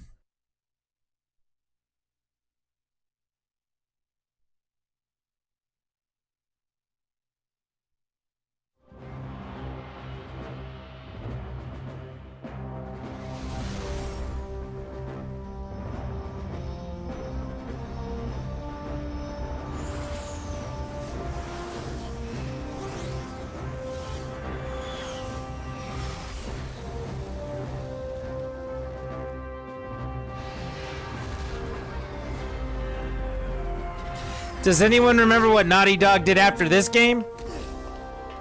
By order of the Grand Council of Haven City, for heinous acts and crimes against the people, you are hereby banished to the wasteland for life. This is a death sentence, Vigor. There must be another way. Your protest was overruled. This dark eco-freak is dangerous. Now drop the cargo! This is an outrage! I am outraged beyond words! Although I do have something to say. Not everyone agrees with this ridiculous decree. Yeah, we want a recount. Oh, I see you wish to join him. Actually, we are not that outraged. Farewell, Jak. Stay out of the sun. Drink lots of water, if you can find it. Jak? Go back to the city, Dax. I'm sorry. The council is too powerful. There was nothing I know. You just stay alive, you hear me? That's an order. Someone will find you. I promise. May the precursors have mercy on you.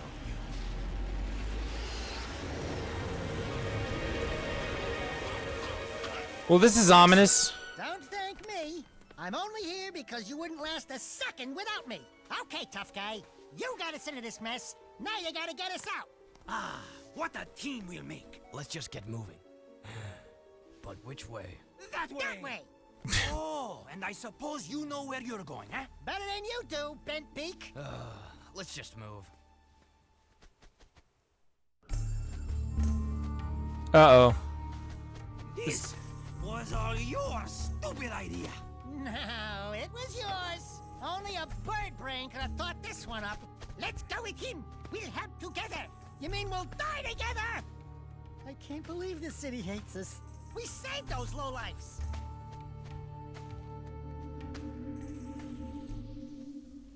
Jak, the city's divided. Reports say new Crimson Death bots are holding a vital section of the industrial area. My men are getting their asses kicked. The KG have a new leader. We're trying to find out who it is. I'm afraid I've got more bad news. A large group of surviving metalheads have concentrated in another section of the city. But we destroyed Core. It appears the strongest metalheads have survived. The battle for the city has just begun. The people are blaming you, Jak. Uh-oh.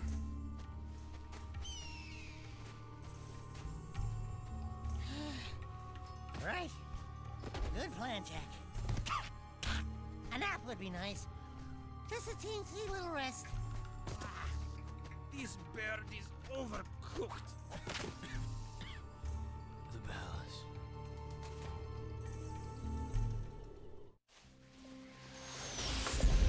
Report!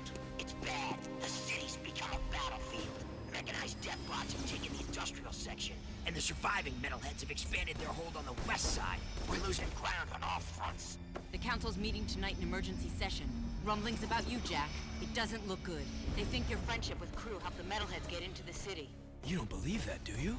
What's in the past is done. Right now, metalheads are assaulting the palace. They're looking for something, and I have no idea.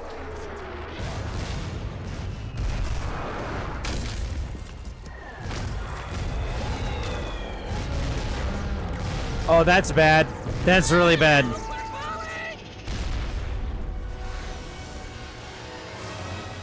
Over here.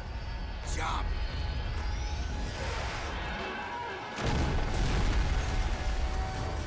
Some people just got, you know, killed and stuff right there. By the precursors.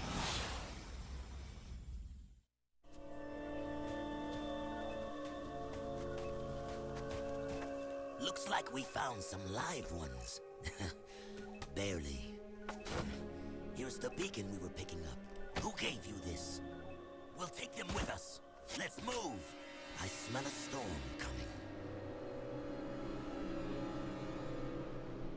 Yeah, before I sit down and really crank out this game, I gotta get 2 done. We gotta play Jak 2 first. But I don't think that'll be a problem. There's one section in that game I just cannot handle and cannot get past. But I think that Jak 3 is working just fine. What do you think? I know we didn't actually like start the game and play it, but I think we're good. Like the disc looks great. Game case is good. Like everything about this is a good copy of the game. It's nice to see. All right, let's see if these other ones fire up. I got 3 Ratchet and Clank games here. Going Commando, Up Your Arsenal, and then Deadlocked. Up Your Arsenal being the best out of the original 4 Ratchet and Clank games. Up Your Arsenal is number 3. The first showing of Dr. Nefarious, actually. Dr. Nefarious is hilarious. He's a bad guy. He dates a robot woman named Brittany Gears. And she sings pop songs about destroying all life in the universe so that robots can rise up and take over. It's not a bad way. Think like Looney Tunes meets Terminator.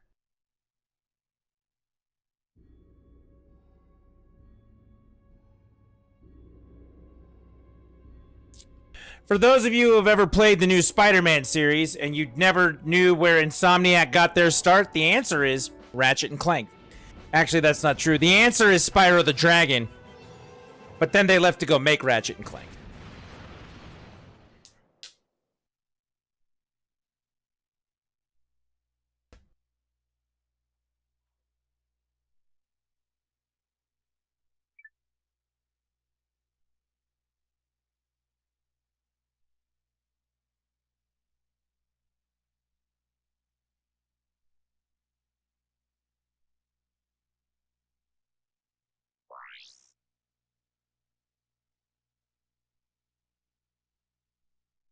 Welcome back to Behind the Hero. Behind the Hero. Those are the duo who recently restored peace and order to our galaxy, Ratchet and Clank. So, gentlemen, tell us about your latest incredible adventures. Well, as you can imagine, we've been pretty busy. After Drek's defeat, there were parades, press conferences, fancy dress balls. And the wiener roast at Al's. Oh, yeah, that. And then things started to slow down a bit. After that, well... There was the grand opening at Groovy Lube. Right. I think that was last week. 6 months ago. We're still pretty busy, but in a more, domestic sense. Yesterday, I flushed out my radiator core. I guess no one needs a hero right now.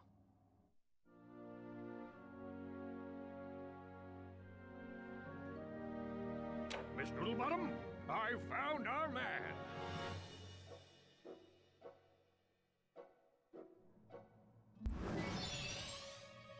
Kidnapping. Welcome. What the? I'm Abercrombie Fizzwidget, founder of the Megacorp Company in the Bogon Galaxy. Bogon? I'm sorry to incapacitate you, but our entire galaxy is in a very precocious situation. I must humbly request your sustenance on a mission of dire urgitude, a mission of superfluous peril, a mission of unequivocal imperitude. Did that make any sense? So, you need me to go on a dangerous mission in another galaxy. Indubitably! A few days ago, this top-secret biological experiment was stolen from our testing laboratory by this dupliferous criminal mastermind, and I need you to get the experiment back. We'll do it! We will? Frank, I have precipitated your recalcitrance and have made special improvisations for you. We are prepared to give you a job as the head accountant for Megacorp, plus a penthouse suite in lovely Megapolis, and our state-of-the-art robotic masseuse. Deal. Deal. You, Ratchet, now need you in superlatory shape. While in transit to the Bogon Galaxy, you will undergo heavy training and conditioning, including martial arts, heavy weaponry, survival skills, stealth, macrame, ballroom dance, and origami. It's really the origami that gets him through this game, let's be honest. We've used bipolar vector regurgitation to track the thief's location to a flying base in Sector 7. Oh shit, I didn't mean to skip that. Oh well. Here we go. We're moving on. I'm still just absolutely floored at how great this retro tank plays everything. Planet Aranos. Alright, let's get through this planet and see if it loads and everything works. I'm on final approach to coordinates 37 Alpha. Good luck.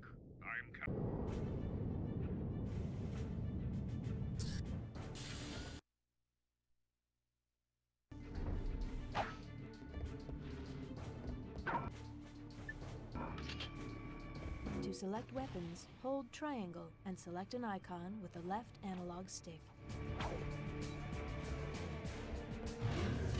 Press circle to fire your selected weapon.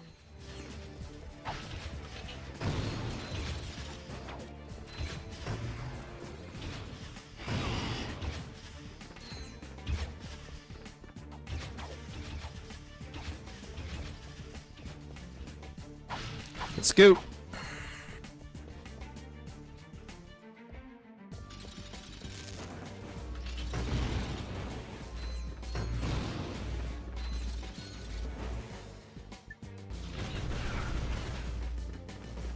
Use the regular gun for a minute. Control the camera, use the right analog stick.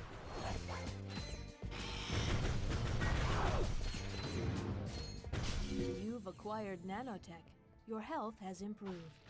You gonna go? Alright, Black Wolf. God, I love this Ratchet and Clank game. I used to play the shit out of this game when it came out. I loved it.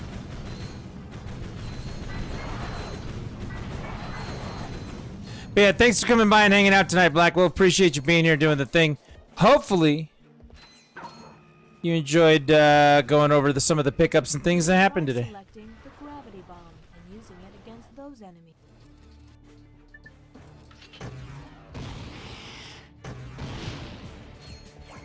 I still feel like we did a good job.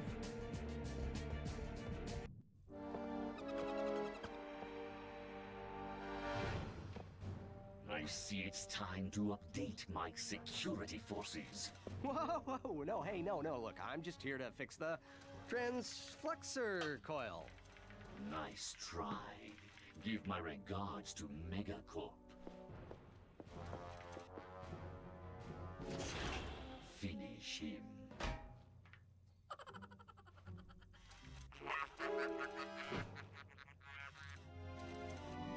It's so hard to find good help these days.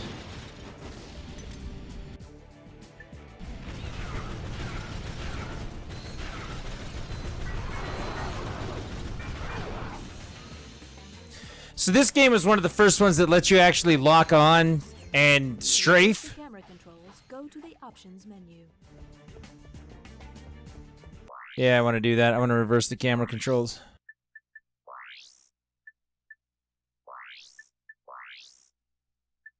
Left-right movement. That's what I want to do. There we go. All right, we're good.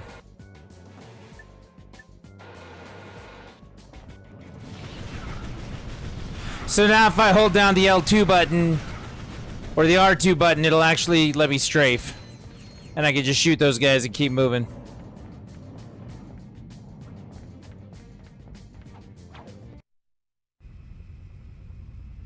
Thugs for less. If it ain't broke. Thugs for less. Right. I'm in the market for some security. You bring the cash, we'll bring the thrash.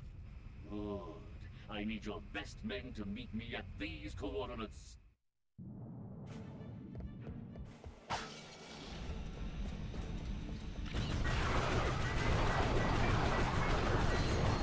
Just mow them all down. It's easy to do. Ratchet 1 did not have the same level of control that this one does. That's why this game was so much better at the time. Ratchet 3 does even better.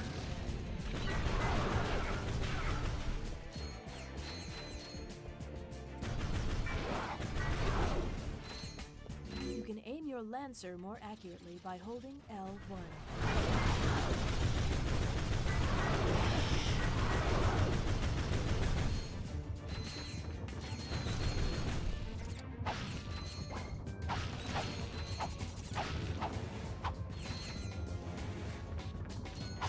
We gotta get bolts. Well, I think this one loads okay. I think we're doing all right.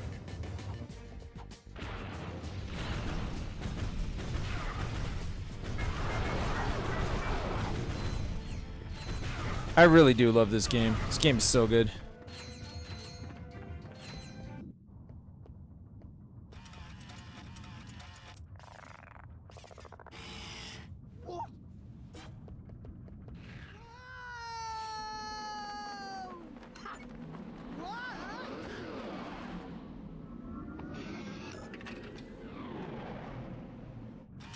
I mean, this game came out in what, 2002?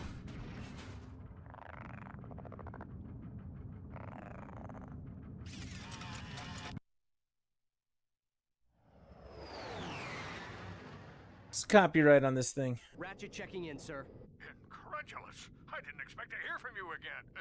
So soon. There was a slight problem. The thief escaped with the experiment, and I have no idea where he was headed. Not to worry. I just received an emission. 2003. Lubricate the matter. Do you have any maps for this quadrant of the galaxy? You bet, mister. We got galactic maps, 3D maps, fold-outs, cutouts, maps to the stars. And then Ratchet Up Your Arsenal was 2004. Sorry about that. Oh, I forgot. Loads through. Yeah, I think we're good. I think we're good on this one. Again, I think this is another game that, like, it's gonna be time to sit down and just get through it, you know? For a map, press I think that's gonna be a game to play. Let's check the rest of these out. We got Ratchet and Clank Up Your Arsenal. We'll do the same thing. We'll get through, like, the first area. What's cool about this game is it starts out with what looks like a war. Looks like there's like you're on the battlefield of a war zone just going at it. After the Up Your Arsenal, we're going to check Ratchet Deadlocked. And once we're done checking those, we're going to go to the final PS2 game of the night. And this one I have a feeling we're going to play for a little bit, but we're going to check out Sly Cooper and the Thievius Raccoonus, one of my all-time favorite video games. I just love this game.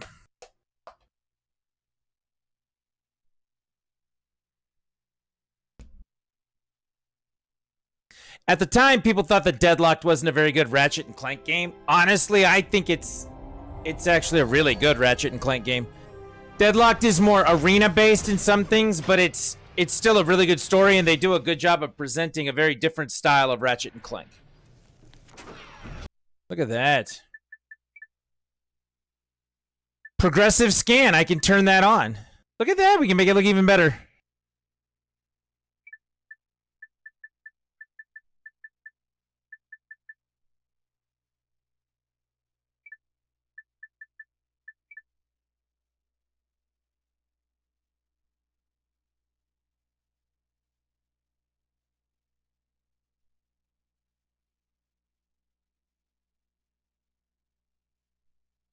Creating a save game file seems to take a long time.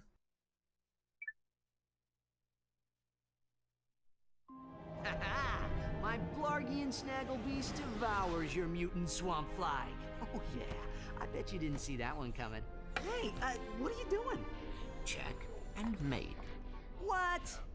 That's cheating! On the contrary, the rules clearly state that the Blargian Snagglebeast has an allergic reaction to swamp flies that last 2 turns. Ooh, it is on again.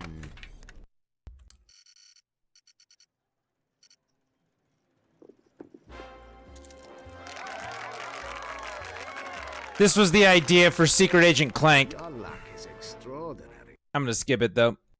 Let's get into the combat and play the game. The progressive scan seems to be doing something to the monitor. Like it's got some artifacting. It's kind of freaking out on the screen. Doesn't look like it is. It is not doing that on the stream, but it is doing that on my monitor. So I may go in and turn that progressive scan off.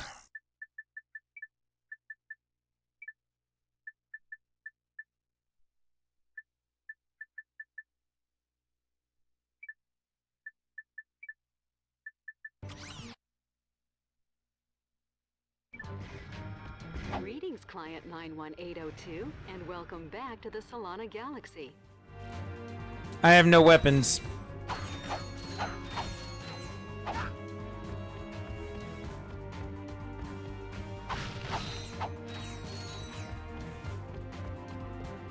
Just a ratchet and his ratchet.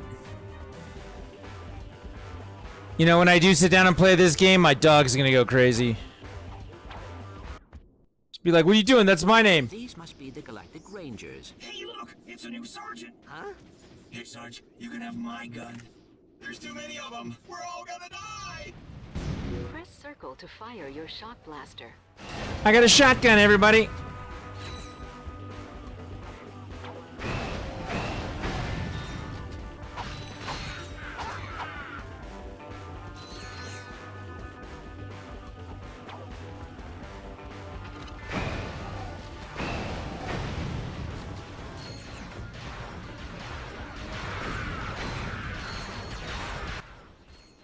Am I glad to see you, Sarge? We're pinned down by that enemy vehicle. Somebody's gotta take it out. Let me guess. That somebody is me. Damn right. Volunteer! Here, Sarge, take this. We'll cover you.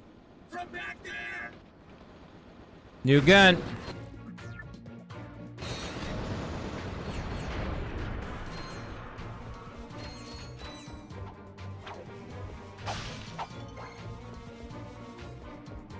To select weapons, hold triangle and select an icon with the left analog stick.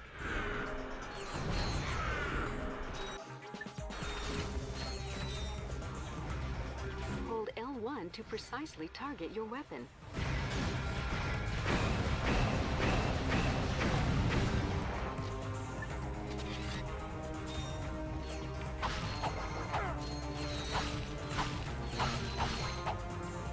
I mean, I just started this game and they're already calling me Sarge and all sorts of things.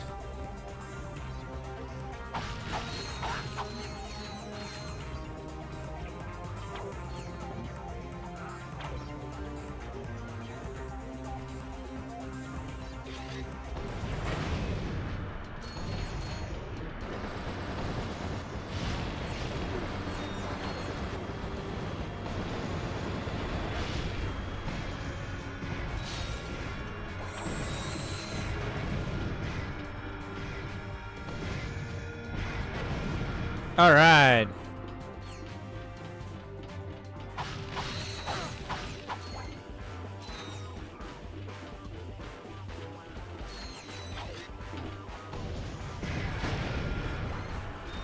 You can reverse the camera controls in the options menu. Yeah, I think I need to do that.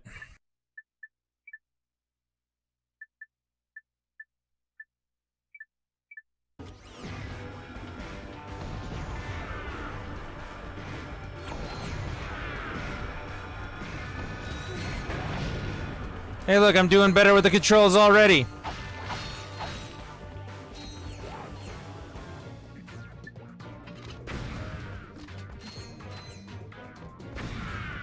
Your maximum nanotech level has increased.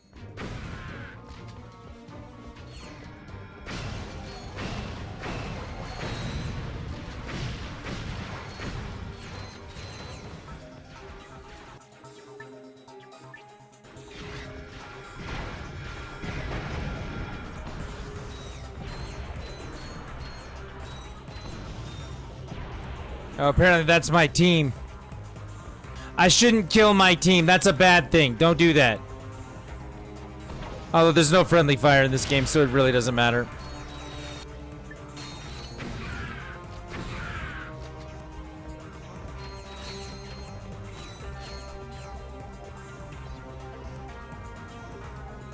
It just makes me feel like a dick when I'm trying to kill my own team. I shouldn't do that.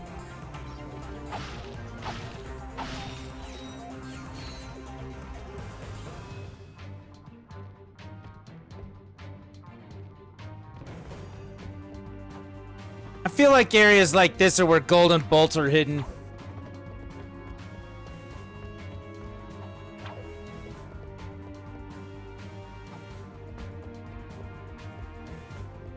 Guess not for this one.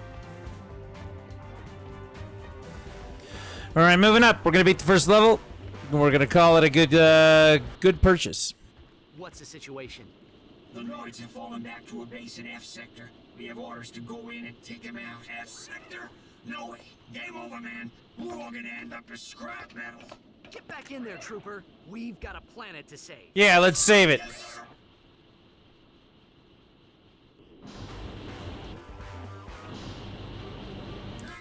I'm afraid of heights.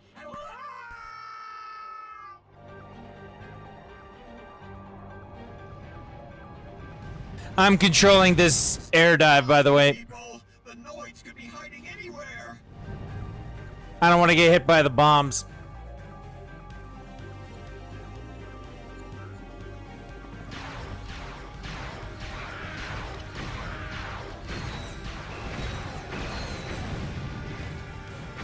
Watch out! They're coming out of the rubble.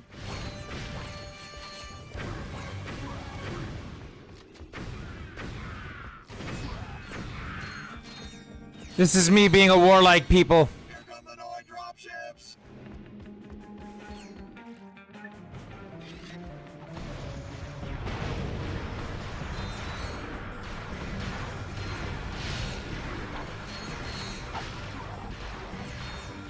Release those Tyrannoids.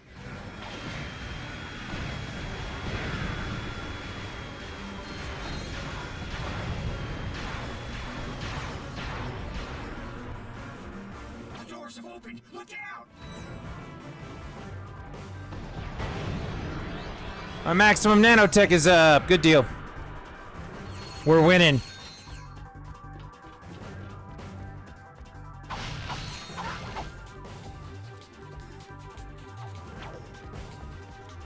Destroy that vehicle. Got him.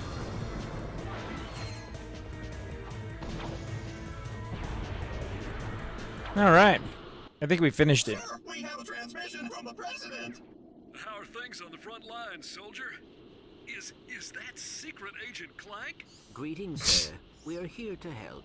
Well, this is an honor, and I see you brought your chauffeur along. What? No. Hold on a second, sir. Agent Clank, we must stop Dr. Nefarious. As you may know, only one man has ever faced him and survived. I've just received a top-secret report on that man's whereabouts. Here, take a look. It's probably Captain Quark, right? On tonight's episode of Nature's Mysteries, we examine the Florana tree beast. Deep in the dense growth of Florana's Jambu forest lives a mysterious creature. Or maybe he doesn't. It's one of Nature's Mysteries. I seen him run right through our camping site. He was buck naked, screaming and holding a banana. Or maybe it weren't a banana. It could be. One of Nature's Mysteries. Legend tells that this mysterious creature is actually one of the greatest superheroes who ever lived. Shamed by his recent past, he is now one of Nature's Mysteries. This is so great. Tune in and find out the answers. He run through our camp buck naked. He was holding a banana. Maybe it wasn't a banana. Are you sure this is the guy you're looking for, Mr. President? Yeah, he seems like kind of a, wacko. It's a kid's game. Right, but he's the best chance we've got. It's a kid's game. Boys won't let me down. You can count on us. Was it a banana? Oh no. All right, we finished the first area.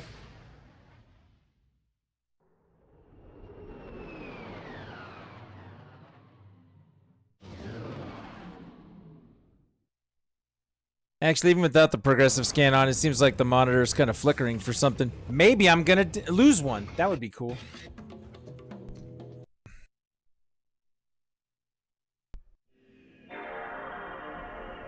But I didn't see it happening with anything else, just with that game, so I don't know, we'll have to check it out.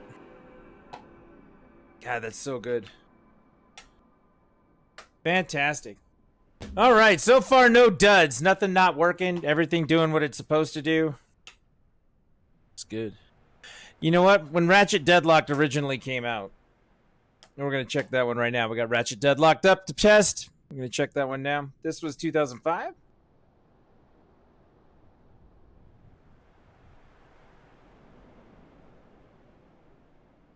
Yep.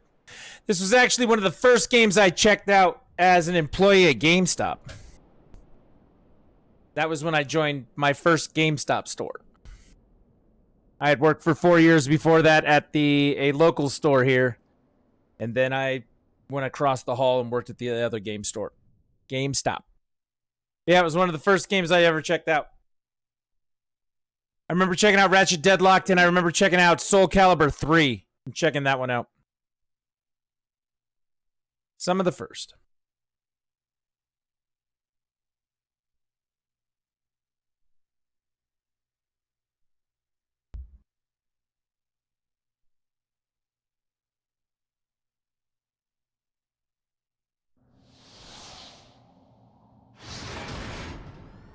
There you go, Ratchet Deadlock.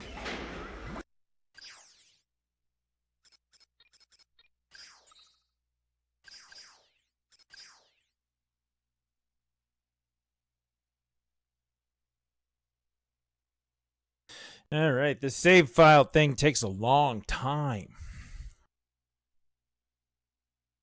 Yeah. I get Sly Cooper 1 for $8, and the guy wants 25 for Sly Cooper 3? No thanks, bucket fucker. It was a different bucket fucker.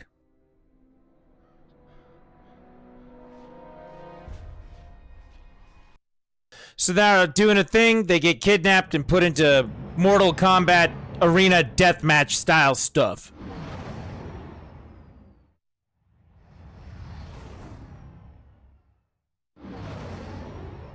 Dread Zone.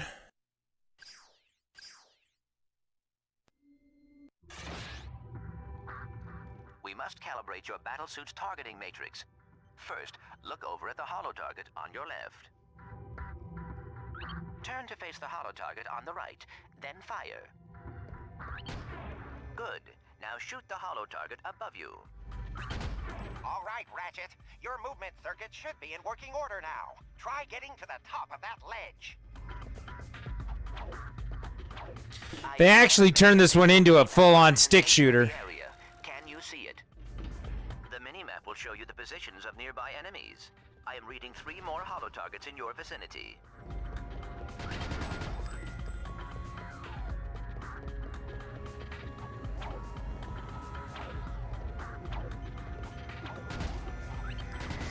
Good, Ratchet.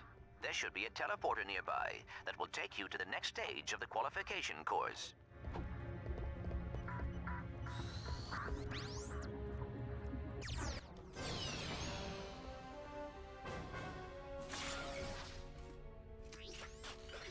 Greetings, hero. Ratchet, I have figured out a way to get information to you without Vox knowing. Pay attention to secret messages at the bottom of your screen. At the top of your screen is the experience bar. As you destroy enemies, you gain experience. When the bar is full, you will gain a level, and your nanotech will increase. So it's like every other Ratchet game. Yay! I'm cool with that. Or triangle, and use the left analog stick to select any weapon.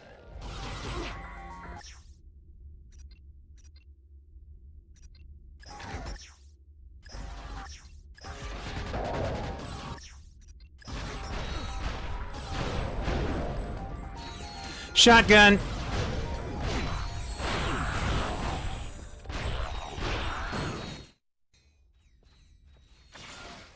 cracked the deadlock. Congratulations, Ratchet. You made it through the qualification course. Check your map. There should be a teleporter nearby. Use the teleporter to meet me back at our Dread Zone containment area.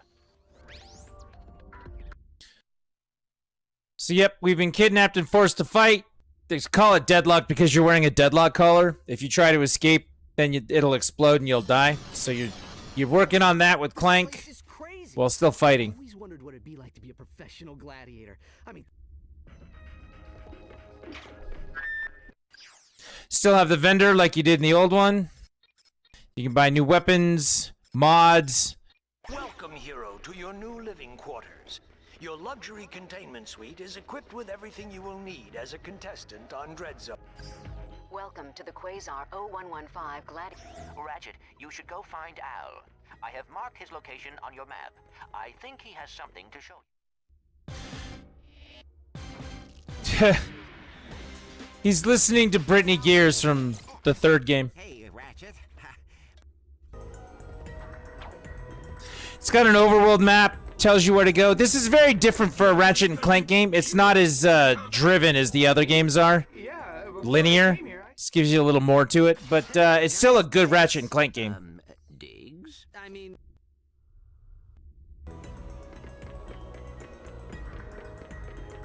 Attention, hero. Report to the Battle Dome transport shuttle. All right, let's go do our first Battle Dome fight. Like I said, if this works, I'm pretty sure we're good.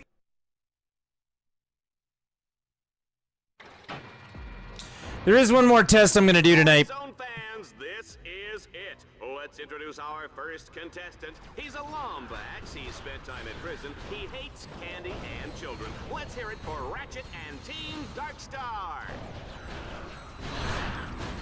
Uh-oh. I guess I didn't calibrate that bot correctly. Go ahead and press the down directional button to initiate the auto repair sequence. So we finish that level, we move on to the next platform. And they'll do platforming in between them, which is really cool. So where are we going? We're going this way.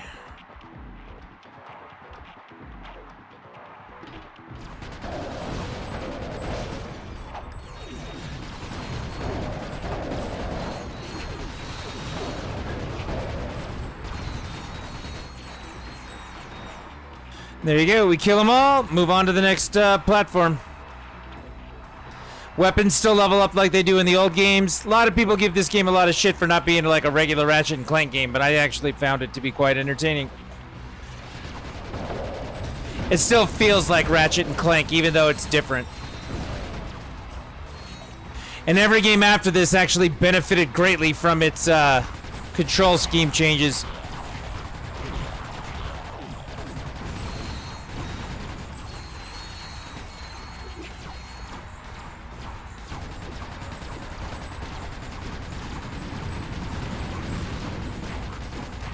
Taking out dropships. Remember to use...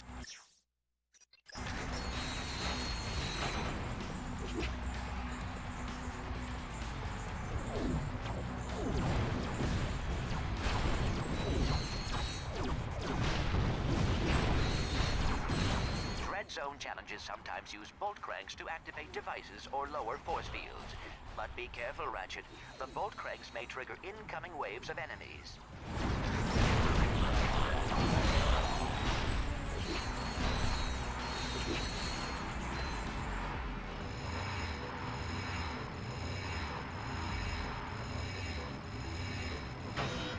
I was gonna say, how much do I have to crank this thing?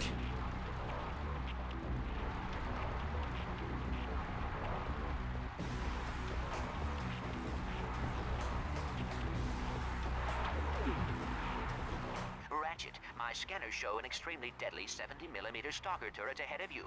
You need to get behind cover immediately. The shields on that turret are impenetrable. You will have to use an EMP to take them down. Command your bot to toss out an EMP by pressing the left directional button.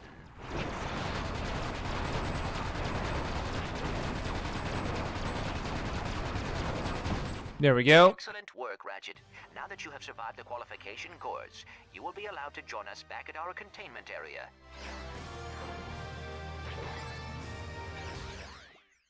We did it. We won our arena.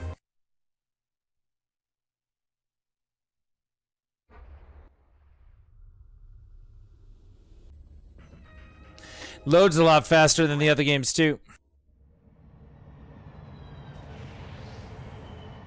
This is the interplanetary transport. It will take you to Dread Zone battle courses on other planets. It travels on a planned course.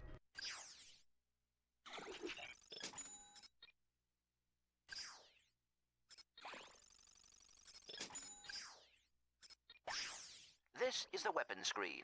Here, you can select any weapon you own and modify it.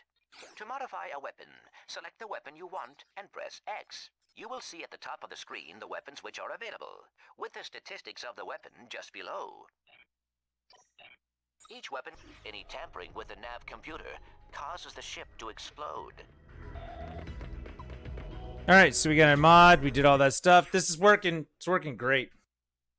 Man, I love this retro tank. Alright, so all of the Ratchet and Clank games have been checked. The Jak and Daxter games have been checked. It is time now to take a look at Sly Cooper. After this, though, I am going to switch out one more system. I do have one Saturn game to test tonight, and I haven't really plugged the Saturn into the retro tank yet to take a look at it. So once we get done with this test, which I'm going to tell you right now, it's probably going to take a couple levels. I don't know why, but I just think Sly Cooper should take a couple levels. It's one of those things. But I am going to hook up the Saturn and see what that looks like and see if the Vampire Savior game is working. Excuse me. All of a sudden I had like 3 hiccups in a row. The Darkstalkers game that we got for Saturn today, I'm going to check to see if that's working. This, though, one of my favorite games ever. That's why I think it might take a couple levels in order to, you know, we got to test it, right? We got to test it thoroughly.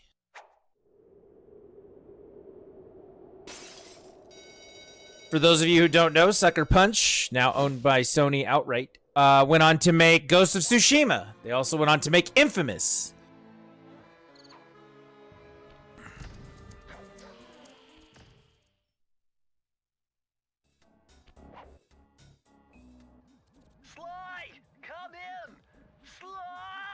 Do you read me? Yeah, I read you. Loud and... Loud. Sorry, I'm a little nervous. Trying to break into police headquarters does that. Get over it, Bentley. You're safe in the van. I'm the thief here. I've got to steal that file from Inspector Carmelita Fox. Well, count on me to be your eyes and ears, buddy. Got their security system totally scoped. To get inside, you're gonna have to go through that air vent. All right. I'm going in. And don't forget you got me at the wheel, Sly. Let's go. All you gotta do is grab the file and get back to the van. We'll do the rest. Just keep that engine running, Murray. I'll be down in no time.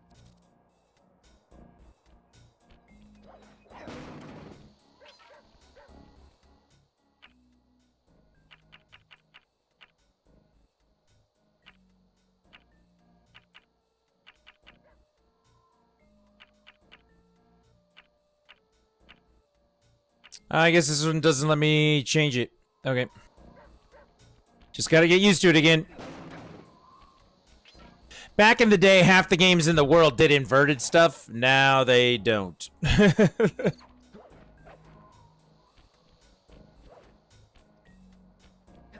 So I'm pushing one direction, trying to figure out which way to turn the camera, and it's going the other way. Hey, Bentley, I think I'm seeing things.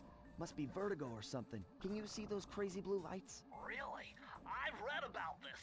Master raccoon thieves are able to sense thieving opportunities, which manifest themselves as unexplainable blue auras. According to my research, all you have to do is get near them and hold down the circle button, and you should perform a super sneaky master thief. The other two things, Sly Cooper 2 and 3, I've never finished those either. I just like the first one. I just love this first game. I should probably do that. What do you think? One of these days? Another one of the things we're gonna have to work on?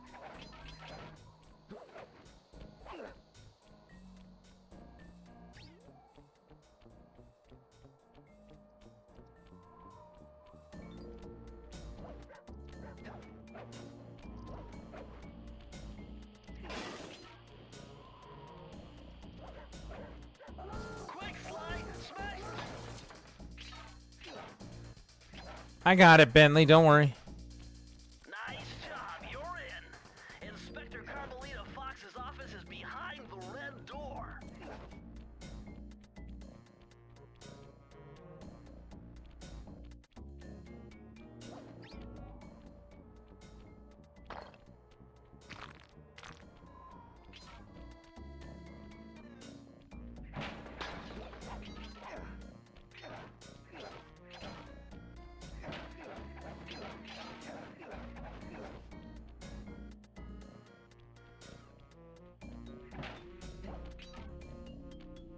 Way to go, Sly. This is where Inspector Carmelita Fox stashes all her important files. I hacked into the police security mainframe and discovered this vault's combo. Try dialing in 937.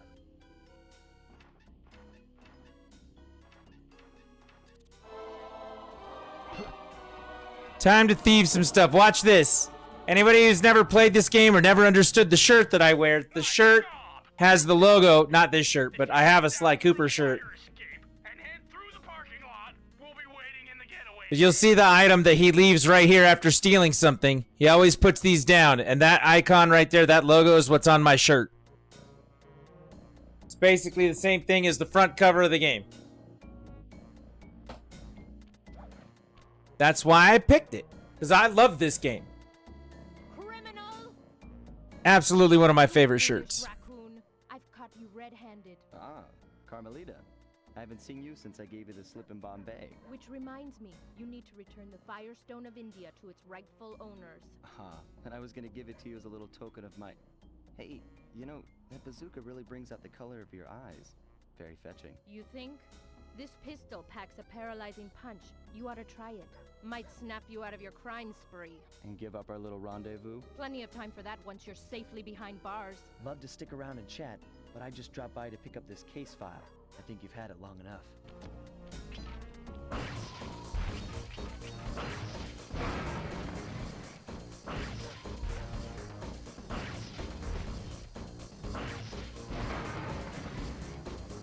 All right, we're down on the street.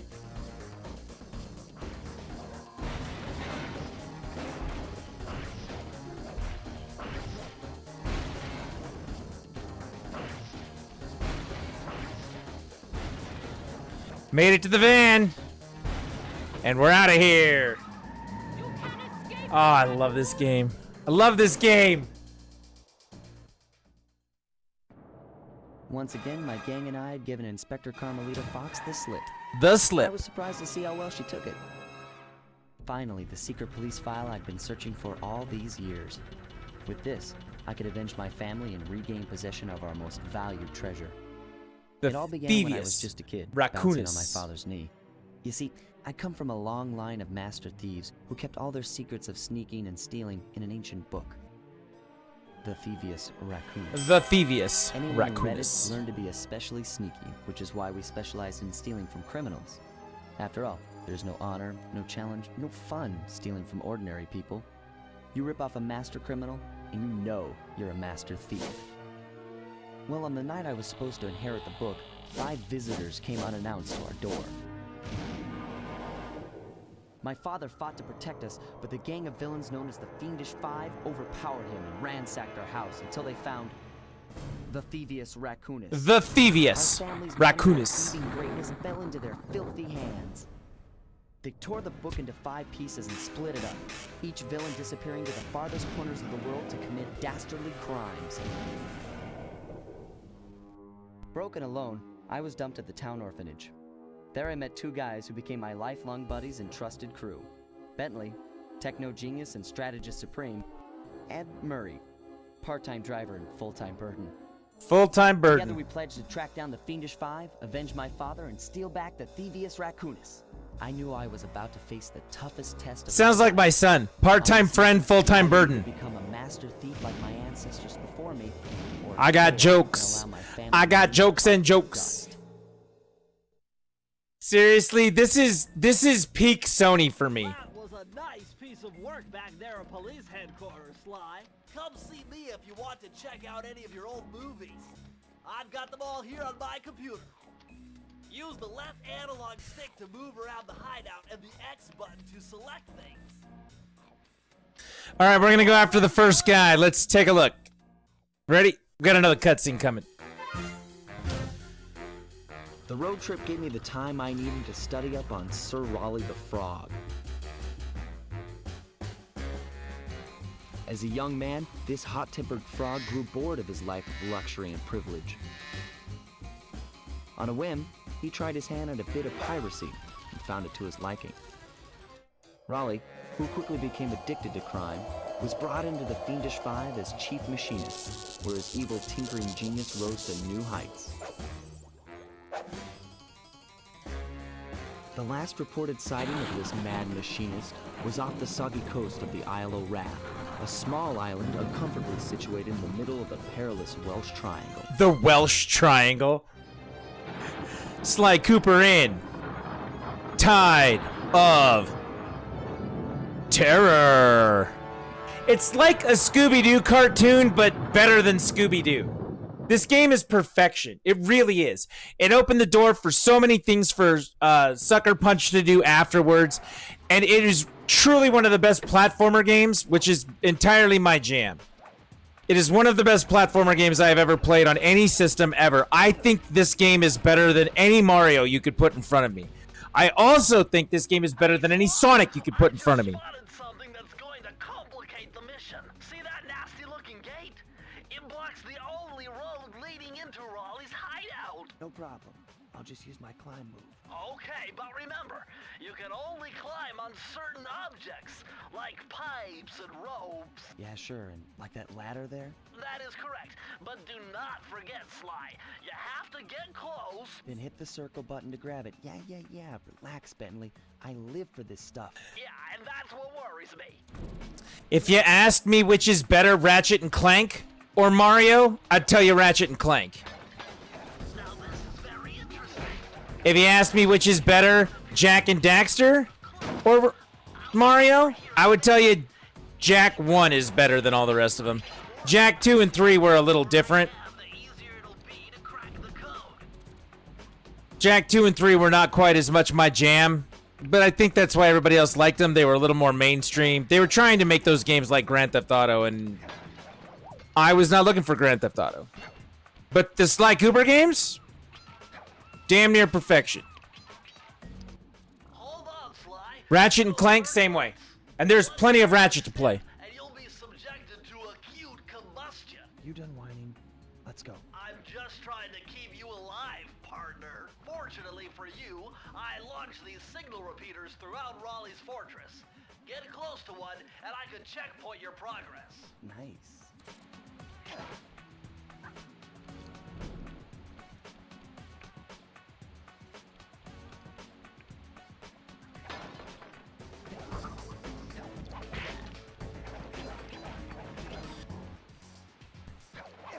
Yeah, I mean, people will go on and on and on about God of War and everything else that Sony did, and that's fine. This, for me, this was always it. These were my favorite types of games, and these were the best of those types of games. So, yeah, I love them. Absolutely love them. I gotta get out of here, back to the beginning. We jump on here, and then we jump over, and now we're out here. And why? So that we can get these bottles. Because if we miss bottles, then we don't get the power-ups in the game. So we're just going to keep on keeping on. But yeah, this game is damn near perfection.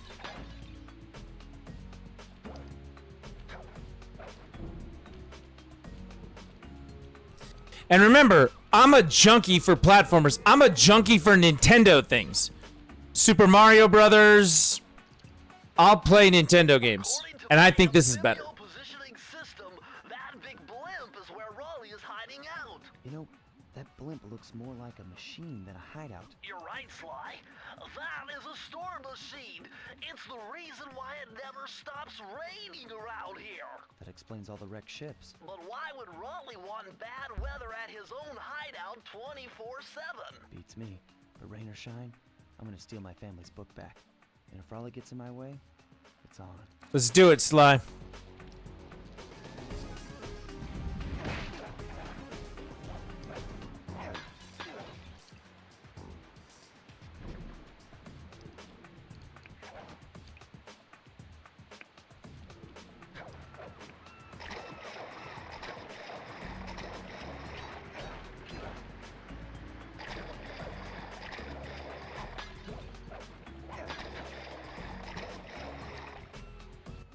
Nice job so far, Sly.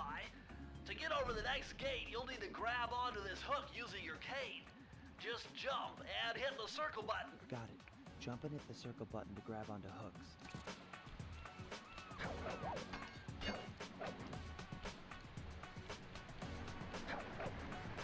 And again, as we have been talking for the last few days with the acquisition of the Retro Tank, these games, they feel better on a PS2 controller on the original hardware than they do on, let's say, the digital conversion of the PS3.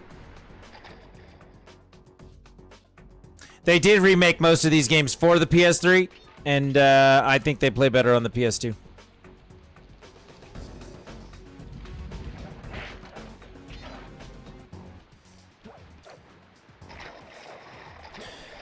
And with the Retro Tank, old systems become new again. Or more importantly, old systems stay old and become playable on new televisions again.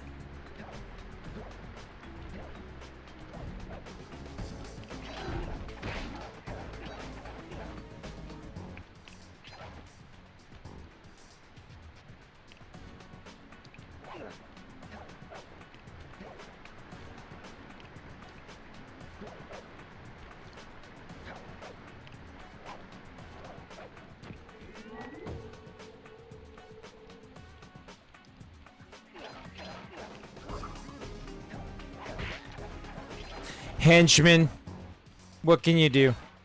All right, now that we've stopped those spotlights, it's time to go find the rest of the bottles. We got 4 left to get. If you can locate all the clues in this area, I should be able to crack the code and get you inside it. Oh, there's the rope. And there's some bottles.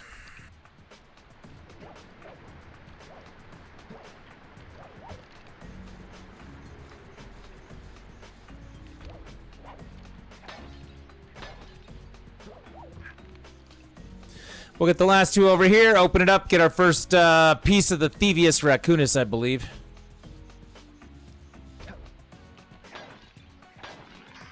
You found it, Sly! That's the final clue to crack the code! Now, press the circle to enter the vault code. The clues have led me to believe that the code for this vault is 792.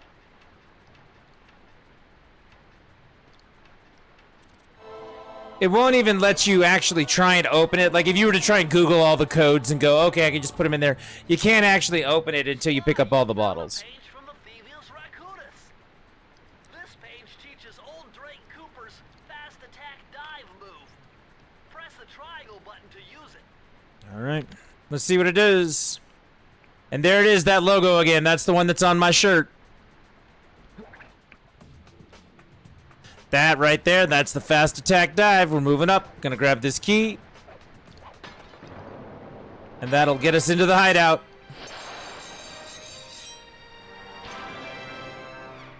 It is. This game is so perfect. We use the key, and in we go. Time to start our thieving.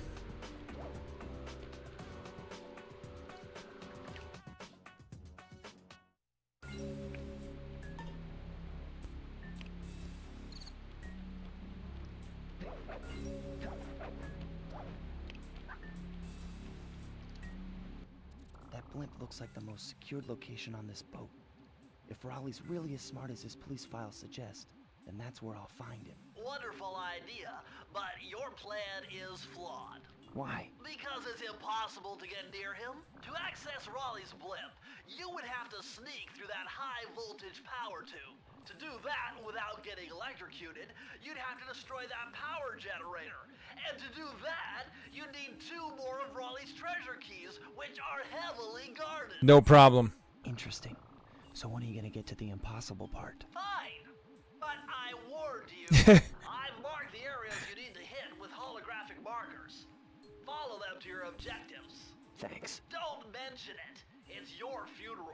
So the personalities of the characters in the game just really make it special. And I think that's one of the reasons I like these games more than, let's say, Mario. Ratchet and Clank, the dynamic between Ratchet and Clank is amazing. The dynamic between Jak and Daxter is amazing. The dynamic between Sly Cooper, Bentley, and Murray are all fantastic. And the way that they do character development, instead of just, you know, a quiet dude who jumps on the bad guys, that character development and story development is just phenomenal. And that's what makes these games special and amazing. It really is.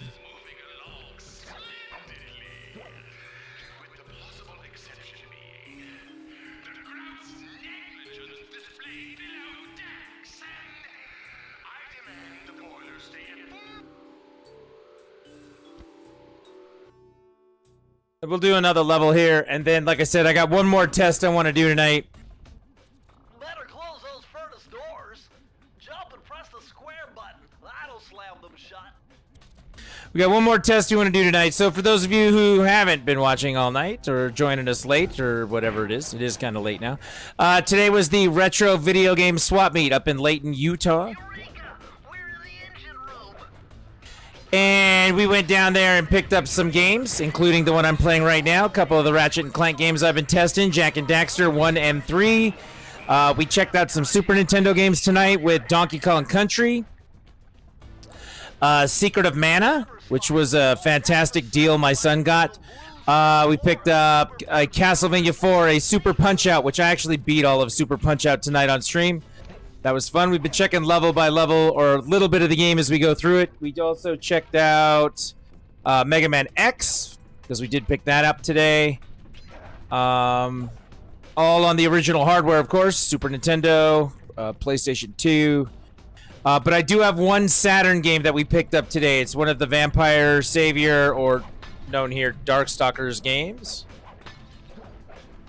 Darkstalkers is a fantastic fighting game. It's a great game on the Saturn. And I kind of want to check it out. Make sure that it works and everything's good. I also haven't had a chance to really hook up the Saturn yet.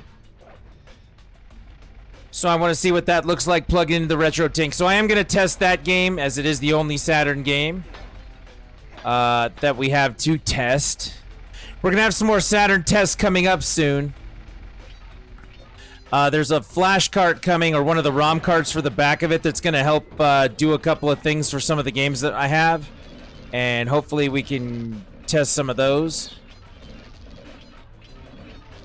But that will be up and coming soon. But as we've been talking about, I'm streaming everywhere now, so I'm on a Facebook page. If you haven't done that, exclamation point Facebook and chat, we'll get you the link to that. Exclamation point YouTube, we'll get you the link to the YouTube. We'll do live streaming, and then I'm trying to edit some videos and put them up there so that you can catch replays and enjoy what has been going on. Hopefully that'll work out for you. But yeah, you can check those things out and see what's going on and make suggestions about things. I think I want to have some more YouTube videos up of like full playthroughs through video games. So if I finish Sly Cooper here, I'm going to put up a series of videos, record the playthrough. That way you can go, hey, I've never seen Sly Cooper, but Triscuit's all right. Maybe I should watch this when I'm like bored one day. Or I'm watching the kids and I'm, you know, making them lunch. Maybe I'll throw that on while making a peanut butter and jelly sandwich. You know how it goes. Something to that effect. Give you something to do. Hey, I'm on break at work. Maybe I'll see what Triscuit's been up to, you know? Make it a little easier to interact and see what's going on and be a part of what's happening. That's the idea. But yeah, I think that's the next goal I want to have, or I want to complete. I mean, I've got a couple of goals for the multi-stream that I'm working on, but I want to get some more videos up, like complete playthroughs of things.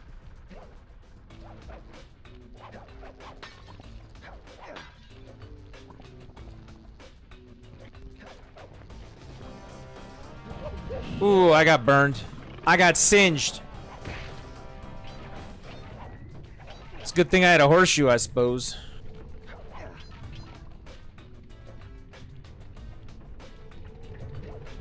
But yep, that's what we're doing right now.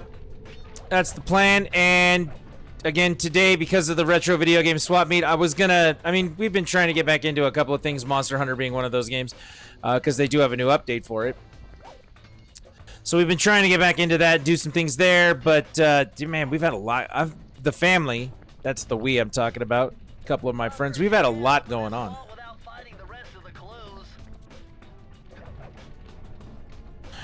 So we're working on it.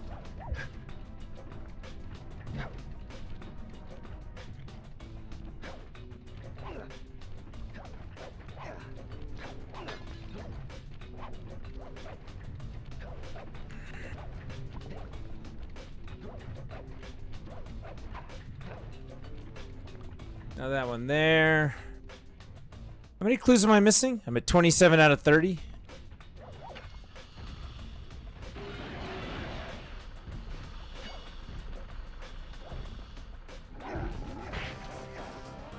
Pretty sure there's some down here. Yeah, there's some. That is 29 out of 30. I bet I missed one off the grates at the beginning.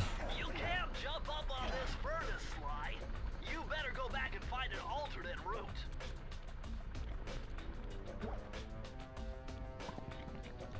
I am missing one.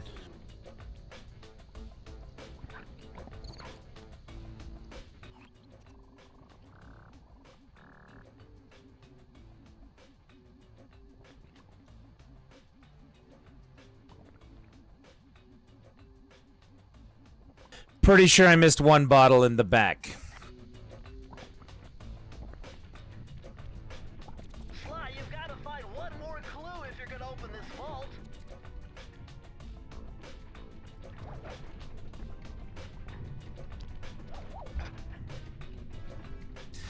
And to get it, I'm going to have to go all the way back to the beginning.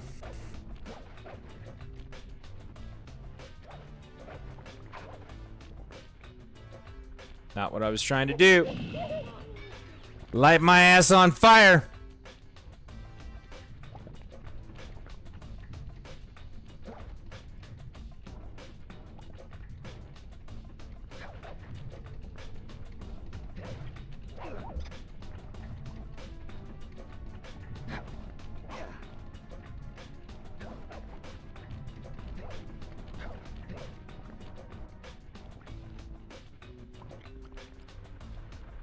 Alright, let's get this part. We're just going to finish up here, get the key.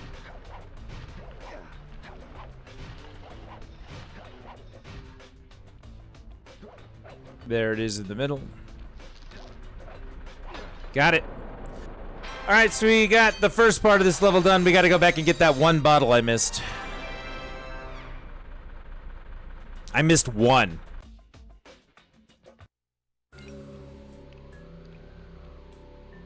Since I'm thinking about it, I'm going to do it right now.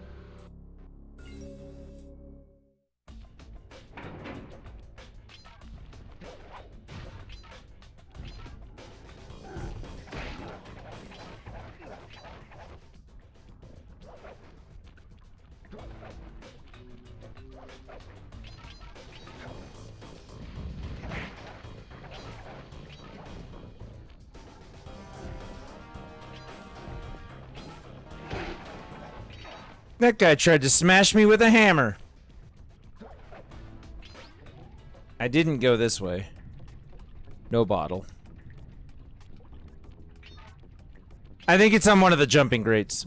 I'll figure that out in a second. So we're gonna get to the first one in just a moment. I got the bottle around there. There.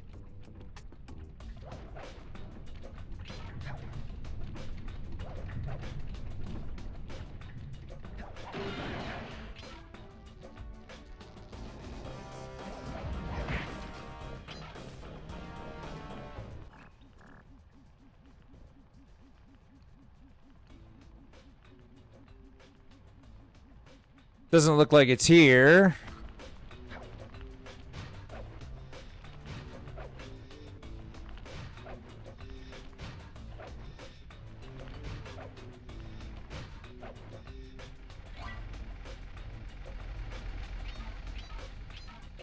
Turn around and double check, though. No bottle on the ground. Okay.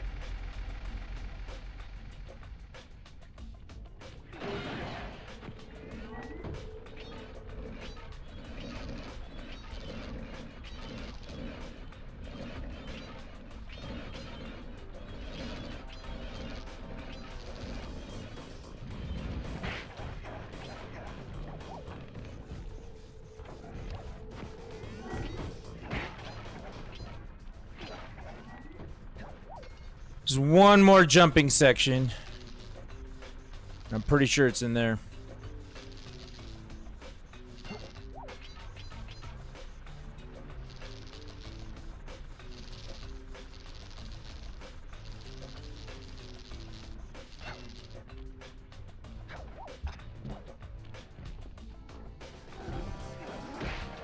And here it is.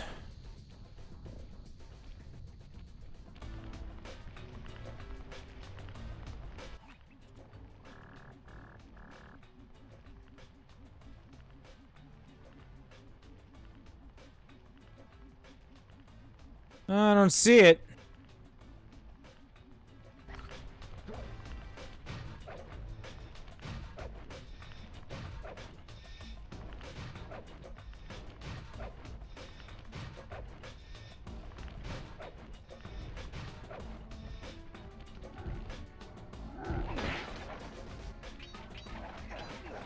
Nope. No bottle. Well, I really messed something up if I missed this.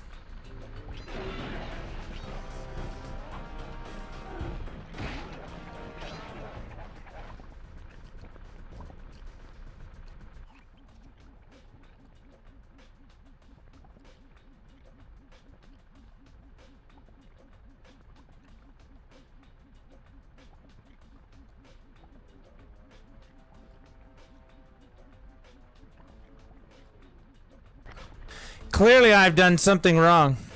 I'll have to come back in and look at it when I'm feeling a little more up to it.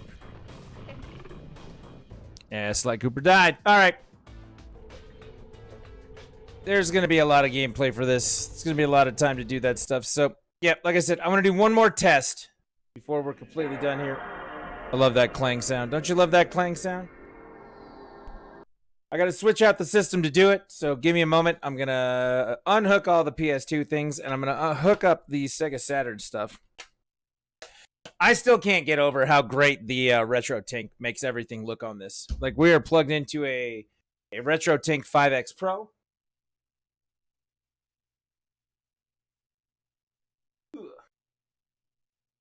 And what that box does is it takes your old systems, it converts an audio-video signal, so your red, white, and yellow into it, or your composite into it, or whatever it is that you're plugged into. You take that and you make it the proper aspect ratio. You fix things like scan lines and refresh rates and all the things that made CRT TV do the thing, and all the things that HD TV does not do the thing on anymore. And when that happens, all of a sudden your old games are playable on everything. If it's got an HDMI port, all of a sudden your computer monitor, your flat screen TV, whatever else it is, becomes the equivalent of a CRT monitor back in the day. And you can change all sorts of settings. You want to adjust scan lines so it does look like your old CRT, you can add 25%, 50%, 80%, 100% scan line. You know, depending on how janky your TV you're used to playing on was. You can make all of those adjustments, and it's awesome. Absolutely awesome. And the benefit for me right now, we're streaming these old games and we're playing them on the original hardware. We're playing original Super Nintendo stuff. Right here behind me on the ottoman, you can see there's PS2 and controller, there's a SNES, there's an 8-bit Nintendo, there's all these different things. You can kind of see them back there. But they're running on the original hardware. Like, this is the original system. And I haven't been able to hook up my 8-bit Nintendo and play it on anything modern in a very, very, very long time. A very long time. Yesterday, we plugged it in to do some testing, and it just worked. it just, because it was hooked up AV to that on the front loader, the old front loader Nintendo, it has audio video slots on the side. We hooked it up to the RetroTink. It just powered on and started playing. I beat Mega Man 2 on an original Nintendo controller with the original cartridge, and it just worked.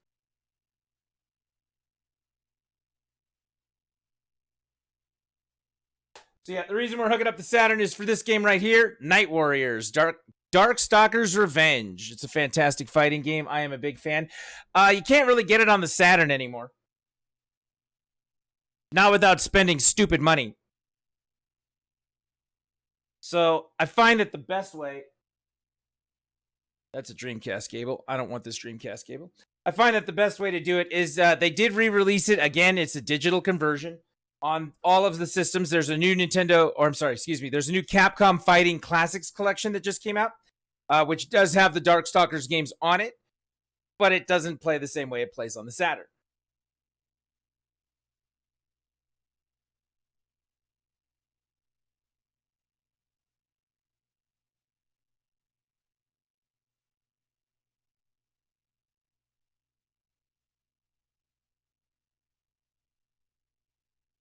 So if you want to play it its original way, you got to get one of these bad boys out.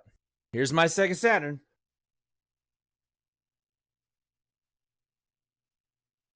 Power's in.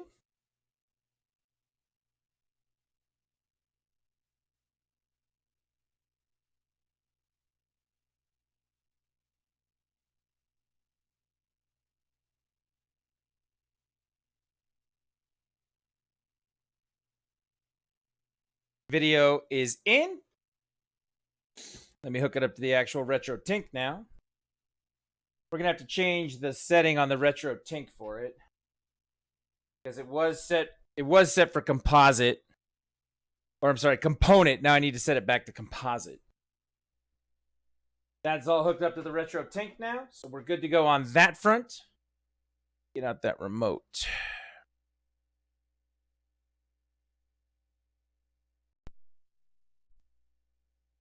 Composite. There it is. Let's hook this controller up. We got one of the original 6-button dogboat looking controllers for the Saturn. We're going to fire this up. See what it does.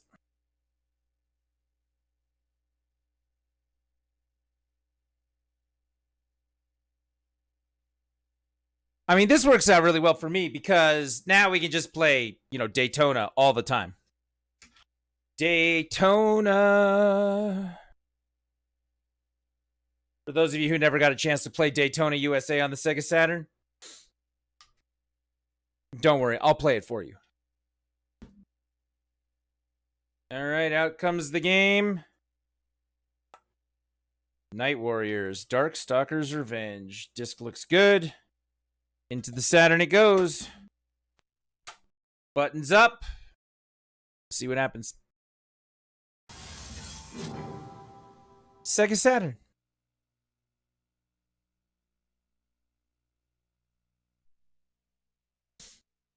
How about them apples?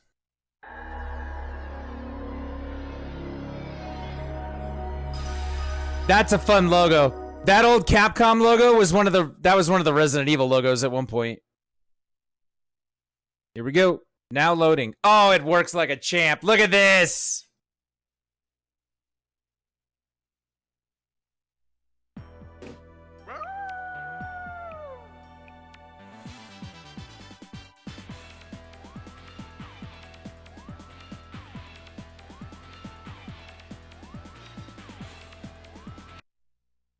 Darkstalkers Revenge. My monitor is giving me an error. This is out of range. Let's see if we can't fix that. It's not S-Video. It's not that. It's definitely not that. So composite there. Let's see if the resolution change will make a difference. Not 1440p. Not 720p. 768? Definitely not that. 480p. This is basically what it originally looked like, but The conversion's not working very well. 1080p fill, 1080p over, 1080p under. I still think 1200p is the best way to go. So let's check this next setting.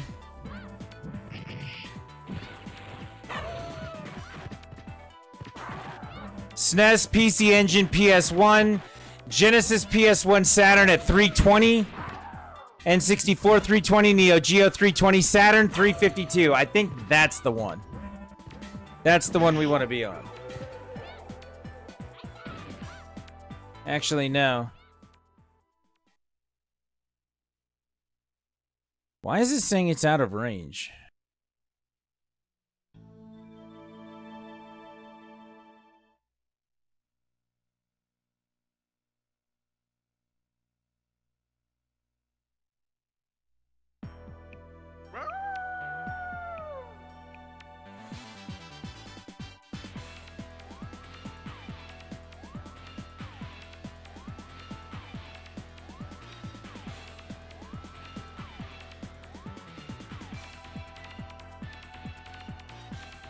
I'm not saying it's okay now. I think we're good. Let's fire it up.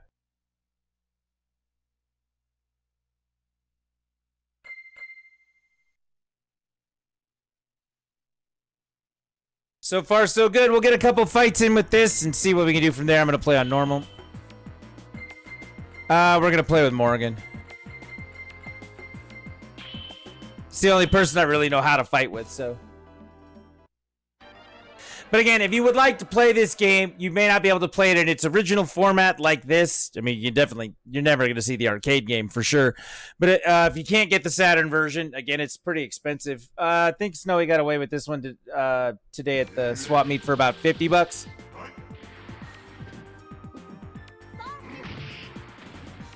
But yeah, I mean, if you're not willing to spend between $70 and $100 to play it, you can grab that Capcom Fight Collection.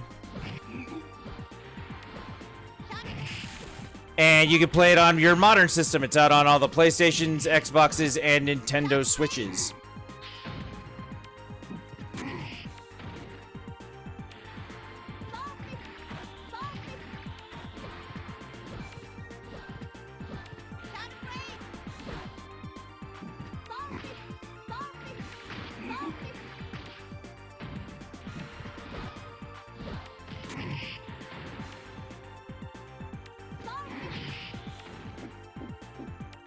Yeah, this game is basically, if you've never seen Darkstalkers before, it's basically Street Fighter meets Halloween.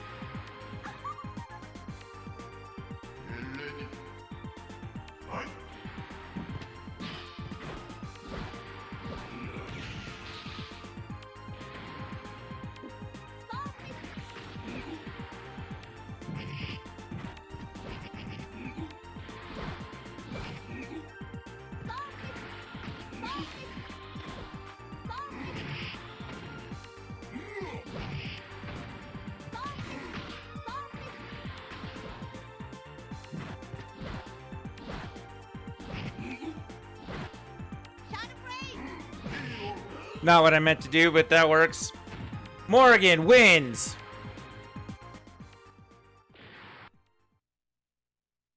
I do like Darkstalkers.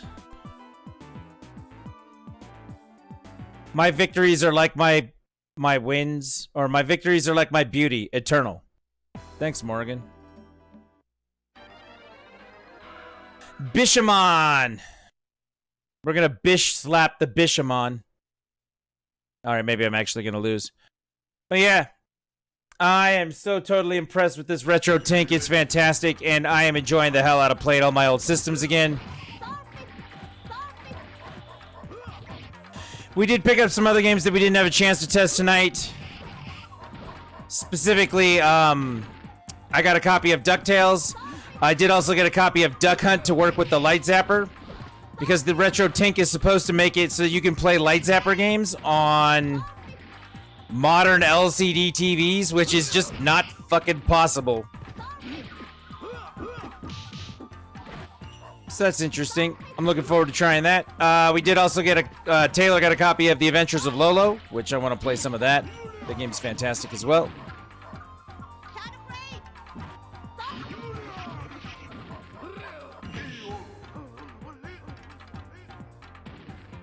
Kit got a copy of Mega Man 2 that we want to check and make sure everything's kosher with, even though I beat it last night on stream. Because, you know, reasons.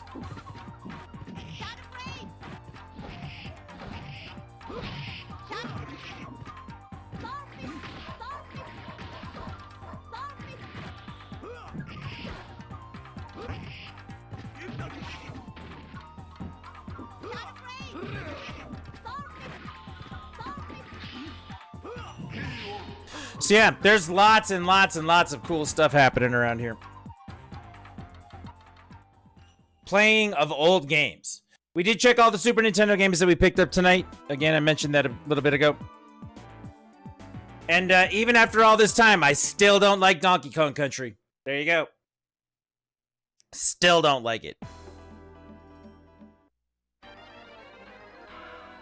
Cienko. Hia Cienko. Cienko.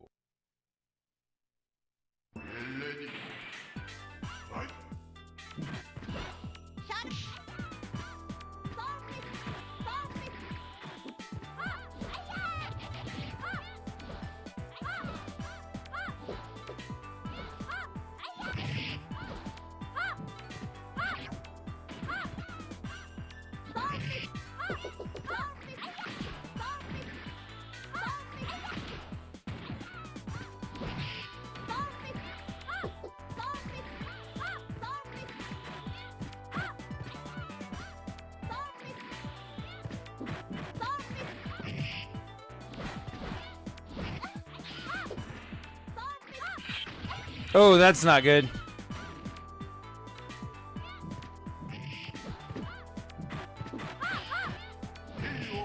Got her. Take that. This is just pure Street Fighter, old school Street Fighter play. Whatever I remember from that's what I'm trying to do. Low kicks, that's a good way to do it. Fireballs, that's a good way to do it too. Throws, that's an even better way.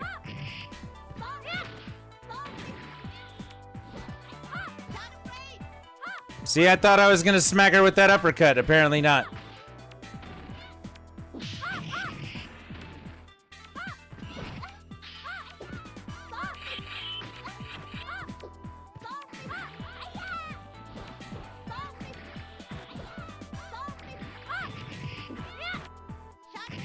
There we go. Don't go up on me.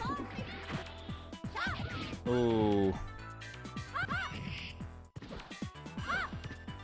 All I have to do is tap her and she'll die. Like, let's go. But yep, original hardware. This is it. I'm just still, like, the thing showed up on Thursday. We've been testing it Thursday, Friday, Saturday now. And I am just floored at how great this is.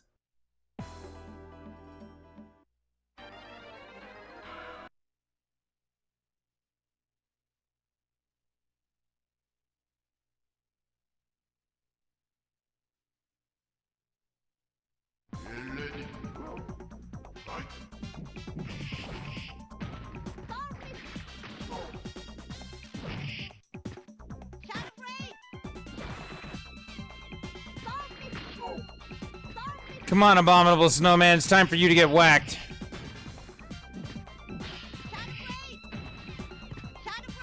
Nope, that wasn't what I was trying to do.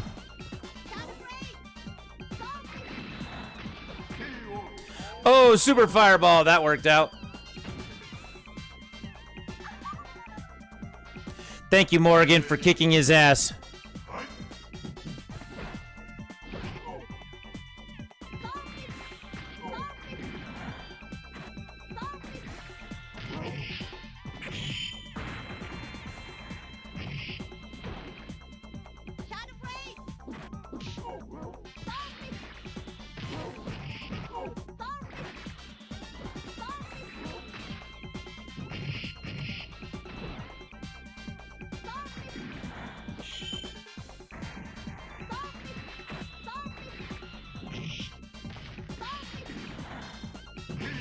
Got him. I feel like I'm holding my own here. I'm doing okay since I haven't played Darkstalkers in a very, very, very... I think the last time I played this game, I actually played it on the Saturn, and that would have been like 15 years ago? At least? Maybe 20?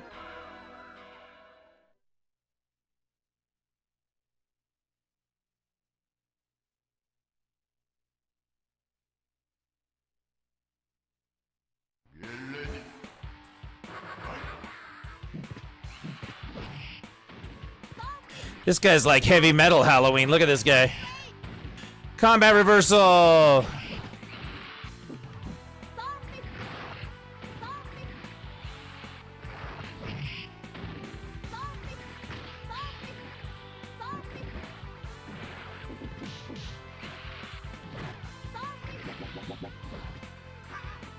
Oh, that didn't feel good.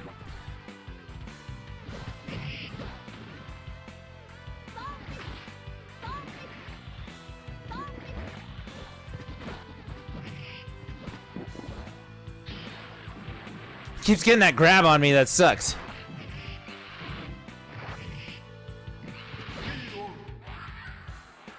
I barely did it, but at least I did it. What's up, Morgan?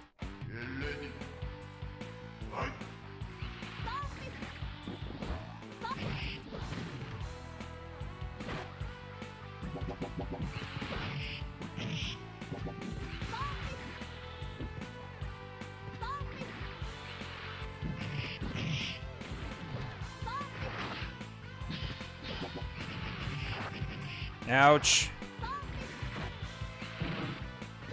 Ouch.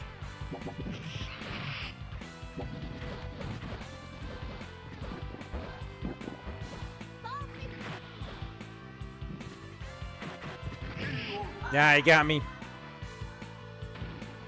All right. He's playing that metal guitar.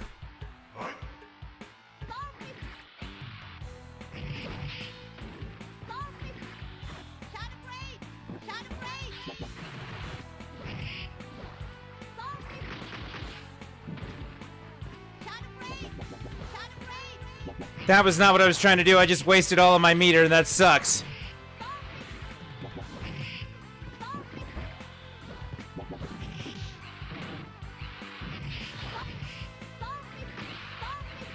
All I gotta do is tap him. There you go. I beat him, but barely. Not bad.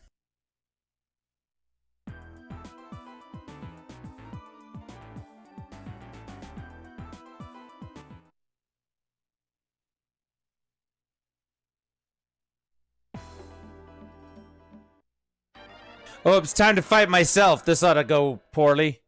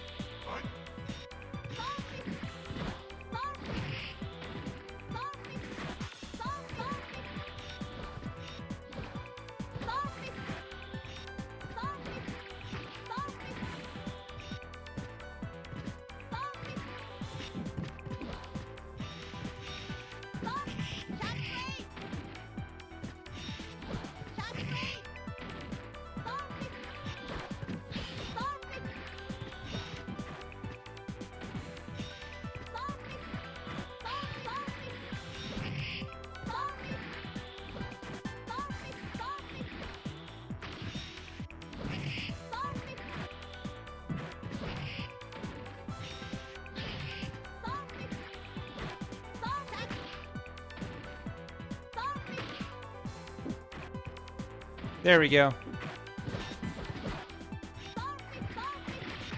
Got her. That is me, by the way.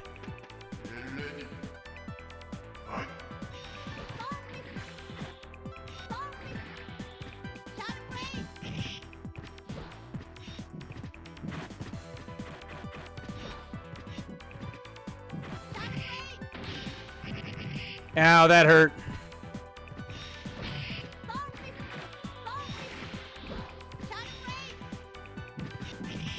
Surprised I dodged that, but I managed to.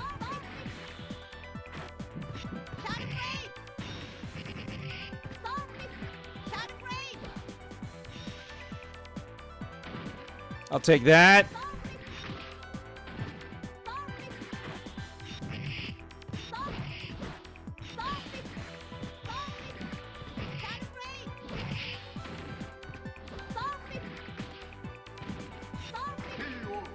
Damn. I'm trying to figure out how to do that as an aerial attack. Because I'm not managing to throw fireballs in midair.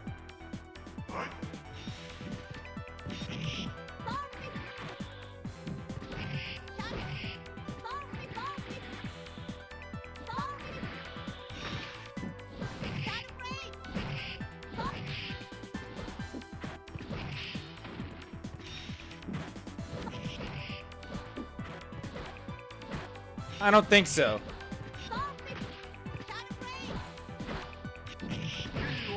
Damn, she tore me up right there. That sucks. Well, I don't know about you, but I think this works. Saturn looks good, plays right. This is not bad. This is not bad. This is not a bad way at all. We have a Wii game and a GameCube game to test. We have some NES games to test. If I can get a 32X over here, we got a 32X game to test. But yeah, NES games.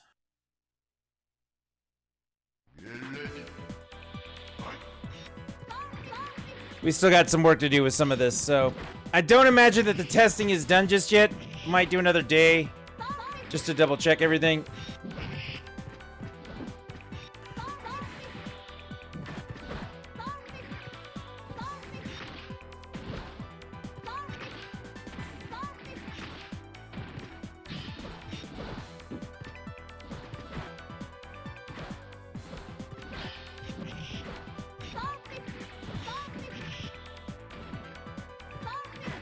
Saturn's working great, though. I'm so happy that this thing's here.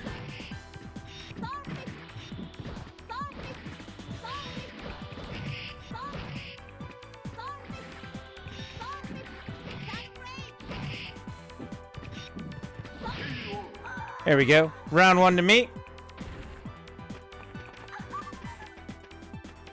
God, everything just works great.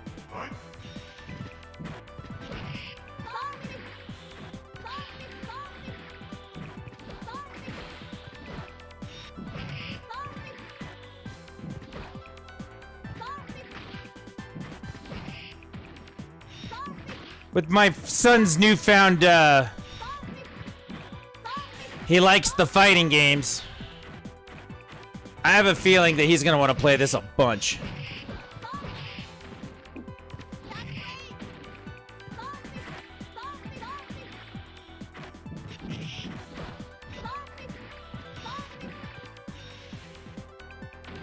Ow.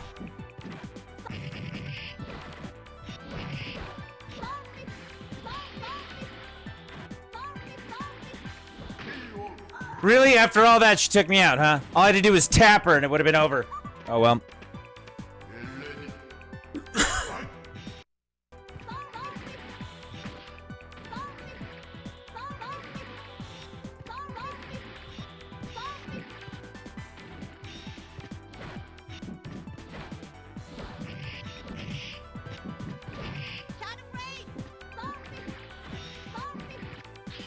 Stop grabbing me.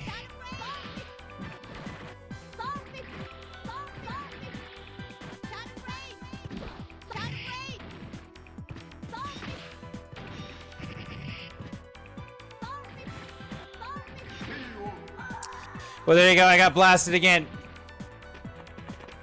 Well, Darkstalkers works great. Again, we picked up tons of stuff today, and I think that the thing I'm happiest about with that,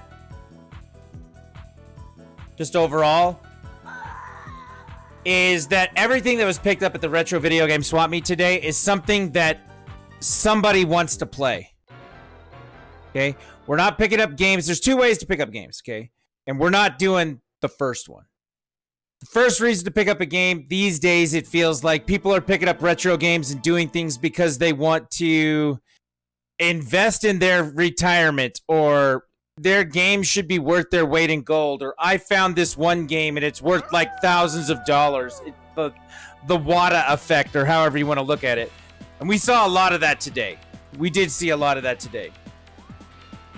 people living and dying by price charting and telling everybody else to get wrecked because, you know, their money is the only thing that matters to them, stuff like that. And this is video games.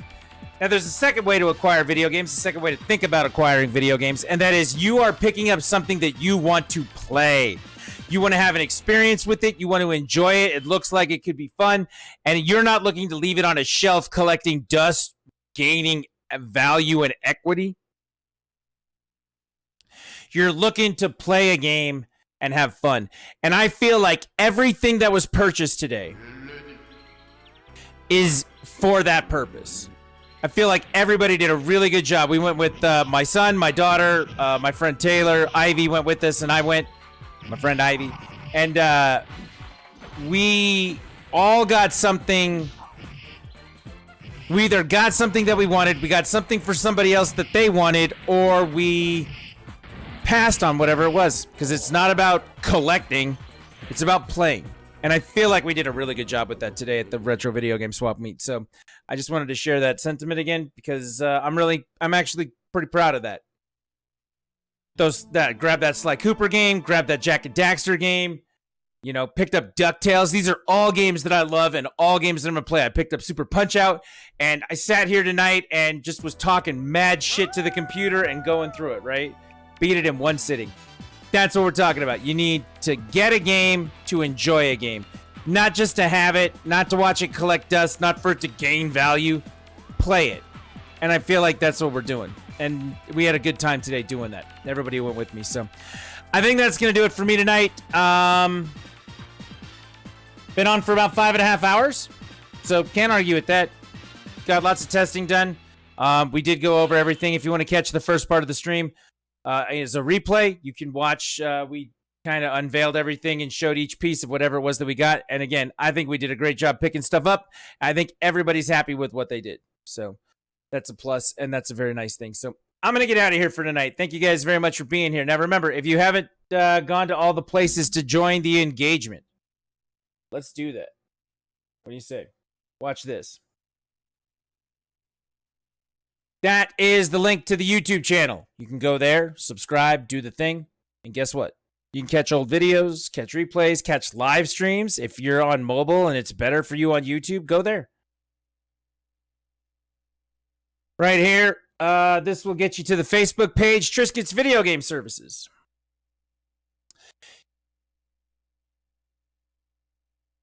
Maybe it'll link there. I'm not sure what's going on with that. Yeah, there it is. It links there. But that'll go there. Follow the page there, and you can come and participate in the conversation, the things that are going on. And also you can join the Discord. We have a community Discord. And you can come see pictures and stuff there. I know in the Discord right now, the rarest games that were found today that were picked up by Snowy, the rarest games... He sent me a picture and I put it up there. He got a copy of Mother 1 and 2 on the Game Boy Advance Japanese import and Mother 3. He got all of them.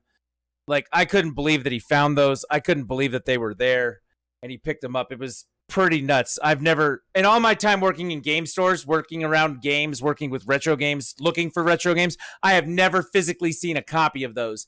And they were just there. He found it. Like, it was crazy. So, yeah. But yeah, you can come be a part of the conversation there as well.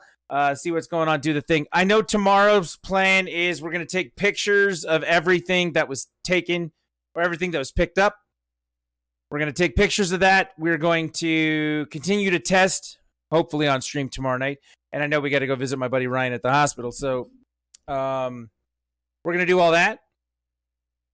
And hopefully we'll see you in all the places where we see people. And we'll do the thing. In the meantime, thank you guys very much for being here. I appreciate it. We'll see you on the next one. Night, everybody. Long day coming to an end.